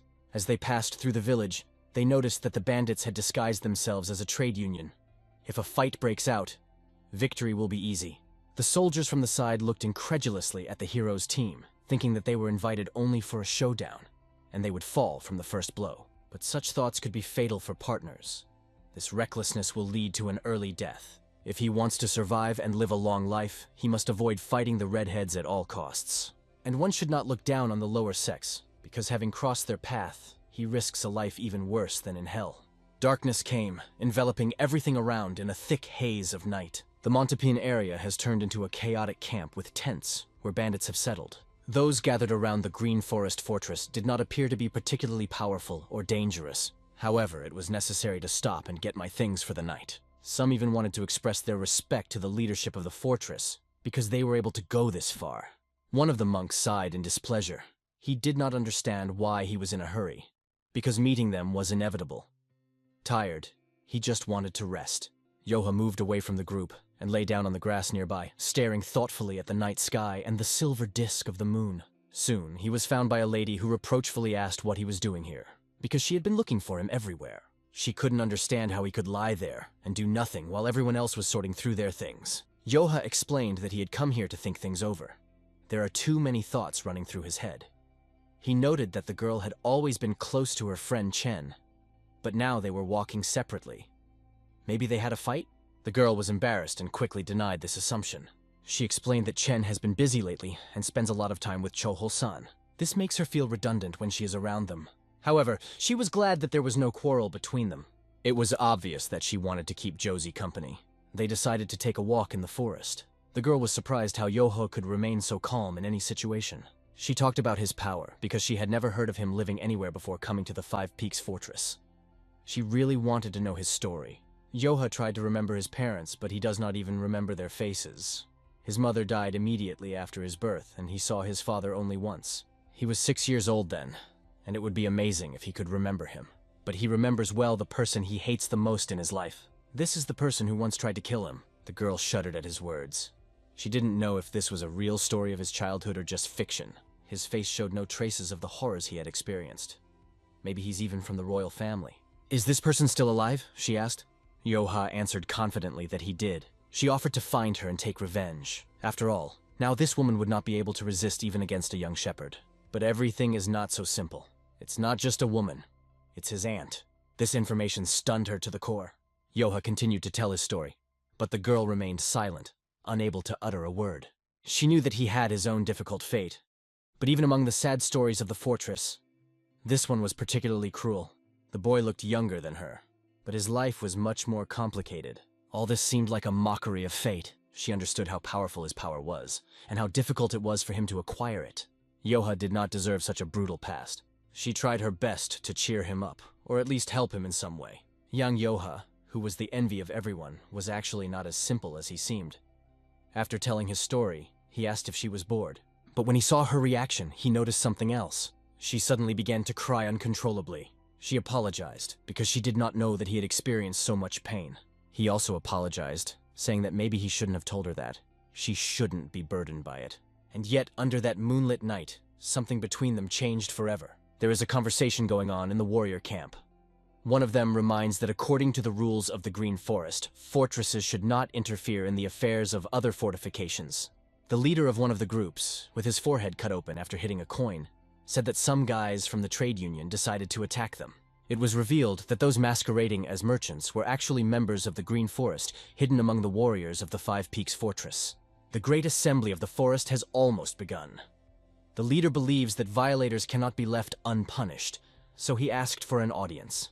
He understands that the Fortress of the Five Peaks is still young and inexperienced. The leader notices that this idiot is trying to get his point across, but the head of the Green Forest doesn't take him seriously. He had just seen the incompetence of the Crimson Death Fortress, and now he is trying to criticize the power of the Five Peaks just because he feels resentment for his own defeat. After these words, the commander thought, not finding a worthy answer. The advisors standing nearby understood that everything pointed to the Fortress of the Five Peaks. The commander was sure that this was the work of the same scumbag.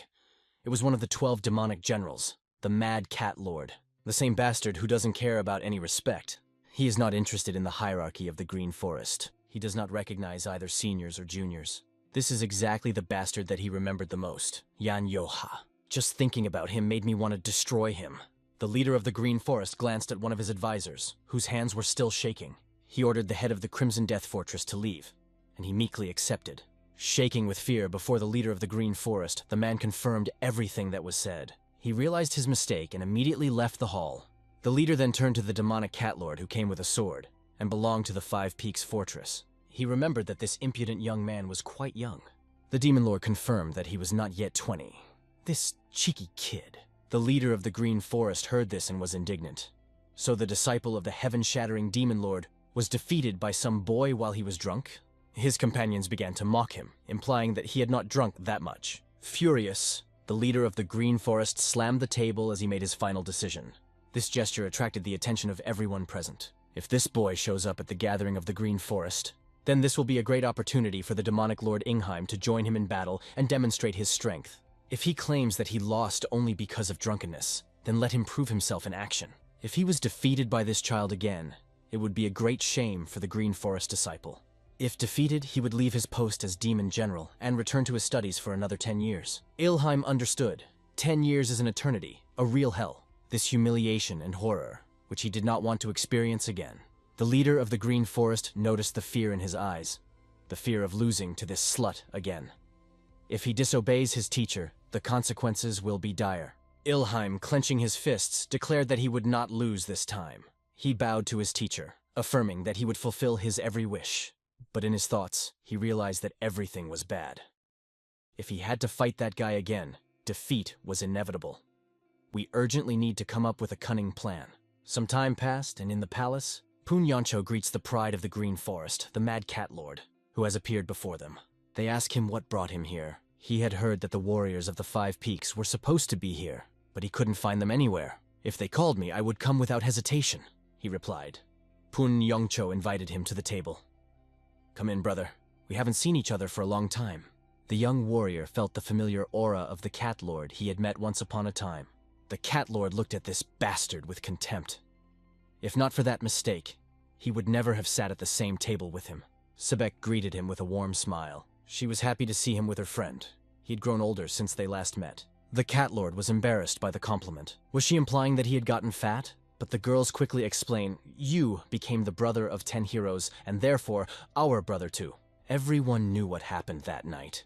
The cat lord thought that it was good that he was already being called a brother. Actually, the reason for his late arrival was different. He wanted to make sure that there would be no mistake in the schedule of the Green Forest gathering. His suspicions were that there might be some confusion. The boys did not understand what he was getting at. Everyone looked at him intently and intently. The cat lord continued. The list of participants of the gathering includes representatives of the Fortress of the Five Peaks. In his thoughts, he realized that his words sounded like complete nonsense. Now, everything depends on the reaction of others. Punyancho asked why he needed this, since everyone already knows their situation. Only one person, Yoha, did not listen or pay attention to what was happening. He ate calmly. Yoha did not even feel that someone important had come to them. For him, this imposter was not worthy of attention. Ilheim raged in his mind. This little fool was behaving exactly as he had expected. If he cannot defeat him in battle, he will at least try to convince everyone that Yoha has no right to participate in the gathering. It was his sneaky plan. The Supreme Leader's shout echoed throughout the assembly hall, attracting the attention of the entire Green Forest. From this day forward, we will no longer be just a bunch of bandits! His voice thundered like a thunderstorm. We will surpass the 5 great sects, he announced with determination in his eyes. We will become the strongest organization in the world, orthodox or unorthodox. No one will dare to underestimate us again. These words raised the spirits of every warrior and inhabitant gathered in this place. The Green Forest is preparing for a 1,000-year reign. His face was full of determination. Everyone should learn about this, he announced to the crowd. With these words, the meeting of the Green Forest officially began. The crowd erupted in chants and loud slogans, their voices merging into a single battle cry. Thus began the first great day for the Green Forest, a day that would change everything. The meeting of the Green Forest had one main goal: to identify 10 guards and patrolmen.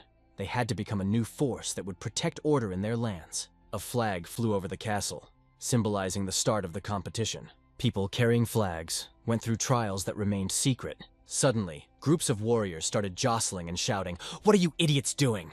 Insults rang out. They called each other haughty bastards. No one understood why the fight started on someone else's territory. They will have to take part in at least one category of competition, but for now, they just make fun of each other. Yoha looked at these bad lots with undisguised disgust. One of the commanders asked the soldiers, "Who wants to compete in the first category of secret martial arts?" Suddenly, a silhouette rose from the crowd. He spun in the air like a spinning top and landed gracefully on his feet. His look radiated readiness for everything that fate had in store for him. People whispered in surprise, amazed at his appearance. "I am Limian Ru, head of Mount Yemna. Anyone want to teach me a lesson?" He called the crowd to a fight. Suddenly, a giant entered the arena, whose heavy steps made the ground tremble. Limian Ru squinted as he stared at him.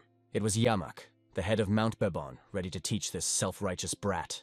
Limian Ru gave him a disdainful look and threw the wanted poster right in his face. Yamak tore the poster from his face and roared with rage. "No one has dared to defy me so brazenly." His voice thundered like thunder before a storm. Lava watched these fighters and laughed loudly. What fun. This rude giant is sure to make Limian Ru regret his audacity. Limian Ru maneuvered like a dancer, parrying the blows of the huge sword. But suddenly he was entangled in heavy chains, and a huge axe flew straight to his neck. A green-eyed phantom slayer was summoned next, ready to teach Limian Ru. And after him, another warrior, the deadly Muyan, entered the battle. The skirmish had now turned into a fistfight, with each one swinging away as best he could, throwing punches with incredible speed. They all knew that the Green Forest needed new warriors to expand the territories, and they took everyone indiscriminately. The advisors were shocked and ashamed of this street fight because one of the participants was the 9th demonic general, the Ghost Monk. Wine flowed like a river, the glasses were filled, and the lips of the soldiers were covered with foam from the drinks. One of the drunkards laughed merrily as he watched the spectacle. The Phantom Monk was looking forward to the battle between the Cat Lord and that young man from the Five Peaks Fortress. He asked his friend how much more he was going to drink, or if he had already learned the secret technique overnight. But this man only smiled mysteriously, hinting at something more. Last night was special, a secret night. It was then that he mastered a fatal technique, thanks to which he dealt a devastating blow to the self-confident warriors of the Five Peaks. Looking at them, he understood that their days were numbered. After all, just last night he told them that they were obliged to take part in these competitions. Yoha also decided to join the fighting. If he really comes, they will be sure of their victory. But the Cat Lord was against any risks and did not want to bet everything on Yoha. These competitions are not just a test of strength. The winner will receive an important position for the Green Forest. If Yoha proves himself, he will get the guard position. Sounds good, but there is a problem. This position requires constant patrolling of the fortress. This means that Yoha will not be able to return to the Five Peaks Fortress after the competition is over. The Cat Lord confirmed this. Exactly, and I'm sure the boy wouldn't agree to such a proposition. The Lord had no doubt. They had passed many tests.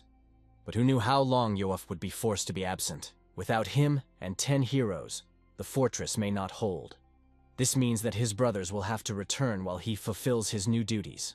For Choka, it meant separation from her family. It was an incredibly sneaky move on the Cat Lord's part.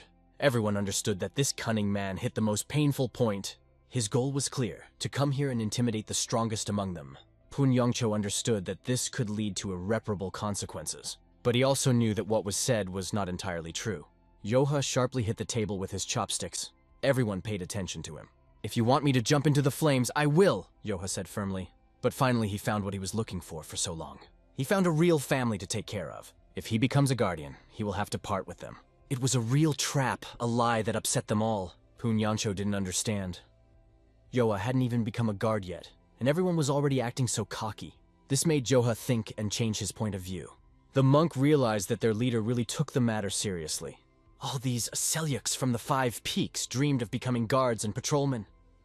Let them not dwell on the little things and just enjoy the opportunity while they have it. Yoha was sure that this was indeed the case. Pun Yongcho sincerely regretted that Yoha might not become a guardian. The Cat Lord listened to their conversation and smiled. His plan had worked.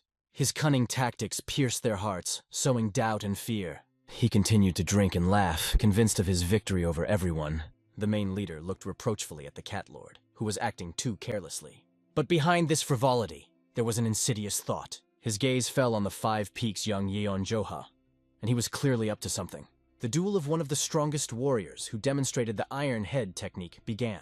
He quickly hit the enemy with his head. The opponent flew to the side with a broken forehead, not even having time to regain consciousness. People watched it, and whatever the warrior called his technique, for them it was just an ordinary headbutt. Yoha watched this action with boredom.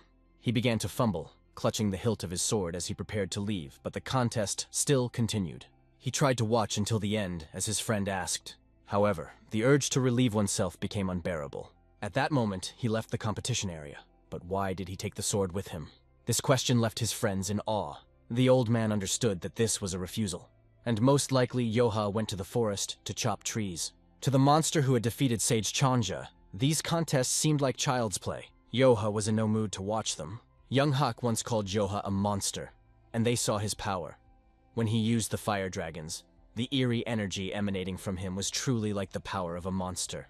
Sebek was outraged by their rude words and the fact that they call Yoha a monster. She was angry with the boys, but they did not understand why she was so protective of him. In the end, they decided to cheer themselves up with bets. Who will bet on the bald one, and who will bet on the hairy one? Sebek realized that no one understood her. These guys keep saying Joha is a martial arts monster. Sebek was worried whether Joha would be able to keep up with the others, and that worry only grew. As soon as Joha left the competition, really serious fighting began. As if the warriors were just waiting for him to leave. One by one, the warriors entered the arena. These were no longer just ordinary participants. Real fighting blood flowed in their veins. The battles reached the maximum of adrenaline and turned into a real action. Every opponent's weapon was sharpened for victory. The bald warrior stared intently at his opponent. At the same time, they pushed off the ground and flew into the air. Spectators held their breath watching this legendary duel. This battle will remain in their hearts forever. The hairy warrior, attacking his opponent, gathered all his strength to strike. He put all his rage and despair into this blow. In his movement, one could feel the soul, full of the desire to win. But his incredible power, the opponent skillfully blocked with his sickle. Sparks flashed in their eyes as they collided. None of them wanted to accept defeat and were not going to give up. They fought to the death no matter what. Spectators in the stands were amazed by the brutality and desperation of this battle. Some chanted, cheering on their favorites. Some warriors watched their best leader proudly. It seemed that this duel between the brothers from Debel Fortress was more or less normal, but the old man asked in surprise, "Why do you call it a duel?" In his opinion, it was complete nonsense, doomed to failure from the very beginning. He wondered if the boys understood the consequences of this fight. At last they parted, and one of them fell to the ground. Pun Yongcho turned to the old man. Are you saying that the winner was predetermined? The old man explained, none of them are going to lose. One of the fighters is a disciple of the Demon Lord. It was one of the 12 demonic generals, Red Eye. His opponent was quite strong and skilled. The leader of the Green Forest watched their match and doubted the capabilities of the head of the fortress. His opponent turned out to be much stronger than it seemed at first glance. Who would have thought that Red Eye would have such a hard time? At that moment, someone loudly hit the table. This attracted the attention of the elders. He wanted to convey an important message. He was worried, but the elders took their time to calm him down. They knew that this fighter always swings for a long time and loses at the beginning of the fight. In fact, the competition is just beginning, and it was worth just watching and relaxing. The Phantom Warrior knew that Red Eye should not forget who he really was. The Green Forest gathering was intended to have all 12 demonic generals participate. The bald warrior exhaled as he prepared for battle. As the head of the Devil Fortress, he faced an opponent who couldn't have asked for a better time to warm up. These words were incomprehensible to his opponent, but the bald man was bored. Their duel reached a new level and was to end with one decisive blow from his side. The master watched this bald madman in amazement. His energy began to flow from the sickle, weaving into an incredible flow. "Bloody strike of the 1,000 vipers," shouted the bald warrior shrill. His energy spread across the battlefield like poisonous snakes. She flew towards the opponent with incredible force, carrying the threat of death. Spectators in the stands could not look away from this powerful blow. The opponent froze, as if in the face of his own death. His advisors shouted to him, "Run away from there immediately." It seemed that the end had come, even for the head of the fortress, Devil. Baldy unleashed his devastating viper strike on him. At this moment, the stands froze in anticipation of the result of the shot. The ghostly advisor watched the battle with excitement in his eyes. An incredible number of blows continuously rained down on the opponent. The old man understood that this spectacle was difficult to surpass. Just think. The head of a remote fortress forced the Demon Lord's apprentice to use his ultimate technique. He can become a famous warrior, although he is still far from Yoha's level. The madman's claws pushed off the ground. Like a cat, he glided through a cloud of dangerous maneuvers, swinging his sickle at his opponent. The bald warrior radiated demonic power as he charged forward at breakneck speed. The blow hit where his opponent was, creating a huge storm of dust and debris. Even Yoha, who was watching from afar, felt the force of this explosion. Choka turned his gaze in the direction of the explosion with interest. He's only come here for training, but it's already starting to rain here, though the sky remains clear. What is it? However, this did not bother the young master. It is much more interesting for him to feel the power of this forest, touching the trees with his palm. He decided to use the tree as protection, as if it were an umbrella. Throwing his sword aloft, Yoha deftly catches it with both hands. He swings his whole body, preparing to strike. He understands that he will strike now, but he knows that he must control himself. A minimum of speed and energy is required. This will allow you to perform the technique with skill. But suddenly the words rang out from behind the tree. "Did you decide to cut the tree in half?" Yoha stopped abruptly. He didn't expect anyone to be behind the tree. He tries to soften the blow because the boy was right in front of the sword. Fortunately, he managed to speak. Otherwise, he would have lost his head. Now Yoha hesitates whether to thank the boy for the fact that everything happened. Or perhaps it would be good to reprimand him for the fact that he almost brought death upon himself. In his thoughts, Yoha is surprised. He did not feel any presence. He suspects that this is one of the mountain bandits. But why is he here and not in the arena? The boy turned and asked, "What are you, young head of the fortress?" Therefore the boy was clearly bored to stay at the meeting. Yoha couldn't figure out what was wrong with this weirdo. The boy indifferently declared that he was disgusted by the Green Forest and the mountain bandits. He came here just to take a nap, but he almost died. Yoha was surprised when he called him the young head of the fortress. He returned and explained that he had nothing to do with any fortress. The stranger looked at him with interest. He hoped that Yoha was a strong and tough fighter because he had never met a stronger one. The boy said that his boss could not be described by ordinary martial arts, but his patience wore thin and he sharply told Josie to stop stalking him and act like a man. The stranger explained that there were too many old people among the elders of the Green Forest, and he wanted to befriend someone young like himself. Yoha quietly leaned over to him and grumbled, "What kind of delusion are you on? It's not even evening yet, and you're already drunk." The guy snapped, "Brother, you're completely stupid." He wanted to explain that his friendship meant something else, but instead, it was difficult to understand anything from his words. Suddenly, he took a leaf and threw it in Joha's direction. The leaf flew like an arrow, aimed squarely at his head. Choka dodged, but understood that things were bad. It was clearly not a brother. He grabbed his sword, realizing that this bastard was aggressive. Yoha finally understood what kind of friendship this brat was referring to. Despite everything, Yoha did not mind. He was ready for any development of events. This young master looked quite elegant and even girlishly beautiful.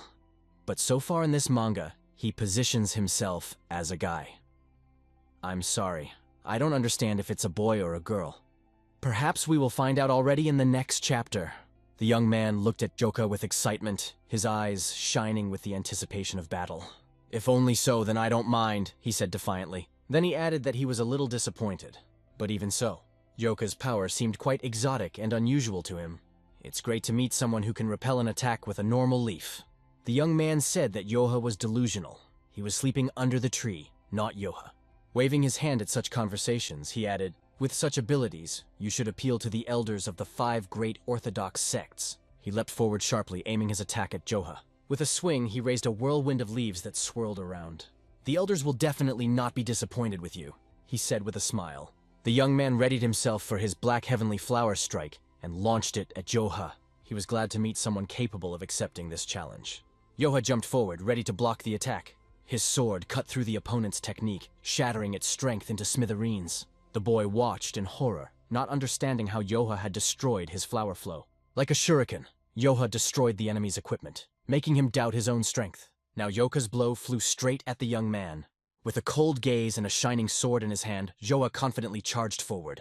The young man looked a little disappointed that Yoha had failed to meet his expectations. He couldn't believe that Yoha was fast enough to destroy the flower, hiding the weapon in just a second. Apart from his father and the 12 demonic generals, no one had yet succeeded in breaking through this technique. Meanwhile, on the battlefield of the Green Forest Gathering, the bald warrior ended his battle by defeating his opponent. He proved that he was at least equal to the level of a disciple of the 5 major orthodox sects. He towered over them all, his red eyes shining with triumph. He apologized for taking up so much of his master's time. The leader looked at him with pride in his eyes. Some elders were also pleased with the battle they saw. But when they squinted their eyes, they saw a strange picture. The boy was surrounded by dark energy and could not move. One of the advisors on the podium shouted to Red Eye to focus. The duel was not over yet. His opponent was on his feet, barely holding on but not falling. Incredible energy burst out of him, moving like a spider. The boy's eyes glowed with rage, and his smile said that he wasn't upset that he didn't end the fight in one blow. This boy survived the attack. He demonstrated that he is the real boss of this fight. Using the ultimate technique, Spider Goo Venom, he rushed madly at his opponent, giving him no chance to distract himself. The bald man pushed off the ground, rising into the air. But even if his blow was sustained, it didn't change anything for him. The fight continued, and the bald man tried to block another sneaky blow from his opponent. The boy, like a spider, felt the thrill of every encounter. His demonic energy surged forward, heading straight for the bald man. Suddenly, the bald man realized that he might lose this fight. The boy towered over him, laughing haughtily in his face. He thanked him for the wonderful fight, scoffing at his title of demonic general. Baldy could not understand how this fight turned into his defeat. An incredibly large poisonous spider, generated by the enemy's technique, dealt him a devastating blow. The general flew to the side, struck by the fatal attack. He left the arena in disgrace, disgraced in front of everyone. Everyone knew that his time in this fight was over. He fell to the ground like a broken warrior. Meanwhile, the winner hid his sword, showing who was the real boss of this fight. The crowd froze, closing their mouths in astonishment at what they saw. The people could not hide their surprise, but the young commander stood there, feeling his first place. The leader of the Green Forest could not understand what this powerful energy release was. The elders near him could not believe their eyes. How could this happen? The disciple of the Demon Lord, destroyer of the heavens, was defeated by the head of an unknown fortress, but he was still alive and moving. The old man noted that Yoha did not seek to kill his enemy. The opponent remained alive. However, if this guy was using a cultivation technique, it was something the old man hadn't seen in a very long time. He was left with a lot of questions, not understanding what the hell was going on here. It was obvious that something big was planned at this gathering of the Green Forest. Something was about to happen. Looking around, he noticed various flags flying over the arena. A powerful demonic energy emanated from one of the representatives behind them. He stood there with a smug smile, rejoicing that his candidate had won. This mustachioed man was delighted with the fight and could not hide his pleasure. The events that took place on the battlefield brought him real satisfaction and strengthened his confidence in his abilities. The leader of the Green Forest began to move his hands, releasing purple energy. He cupped his palms together in a meditative gesture. An energy ball gradually formed in his hands. All this was done in order to heal his student. Counselors and students stood aside, watching this process carefully, unable to utter a word. The bald warrior felt incredible guilt before his leader. He was healed, he got better, but his shame did not leave him. One of the advisors approached the master. He asked why the leader had personally transferred the energy to the bald man, since the task could have been delegated to them. The leader, disappointed, replied, "Don't you see? Our young apprentice didn't have the strength for a duel, so he lost. There was no other choice for the great teacher, who still had a full supply of energy." Everyone bowed their heads as a sign of respect, but the main reason was that leader wanted to make sure by touching Red Eye's damaged energy. Perhaps he wanted to know more about the personality of the head of the fortress, Deeble. But what was wrong with this personality? Bald continued to speak, feeling ashamed. "I understand it's a shame for me, but the art that warrior used, it was either a blood swordsman or a mujin technique. Mujin is an incredible technique, which strikes fear into the hearts of even the strongest opponents." When Yoha jumped over him, the bald man saw all the sharpness and mysticism of this technique. The mere memory of her made him tremble. One of the advisors admitted that the Debel Fortress has been working with them for many years. They perfectly understood the significance of this gathering for the Green Forest. But their leader personally came out and humiliated Red Eye in front of everyone present. This should not be taken lightly. Was he really crazy to defy the authority of the top of the Green Forest? If that is the case, then perhaps the 5 great orthodox sects are behind them, and they have decided to use dirty methods to keep the Green Forest under control. However, no possibility can be ruled out.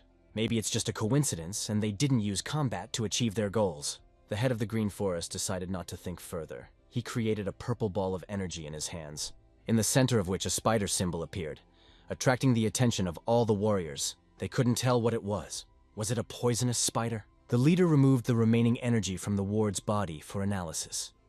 Similar techniques are used only by one Murimu faction. It was the demonic cult. The leader realized that they still had not given up their destructive ambitions. Somewhere far in the mountains, hidden from human eyes, Luna Fairy was listening to her representative's report. It was reported that Li Mujin had done a great job in the duel. The Demon Lord's disciples had been defeated. However, she was interested in the condition of the other demonic soldiers. She was informed that according to the list, 4 more soldiers will take part in the battles. One of them, a warrior from the Three Blades Fortress, known as the Cold-Blooded Demon Sword. Another one is the boss from Buri Fortress, who has incredible power. He was able to catch a wild boar with his bare hands. And not just one boar, he carried a whole prey to his herd. The Flower Butcher will also take part in the battles. Next up was a representative from Dawn River Fortress, a warrior with incredible potential. He is so strong and charismatic that his presence frightens and fascinates at the same time. He does not eat his victims. He drinks their blood. He is called the Blood Eater. Another member is a lone demon from Rika Jance's fortress. He possesses a hidden technique prepared especially for this gathering. In addition to them, 5 more soldiers patrol the territory and guard it. But is this sufficient protection? Luna Fairy laughed, as if mocking. She even finds it amusing to imagine the Green Forest leader's face as the 12 demonic generals stumble in front of the 12 demonic soldiers. However, the Yemoon cult clearly wants to use the Green Forest as a base to attack other Murimu forces. The leader of the Green Forest is advised to take immediate measures, but he reacts to it unexpectedly sharply. He shouts, asking why his faithful man Rajesh is still not here. No one had seen Rish since the start of the duel, and everyone wondered where he had gone. The leader understood that something was wrong here. It is urgently necessary to find him, because it seems that Rajesh has chosen the wrong path. This confirmed the dastardly plans of the demonic cult. Meanwhile, in the tent of the Five Peaks Fortress, the warriors discuss the last battle. Does their fortress really have that much influence on the Green Forest? They were worried about who visited them. It was the same young man that everyone looked at with suspicion.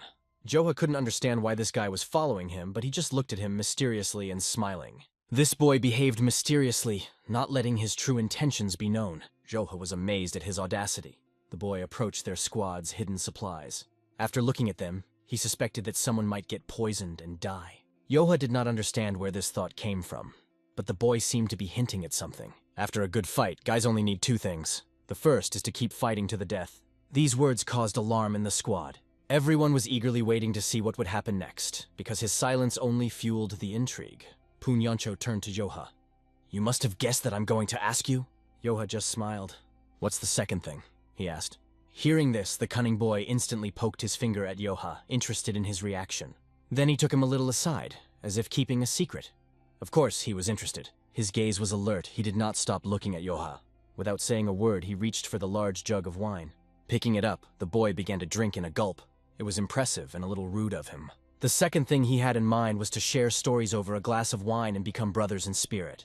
Yoha did not understand what this boy meant by becoming brothers. Despite everything, Yoha admitted to himself that among all the people he met here, this boy aroused the most interest. But that didn't mean he trusted him. Watching his reaction, Punyancho suggested that they would have to handle everything on Yoha's older brother's behalf. Although it was their first meeting, they openly declared their intentions and gladly accepted the challenge. Suddenly, Punyancho jumped up and threw himself into the boy's arms, greeting him like an old friend. They haven't had a drink in a long time. Seeing the wine, the soldiers immediately began to grab jugs and pour for themselves. Yoha watched with amazement as his friends lashed out at the wine. They shouted to the young master not to stand aside, for their guest had treated them as lavishly as any other.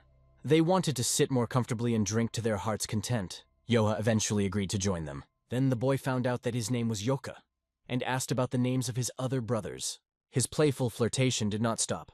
Sebek noticed that this boy was up to something and was behaving strangely, but her friend suggested going for snacks. However, Sebek did not stop closely watching the boy. She was sure that he was up to something.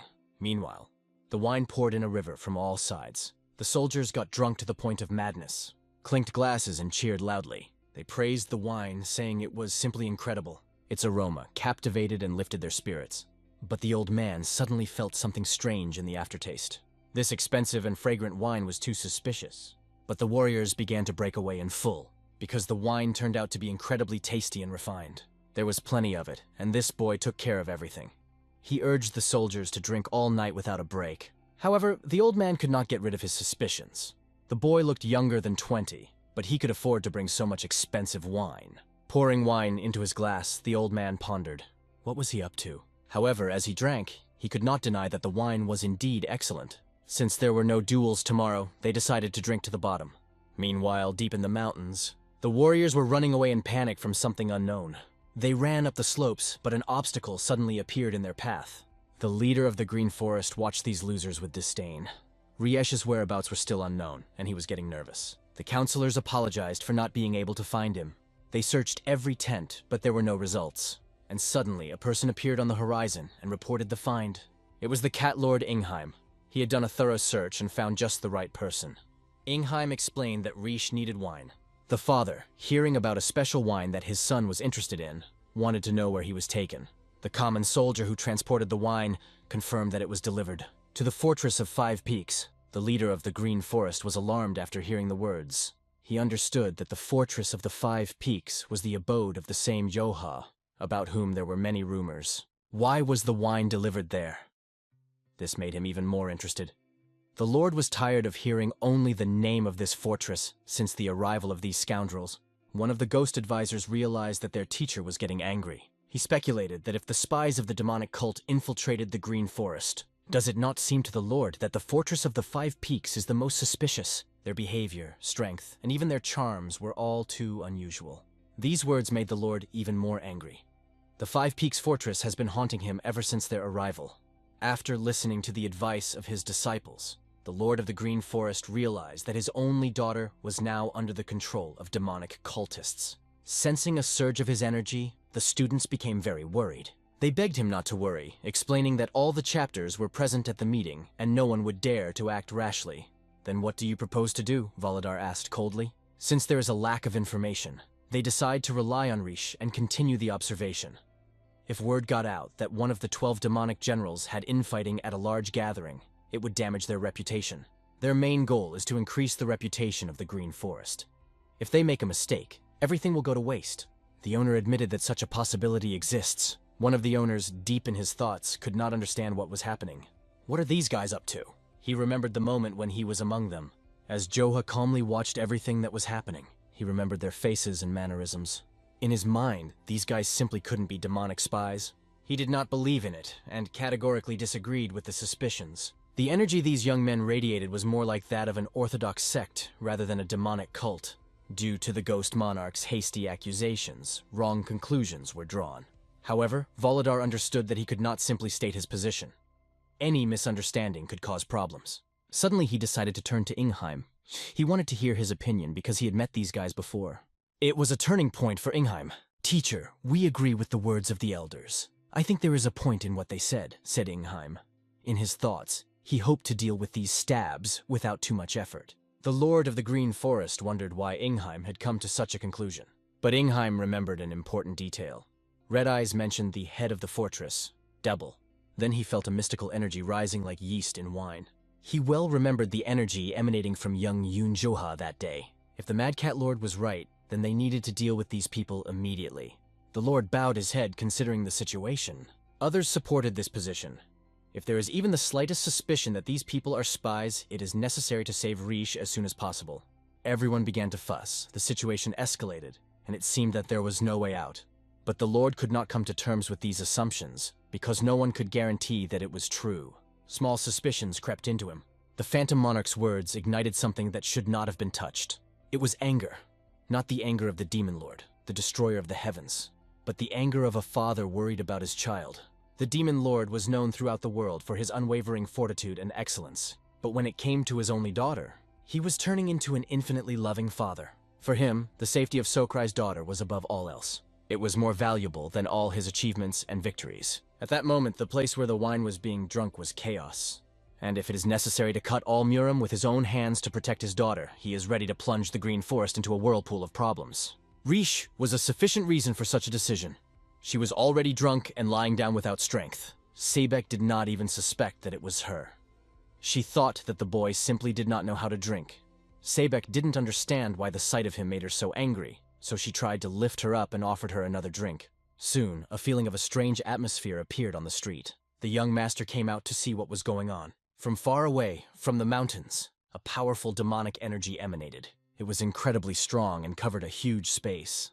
Yoha looked ahead and saw a powerful force radiating from a distance. The Lord of the Green Forest gritted his teeth in anger. The Phantom Monarch hesitated. Should we go right now?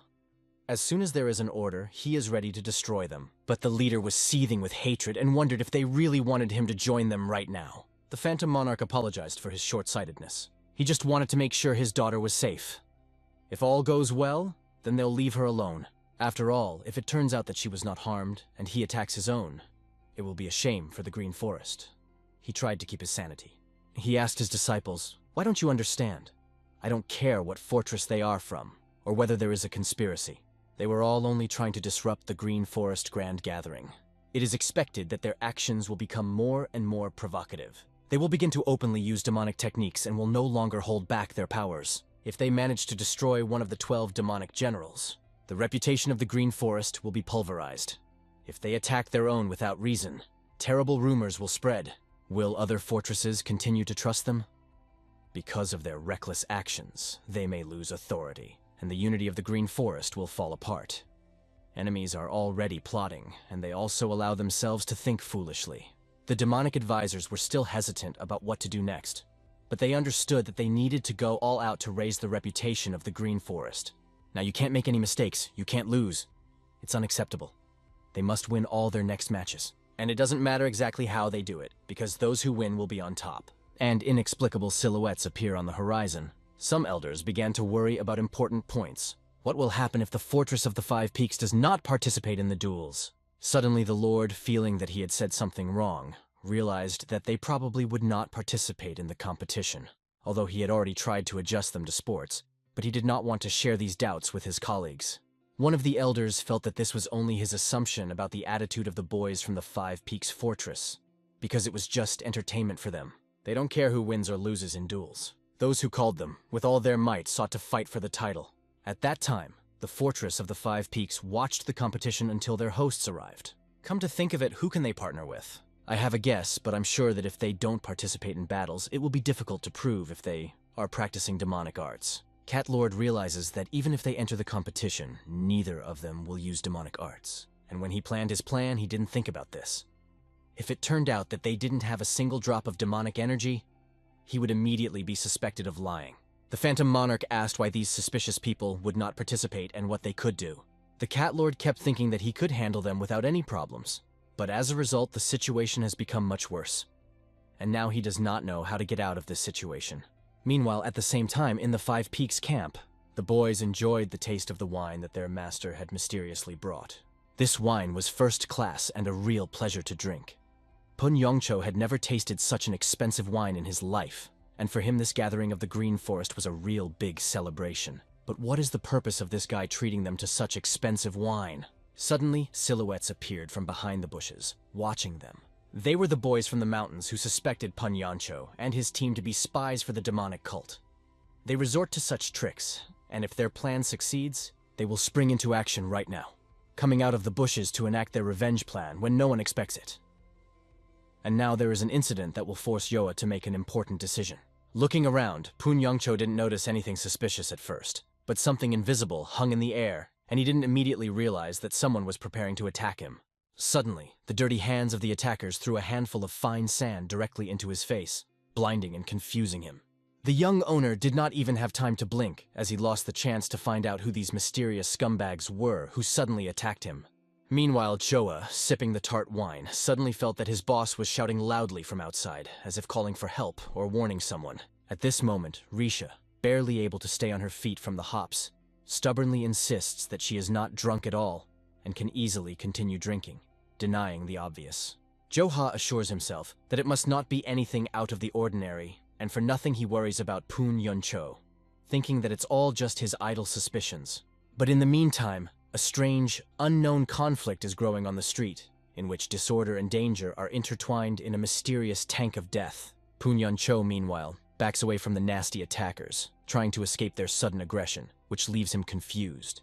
They brutally touched his body, pressing on the acupuncture points, depriving the young man of the opportunity to resist and move freely. Considering the fact that Pun Yongcho was drunk, the enemies were easy prey, because he could barely concentrate and act clearly. However, their leader warned his men, this is not the time to relax, because if they make a noise, some dangerous guy will appear, and they must hurry.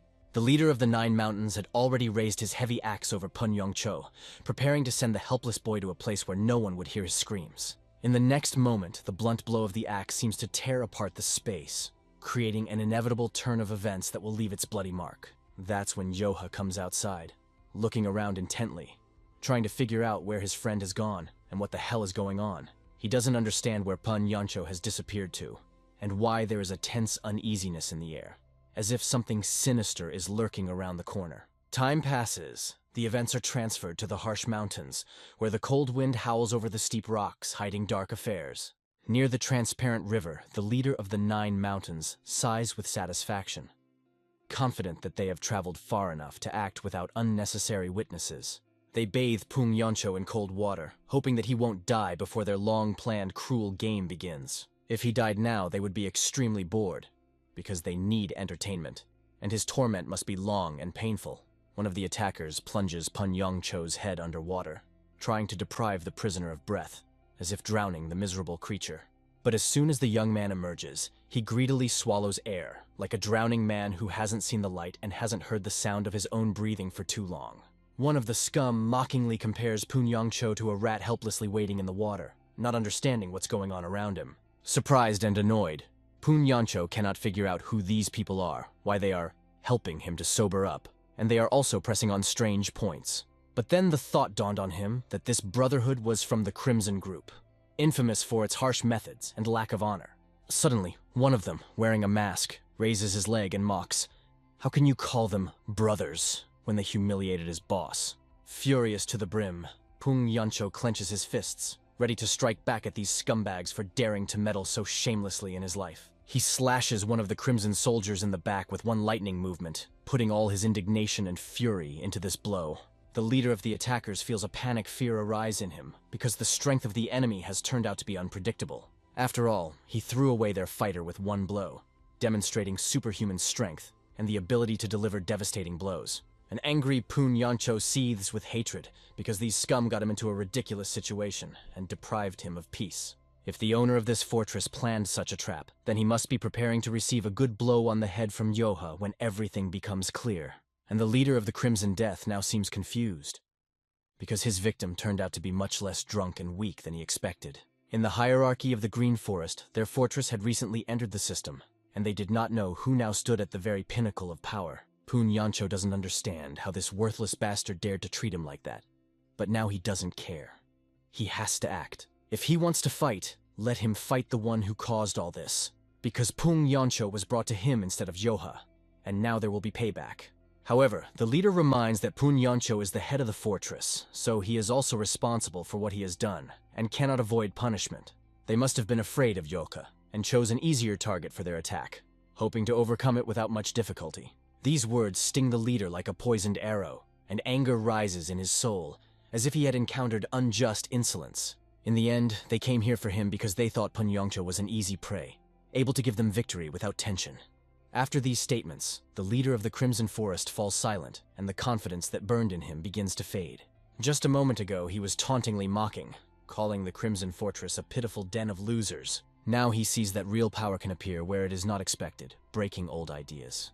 One of the attackers, having noticed this force, turns to the leader, assuming that he is only pretending, and should not be frightened beforehand. In response, Pung Yoncho shouts to the attackers not to delay, but to attack altogether if they think they are brave. Enraged, the leader of the Crimson Forest calls Pung Yoncho a shameless bastard for daring to defy him so brazenly. He brings his axe over his head, determined to beat the crap out of Pung Yoncho and prove who is the real boss here. Pung Yoncho saw that they were bluffing, but without weapons, it was difficult for him to use his secret tricks and techniques. However, he has a hidden trump card, a power that his enemies do not even know about, and he is preparing to use it. The detractors think that Pung Yoncho will lose, but they are wrong. Because his power is not so easily trampled into the mud, it is difficult to explain the true essence of Pung Yoncho in ordinary words. After mentioning Yang Joha, he hints at unique abilities. Among his many abilities, there is one that is beyond human understanding, hidden deep within him. This heaven-given gift transforms Pung Yoncho into a being capable of surpassing the usual laws of strength and resistance. And now, a huge stone, as if it had been torn from the rock, rushes forward, hitting one of the soldiers with a devastating roar. Before the leader's eyes, a stone crushes his henchman, turning his last seconds into a bloody moment of terror. Making eye contact with the leader of the Crimson Forest, the young master calmly reminds him that now only he is left. The commander feels the madness in the eyes of his opponent, and anxiety bursts from his heart because he faced a wild beast in human form. Pung Yoncho repeats his words, as if asking if there is more to prove, or if the enemy will finally understand the obvious. The leader begins to stutter, slurring his words, trying to pass it off as a misunderstanding, but fearing the supernatural power surrounding Pung Yoncho. He wanted to name the real reason for their appearance here, but suddenly, a mysterious figure appears at the top of the slope. This creature, endowed with incredible power, happened to come across an interesting sight where the head of the Five Peaks was displaying rare abilities. The stranger declares that he will be merciful, and this time turn a blind eye to the mess going on here. Seeing the silhouette, the attackers would have no idea why such a powerful creature appeared right here, in this wild mountainous area.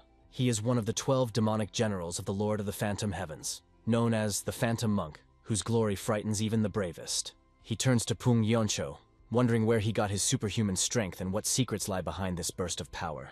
The young man replies that there is nothing extraordinary in this. He was simply born stronger than other people. To the Phantom Monk, such an explanation seems weak.